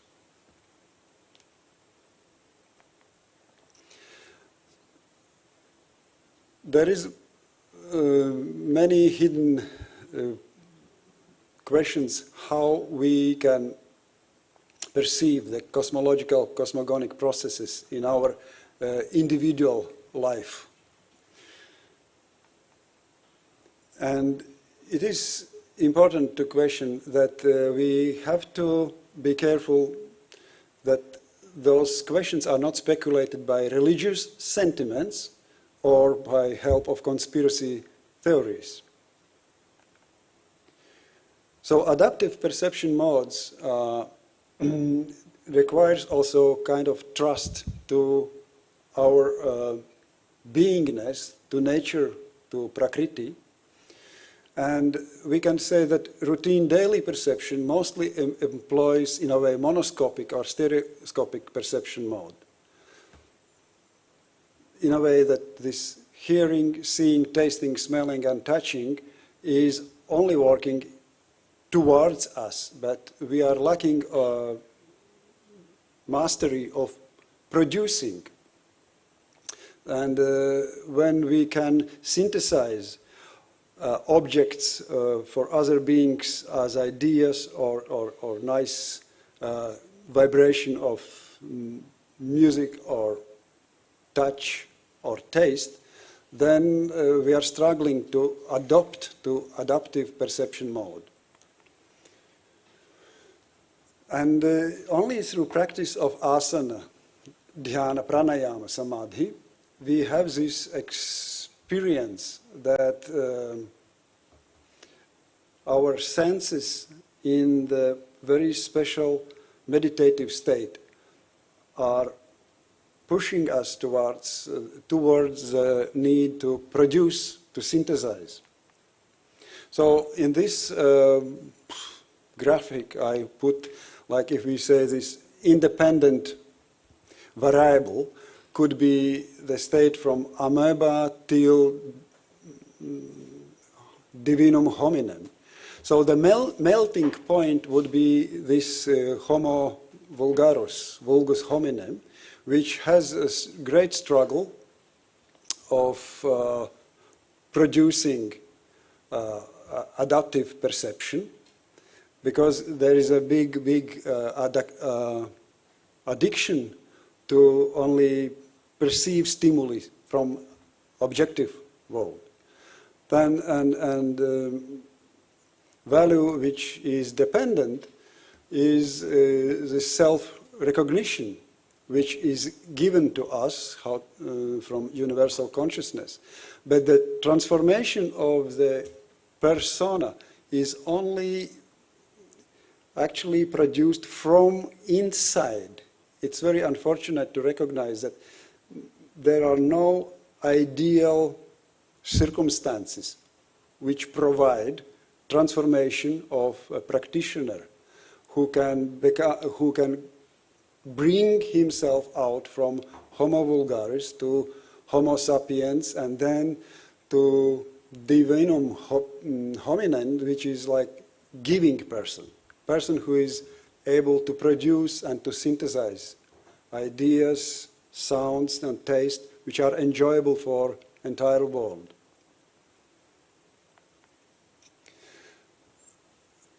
So the question is how to detect this proximity of very epicenter of the stimulus impulse when we do know that epicenters of the stimulus impulses will be located differently for hearing, for tasting.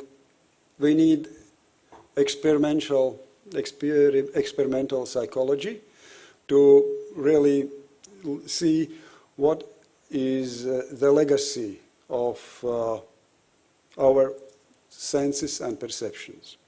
So I would try to finish this, to give the floor for a very wonderful translation of Nasadiya Shukta by Agita Baltgalve.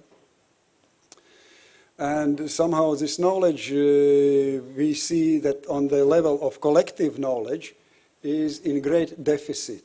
That as individual practitioners, we living in a local psychological world, we are witnessing transformation, but there is a big question mark. What is going on at the collective consciousness level? Because we would not be naive today that everything is settled and we have bright paths towards the bright future. So this persona is something, this melting point, which is in need of elimination, in a way.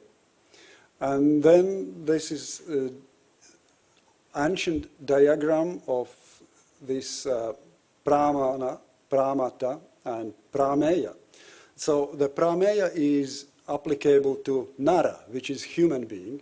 So the paradoxical statement is that we as a human, as individuals, we are a person of interest for the higher, for universal consciousness through the power of Shakti.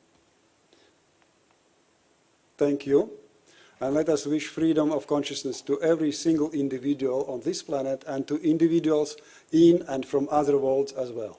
Yeah, thank you so much. And I'm afraid we don't have time for many questions, but if somebody wants to have one.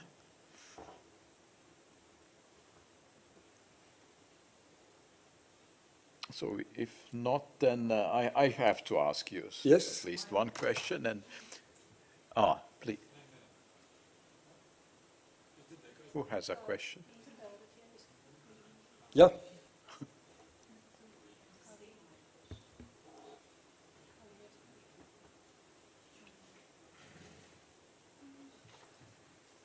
It's apparently online question.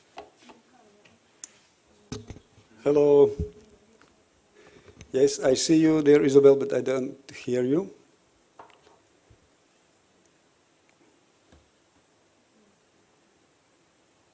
We don't hear you.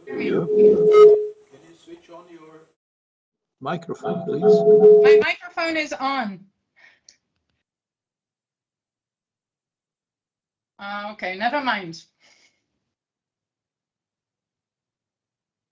I'm sorry, my microphone is on. Yeah, it's okay. Okay.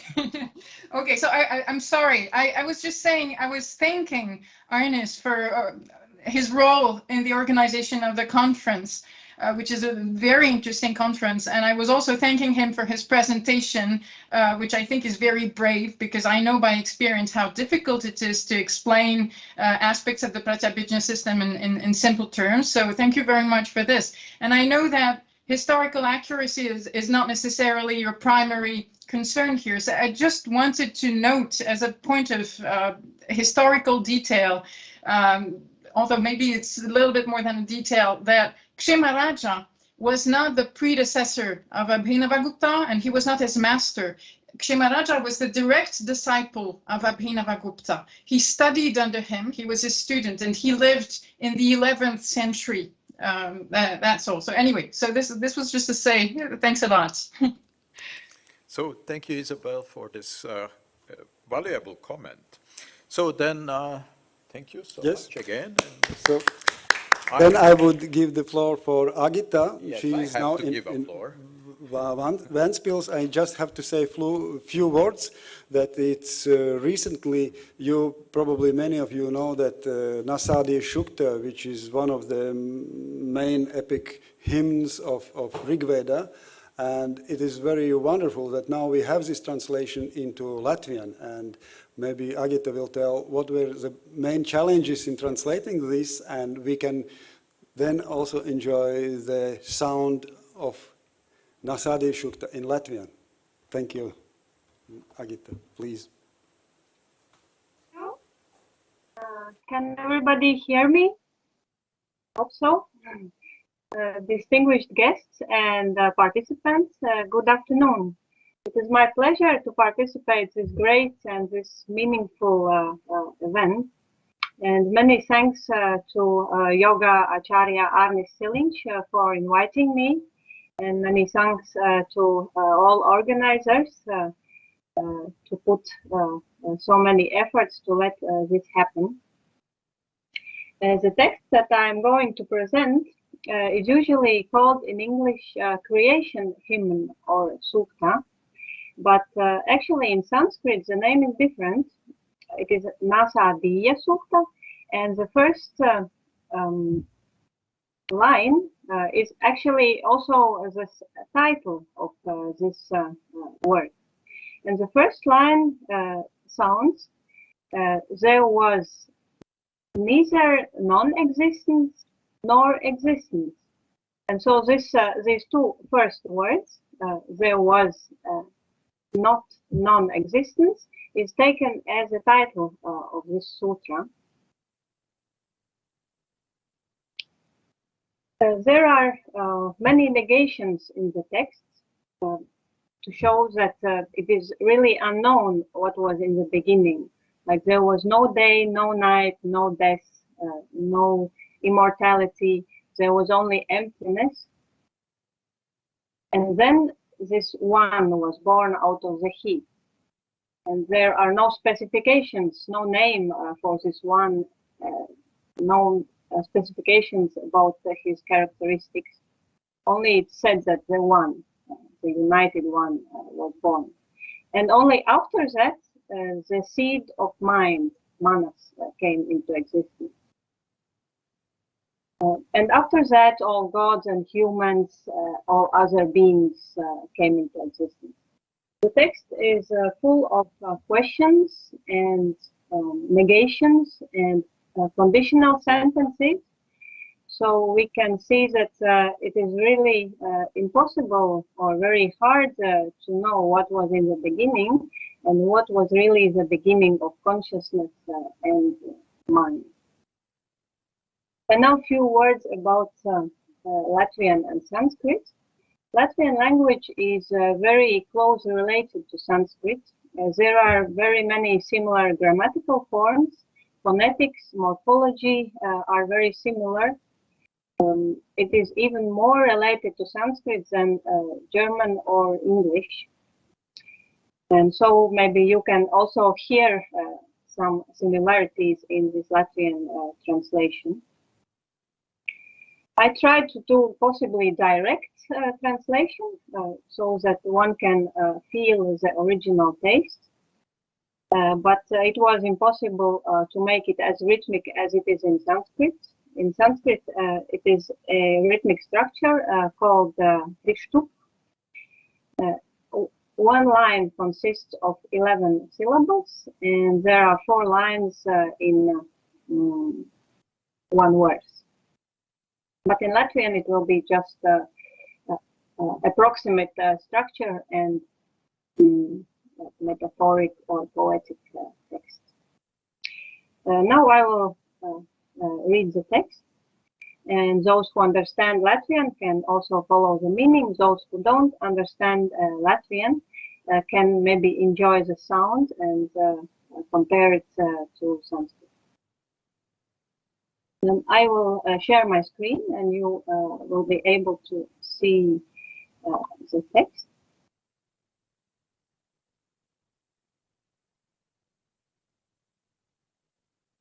Is it possible to see the text?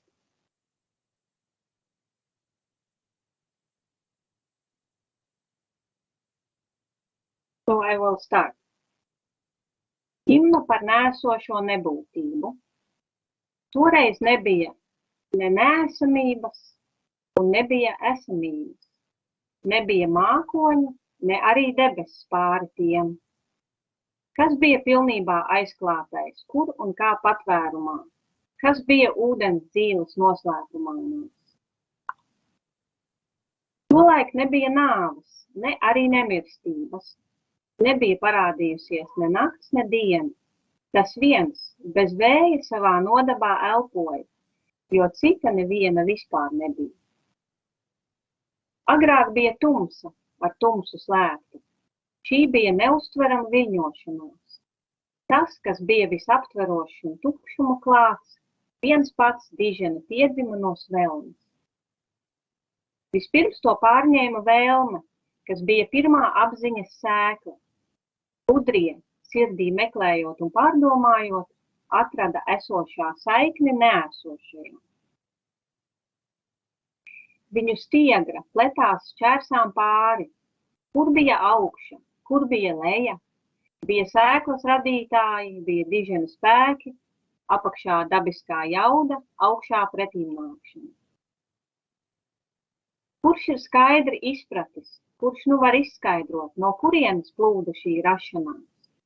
Pat pasaulīgie dievi tapa līdz ar radīšanu, tad kurš gan zina, kur viss aizsākās? No kurienes aizsākās šī radīšana? Ja viņš to iedibināja, vai ja arī nē, tad tas, kurš vispārākajās debesīs pasauli pārlūko, nu gan zina, bet ja nu viņš nezina. Thank you for your attention, and I wish you a successful continuation of the conference and nice evening. Thank you.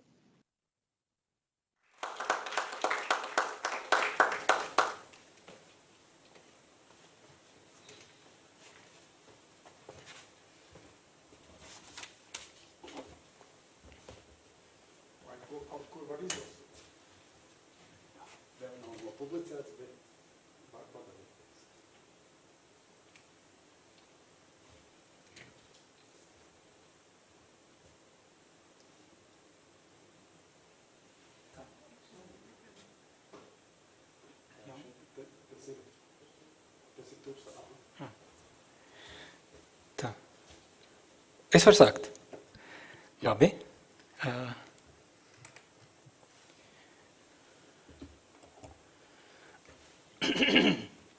Labdien! Un tagad es esmu pēdējais runātājs, un tas nozīmē, ka pirms es sāku runāt, jāpārbauda, vai šīs iet?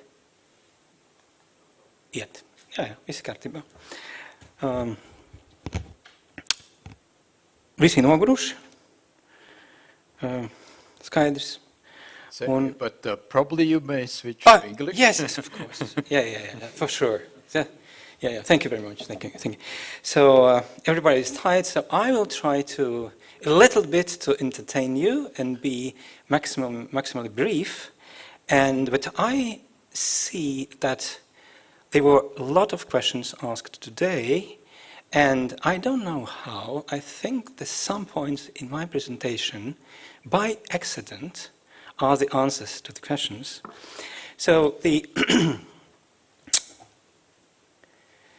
so this is very humble attempt to answer the question what Madan was asking today. Can we connect the old knowledge and the modern one? Can we use the same language, or it could be different? I think that what we understand all, that the science, even if the distance in time is 2,000 years, and even when the methods of research are very, very different, if it comes to similar results, it is like the system, which is proper. And today we use these fMRI machines, which is functional magnetic resonance, but 2,000 years ago, it was inner research much more. Yeah, like this. So, and if we look at the our conference in today's yoga, let's say we are in, because of Yoga Day, and the most prominent source, of course, is Yoga Sutra. And I would like to continue Isabel's thoughts that, so in Yoga Sutras, we have this very, very strict division. Where is the answer to the question, is the consciousness free? So actually, Yoga Sutra states trichotomy. What I mean with that is not just Purusha and Prakriti, but there is something in between, the layer which is Chitta, with the three different regimes in there, which is Buddhi, Manas, and Ahamkara. And this is all psychological area, as we know, and there's the last entertaining, there's a different few pictures in the bottom line. It's a funny explanation of the concept.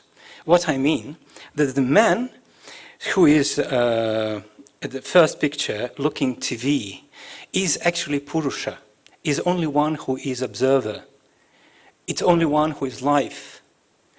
And he's looking for football match, and football match we see at the right, where the people, they're running on the green grass, but in between, they are television. They are television cameras, consoles, and all the teams and monitors and electrical waves and all this stuff. This is all which is this second part on, or let's say from this economy, with this chitta, with this mechanics of buddhi, manas, and ahamkara. So, and now we go a little bit in the middle part. This is Buddhi, Manas, and Ahamkara, and I will not actually go in deep because of majority of people who are here and listening, they know, but just to mention that there are some particular differences. So, because Buddhi is more intellect, is determinative or analytical instrument. The Manas connecting to senses, we name it Indriyas. It's connected to our experience, and the Ahamkara is something which is, normally people say it's egoism or our identity, and the reason why this airplane crash this is just to explain, because it's normally it's a little bit complicated. So if I say that today in morning in, for example, Brazil, there were the airplane crash, and 145 people died. So, of course, it's sad for all of us. But if you know that your sister or brother or lover or mother or father or children could be in that airplane, then Ahamkara will work, and you will feel absolutely different attitude to the particular event, and then you run to find out which airplane and which number of the flight is crashed. So this is how Ahamkara works. And yeah, big jump, 2,000 years. The concept of this in 21st century, we actually, first time ever, the scientists had the ability to look into the brain how in the working stage. So, and 21st century discovered there are big neural networks, these big systems work together in the brains.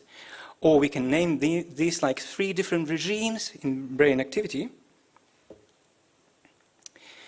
And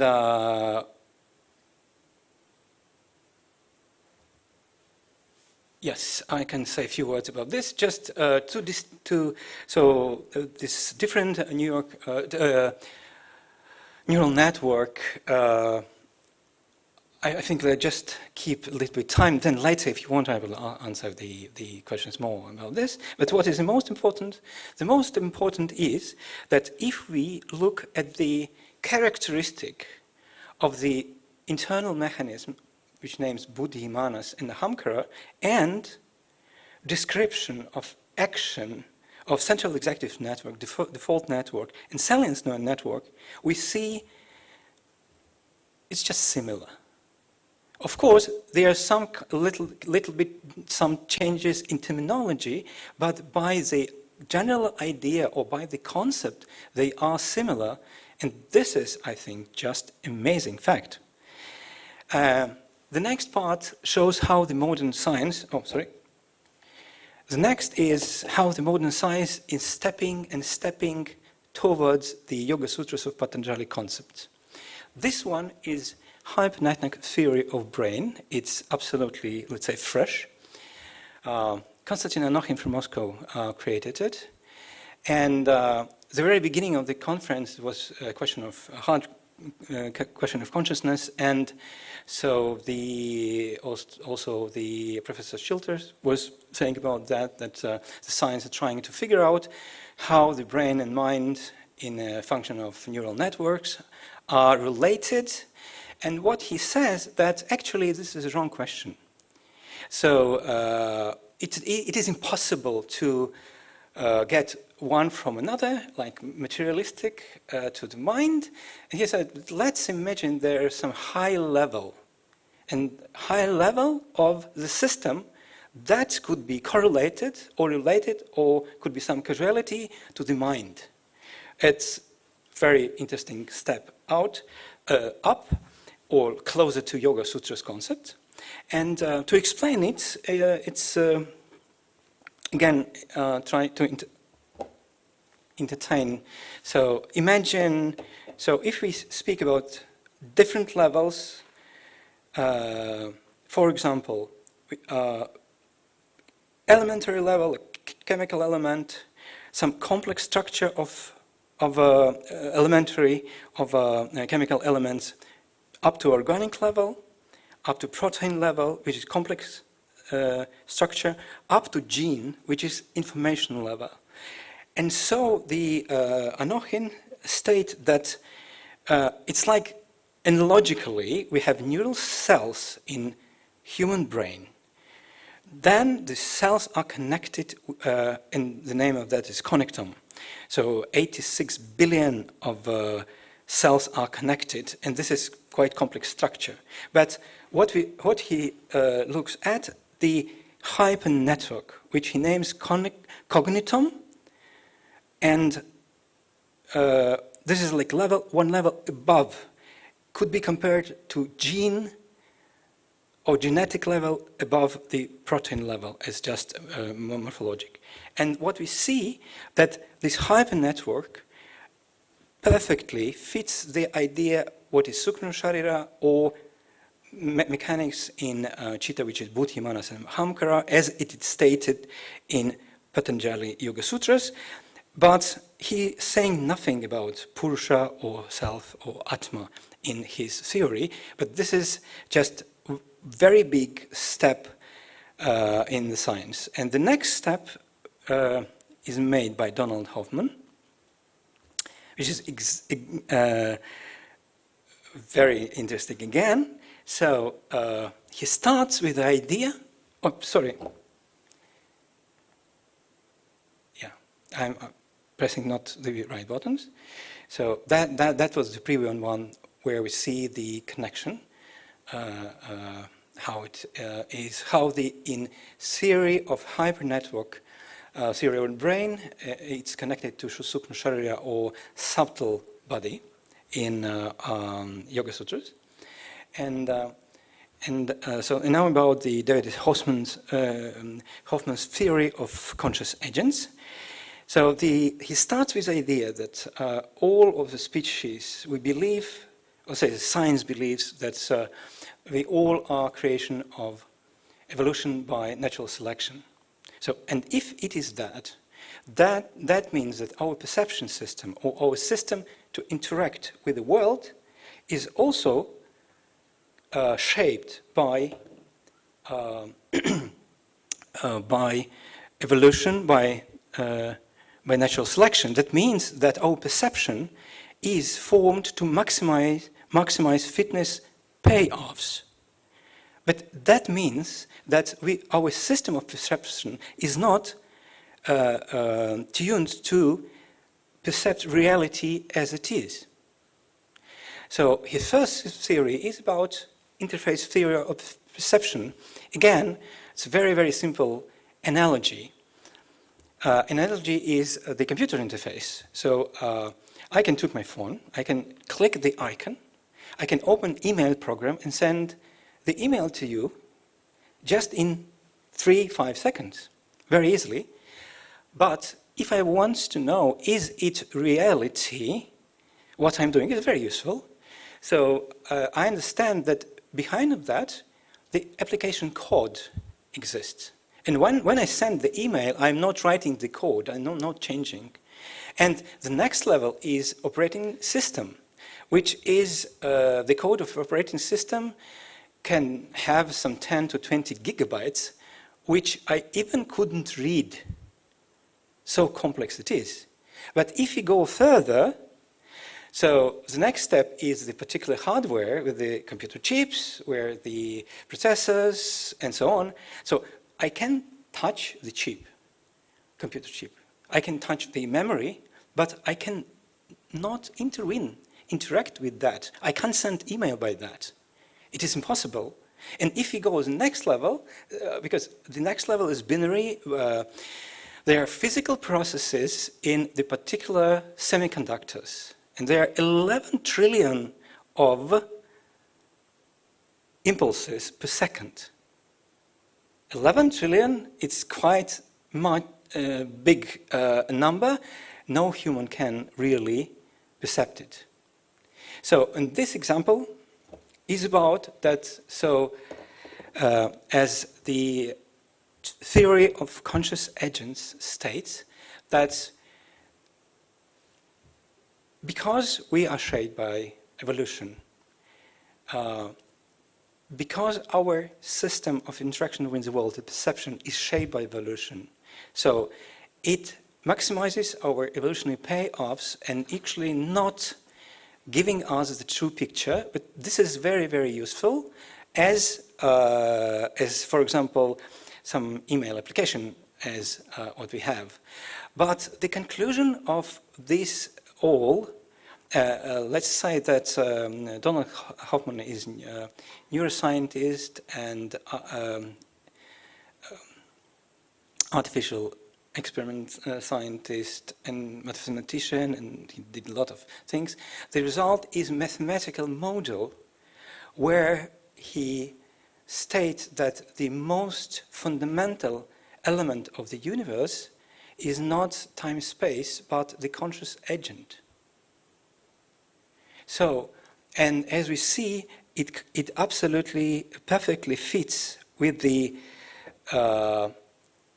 structure of this trichotomy of Yoga Sutras of Patanjali. And so in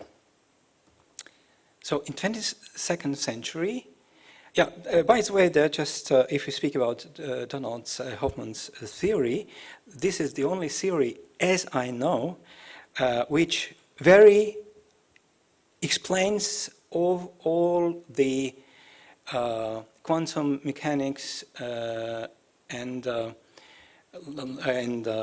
experiments like double slit experiment, where the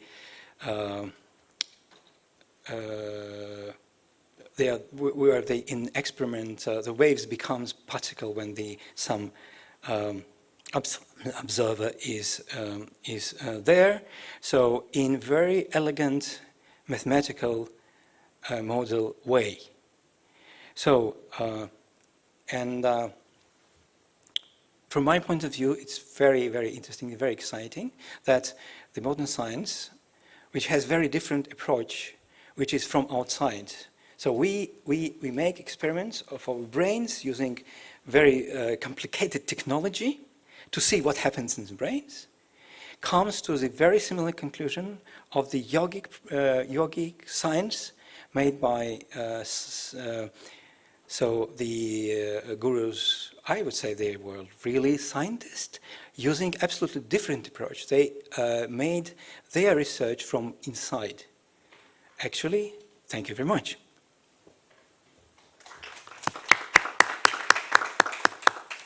So thank you very much. Sergei Santsupovs is a Sarod master and a man with many talents, as you see, and really unusual intellect. Thank you so much. And I'm wondering, do you have any questions to Sergei? So if I could just add, if somebody wants, I have this list of researches which where just ask Arnis and I will send him and they'll get it. So this works I was speaking about. Just because I was very, very brief, actually, or you can ask me just maybe later because now everybody is tired. Thank you very much. Thank you. Thank you. So last and not least is Dzintars Korns. And Dzintars is connected to the International Institute for Indic Studies because he has a particular interest in the history of yoga in Latvia, and we are approaching the 100th anniversary of this event.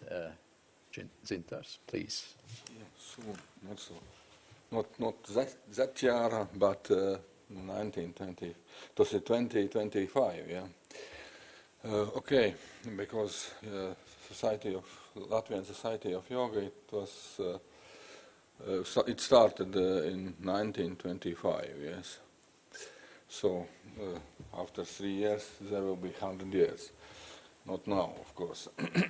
Okay. Of course, I will not speak so much. Yeah, only we would like to present. So, okay, yeah, we would like to present our project of documentary about that organization. Quite famous organization of its time. Yes, so we have collected at the moment already. We are working somewhere about a little bit more as 5 years.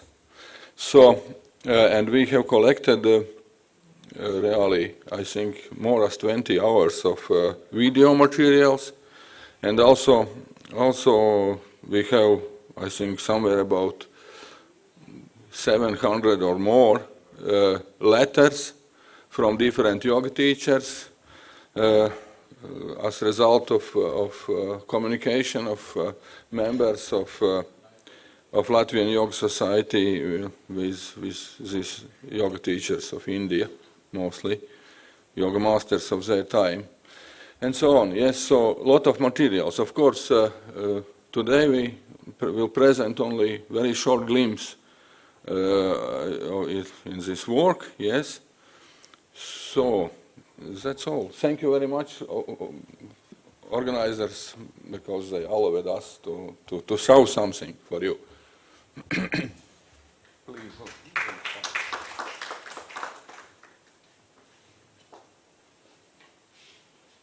1925. gada 1. aprīlī Latvijā nodibinājās sabiedriska organizācija ar nosaukumu Parapsiholoģijas biedrība. Taču viens no tās galvenajiem mērķiem no pašiem darbības sākumiem bija iepazīšanās ar jogas filozofiju un praksi. Vēlāk tas kļuva par vienīgo faktiski mērķi. Un līdz ar to mēs to, kaut arī tā nosaukuma mainījās vairāk kārt, mēs to pazīstam ar tās vēlāko pēdējo nosaukumu Latvijas jogas biedrība. Mans pētījums rāda, ka patiesībā tas viss aizsākās krietni agrāk. ka faktiski šīs biedrības sāka dibināties tieši kā atbildes reakciju uz šo interesi, jo publikācijas par austrumu vai, precīzāk sakot, tieši indiešu un senpersu šiem te filozofijas senajiem rakstiem un senajām grāmatām, kas ienāca 18. gadsimta beigās vidū Eiropā, tās ziņas nonāca arī, protams, līdz Latvijai. Pumpuram bija 869. gadā viņš faktiski publicēja dzejoli pirms 3000 gadiem. Tās jāpaskatās, kā viņš saucās, piemirsu. Un tad faktiski uzmanīgs lasītājs, kas lasītu Lāčplēsi, pirmkārt jau priekšvārdā viņš ļoti precīzi pateicis, ka viņš ir ietekmējies no šīs te senās indiešu kultūras, ne tikai arī senpersi un citi. Un faktiski ļoti uzmanīgs lasītājs pat atradīs pāris dzejoļos ir faktiski ļoti liela līdzība ar Rigvēdas to kosmogonijas himnu. Ja? Kā indieši priekš 3000 gadiem dziedāja, publicēts 1869. gadā, un tam vēlāk sakoja epos Lāčplēsis. Tā kā Lāčplēsi būtu jāpārlasa no jaunu, mēs ieraudzīsim ļoti daudz austrumu dimensijas. Un es atradu vienu Rigvēdas himnu. No 10. mandalas vai 10. grāmatas 129. himnu, ko Rainis bija iztulkojis un ievietojis dzejoļu krājumā Nemierīga sirds, kas tika nopublicēts 1921. gadā. Jogas biedrībai izdevās pierādīt ar savu stāju to, ka tās lietas, ar ko viņi nodarbojas, ir pietiekami nozīmīgi svarīgi. Viens no biedrības lielākajiem un pazīstamākajiem līderiem, Harijs Dīkmanis, vēlāk arī noformulēja tās mērķi, kā tieši autentiski jogisma izpēte un prakse. Un tieši tāpēc biedrība ļoti aktīvi mācījās valodas, gādāja autentisku literatūru, arī tulkoja šo literatūru, kā arī mēģināja nodibināt sakarus ar tā laika Indijas izcilākajiem jogas meistariem un pazīstamākajiem. Un arī praktiski strādāt viņu vadībā.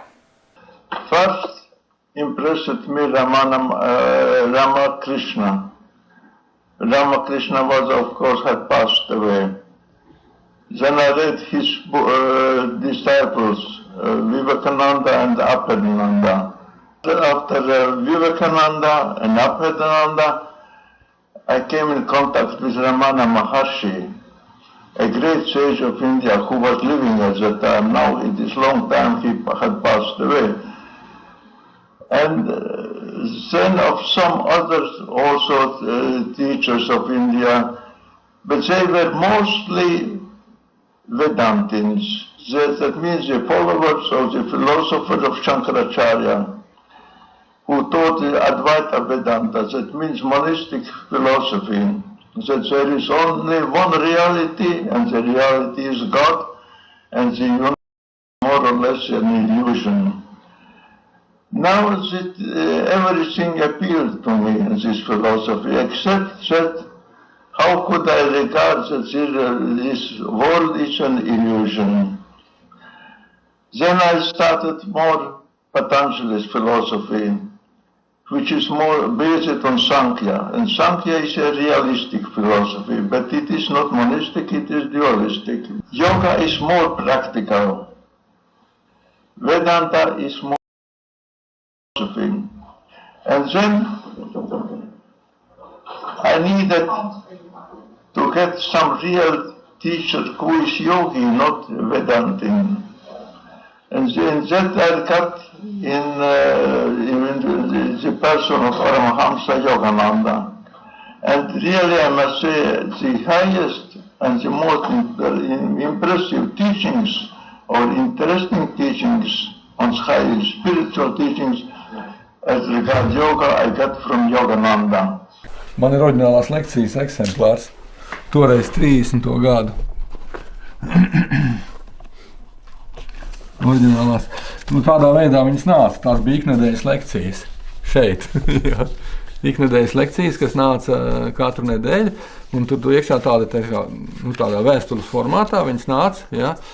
Un tad, konkrēts saturs sākās ar kaut kādu iedvesmojošu dzejoli, ko rakstīja pats Jogananda, un tad saturs pats. Te jau tālāk, tur arī tehniskie vingrinājumi kādreiz bija, kaut kas par veselību, šeit konkrēti par ieradumiem. 1938. gada septembrī Harijs Dīkmanis rakstīja: We have become acquainted with His Holiness Sri Swami Shivanandaji Maharaj and his writings quite recently, but this contact produced marvelous changes in the activities of the Yoga Society. The society was in reality regarding her activities and lectures as a branch of Shiva's Divya Jivan of Rishikesh. At once, Swami Shivanandaji Maharaj captured the greatest number of the yoga students of our society. The reasons are not far to seek. The leaders of the society are equally, if not more, grateful to Sri Swamiji. There have been taught several yogic kriyas to the members. There is a revival of Hatha Yoga in modern India. The leaders of the society have trained the students in the fundamentals of Hatha Yoga. The results were laudable indeed. At this stage, the writings of Sri Swamiji, such as Yoga Asanas, Kundalini Yoga and Science of Pranayama, were indeed God sent. Again, there was a demand for mind culture and Adhyatmic Yoga. Here again, Shiva's practice of yoga and his unique interpretation of method of teaching of Raja Yoga, as evinced in his mind, its mysteries and control and Raja Yoga, supplied our need. In short, the Yoga Society of Latvia, through the teachings of Shiva, received a strong impetus and is looking forward boldly for grand achievements regarding mental, ethical and spiritual culture. We know quite well the eagerness of our public for books of yoga, their constant demands for something more, for something higher, for more practical instructions. Sri Swamiji comes to rescue, to save us, to extend his helping hand. With his divine smile, encouraging words, lifting up the depressed, imparting strength to the weak and wisdom. Swami Shivananda Sarasvati no Rishikešas bija viens no Latvijas jogas biedrības skolotājiem. Un Latvijas jogas biedrība aktīvi strādāja ar viņu instrukcijām arī un tulkoja viņu darbus. Un 30. gadu otrajā pusē pagājušā gadsimtā faktiski arī anoncēja sevi, paziņoja sevi kā Šivanandas organizācijas filiāli Latvijā. Protams, Dīkmanis stāvēja pāri visiem, jau uz viņu skrēja. Viņi vairāki tur lasīja, viņš nebija vienīgais. Viņš vairāk, viņš bija slavenāks. Viņš uzstājās ar sirds apturēšanu, tas radīja tādu furoru, vai ne? Indieši bija ļoti priecīgi par to Hariju Dīkmanu un arī tavu tēvu un citiem latviešu jogiem, jo tādā laikā bija diezgan asa diskusija par to, vai jogu vispār var praktizēt rietumu cilvēki. Un tad, tādā līmenī, kā to demonstrēja šie latviešu jogi, kas patiešām bija tāds ļoti augsts līmenis, kad viņi var pierādīt to, ka rietumu cilvēks var to praktizēt tikpat labi kā jebkurš austrumu cilvēks. Bet viņam bija arī talants ļoti liels, acīm redzot. Viņš tomēr bija piedzimis jau joks. Jogas biedrības, teiksim, arī šī valde, tie bija ļoti respektabli cilvēki. Arī tīri vizuāli respektabli, jo paskatās fotogrāfijās vīri uzvalkots un teiksim, šlipsēs, un cienījami kungi, un dāmas. Tā Emīlija Brinkmane bija mazāk pa mammu augumā. Šitā ir garāk, kad uz cīm. Jā. Tad šī nevarētu būt. Viņos nebija šīs teiksim, tas, ko sabiedrība pielikt etiķeti, ka viņi ir dīvaini. Vēlreiz Harijs Dīkmanis. Ļoti klasiska bilde.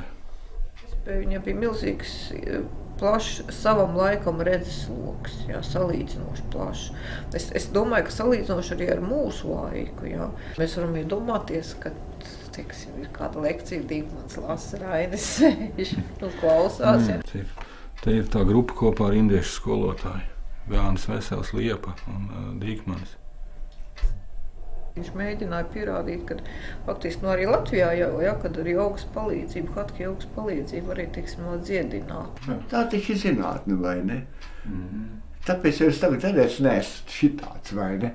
Jā, protams, labi. Dīkmans pats tā lepojās, kad viņa lekcijās, un faktiski arī viņa, teiksim, šo aktīvāko biedrības biedru lekcijās nāk klausīties inteliģences, nāk klausīties augstākā armijas virsniecība, nāk klausīties studenti, mācību spēki. Tāda vispārēja interese bija krietni lielāka, protams, kā šis biedru skaits, ja, bet biedrība ar 100 biedriem apmēram tas arī bija ļoti liels salīdzinoši biedrība. Šie stāsti par personībām vai Dīkmanu vai Tenisonu, ja tie ir romānu vērti stāsti.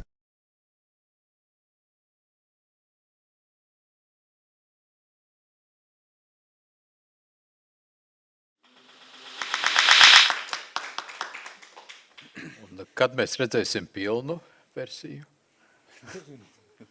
Nevar pateikt, viestur, kad mēs redzēsim pilnu versiju. Okay, strādāsim. When will we see the full version of the documentary? I hope that some 1 year or 2 years maybe still. It's hard to say. It depends also from financiation, of course. And of course I am seeking always this, but not always so easy.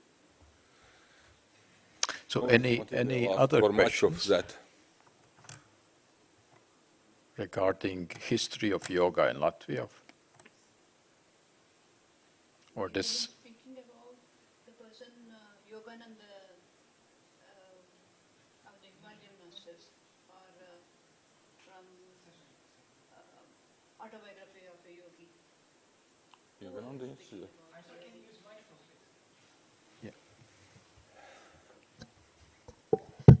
Here you have been speaking about Shivananda or about living with the Himalayan masters, or the other person like autobiography of a yogi.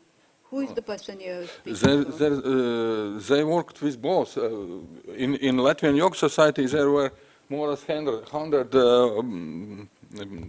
members. And in the same time, also many other people who are close to them and also worked with yoga, yes? Who studied there with them, yes? We have 100 active members. So some of them worked with Shivananda from Rishikesh, yes? Okay. Some of them worked with Yogananda. Some of them worked with Ramana Maharishi. Some of them worked with Yogendra or Kuvalayananda, yes? So different teachers. And Hari Dīkman, who was leader of organization, he has communication about more than 100 different yogis of India themselves. So. Great. So thank you, and I want to give a floor to our honorary guest today. Yes, and for the vote of thanks to all speakers. Vote of thanks also? Yes.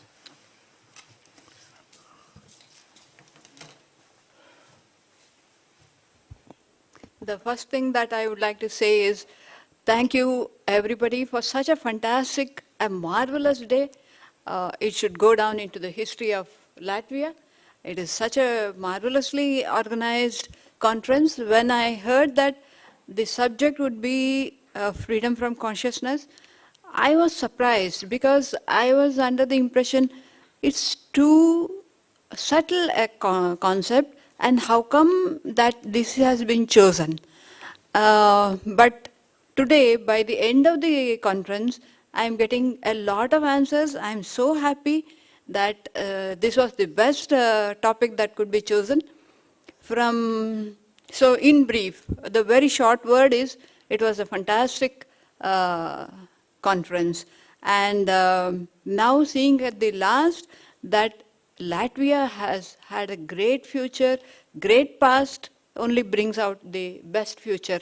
So we started with such a wonderful yoga practice today, the yoga asanas and all that.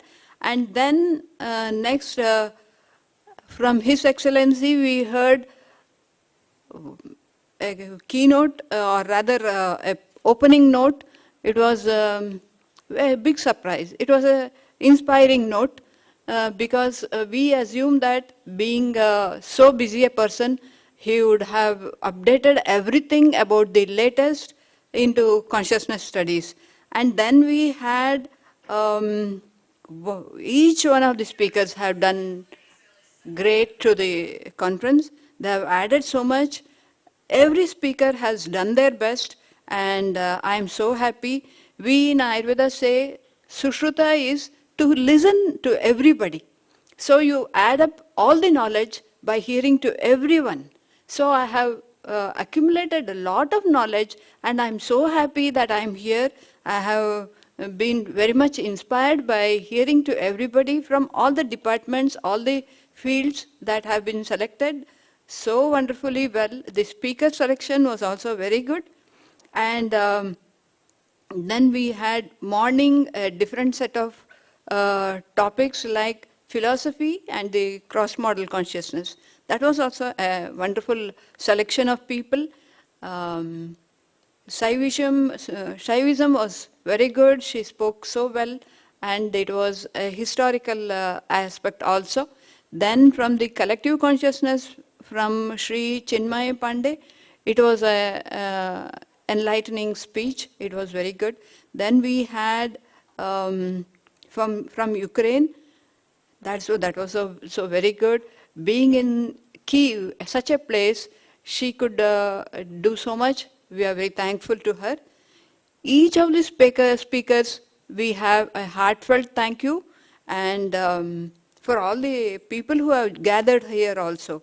Then in the second session, and of course the chair who chaired the session, Professor, a lot of great thanks to you for coming here and encouraging each of the speakers, giving them such a great moral support and giving them so constructive encouragement.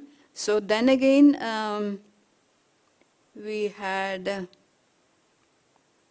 cross-modal consciousness, which I hope that he would stay back for all the whole thing, so that he could get more information and much more his work could be based on everything that he had heard today. But probably he had work to do, so he left. And then in the second one, contribution of Ayurveda and Yoga. So Professor Valdez, he has been doing wonderful, encouraging everybody, selecting the best people to come over here. And then traditional Indian sciences, Madan Thangavelu ji has always been inspiring, teaching about the latest. And then we had Arnis, who gets a double congratulations and a double thanks for not only organizing this, for doing everything so good. And then we had the Nasadiya Sukta, which is so great that she could translate it into Latvia. Latvia and Sanskrit are closely linked, so it was very good. I appreciate it a lot. And then this was a great surprise from the Sarod master. Okay.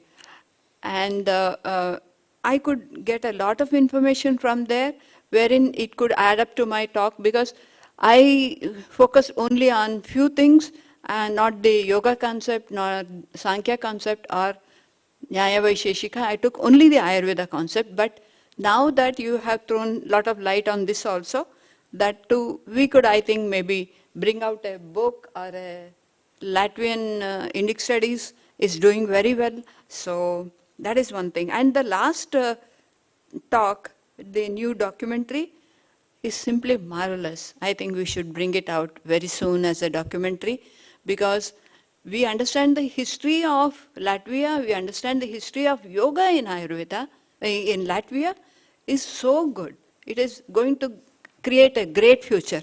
So we need to make the whole world understand how great Latvia is, because we have had such great people coming here. So a great heartfelt thanks to all the speakers and all the participants who have been here, and everybody who has been responsible for such a marvelous, historical, great conference. Thanks one and all. Before we end, do we say a prayer? Yes, yes, please. Om Asato Ma Sadgamaya Tamaso Ma Jyotirgamaya Mrutyorma Amrutangamaya Om Shanti Shanti Shanti. I suppose everybody knows the meaning. From darkness to light, from mortality to immortality, let us go there and let there be peace, peace and peace. Peace for everybody, all on earth. Thank you. Thank you so much. And with that, I close the conference and I thank all organizers, particularly Arnis, Maya, Sergejs, and all of you, including my co-chair, Marxis. Thank you, and see you next year. Yes, and thank you, Valdis Pīrāgs, our director and professor, and was giving guiding notes. And maybe we're not waiting next year, maybe we do in autumn some different kind of outspring of this.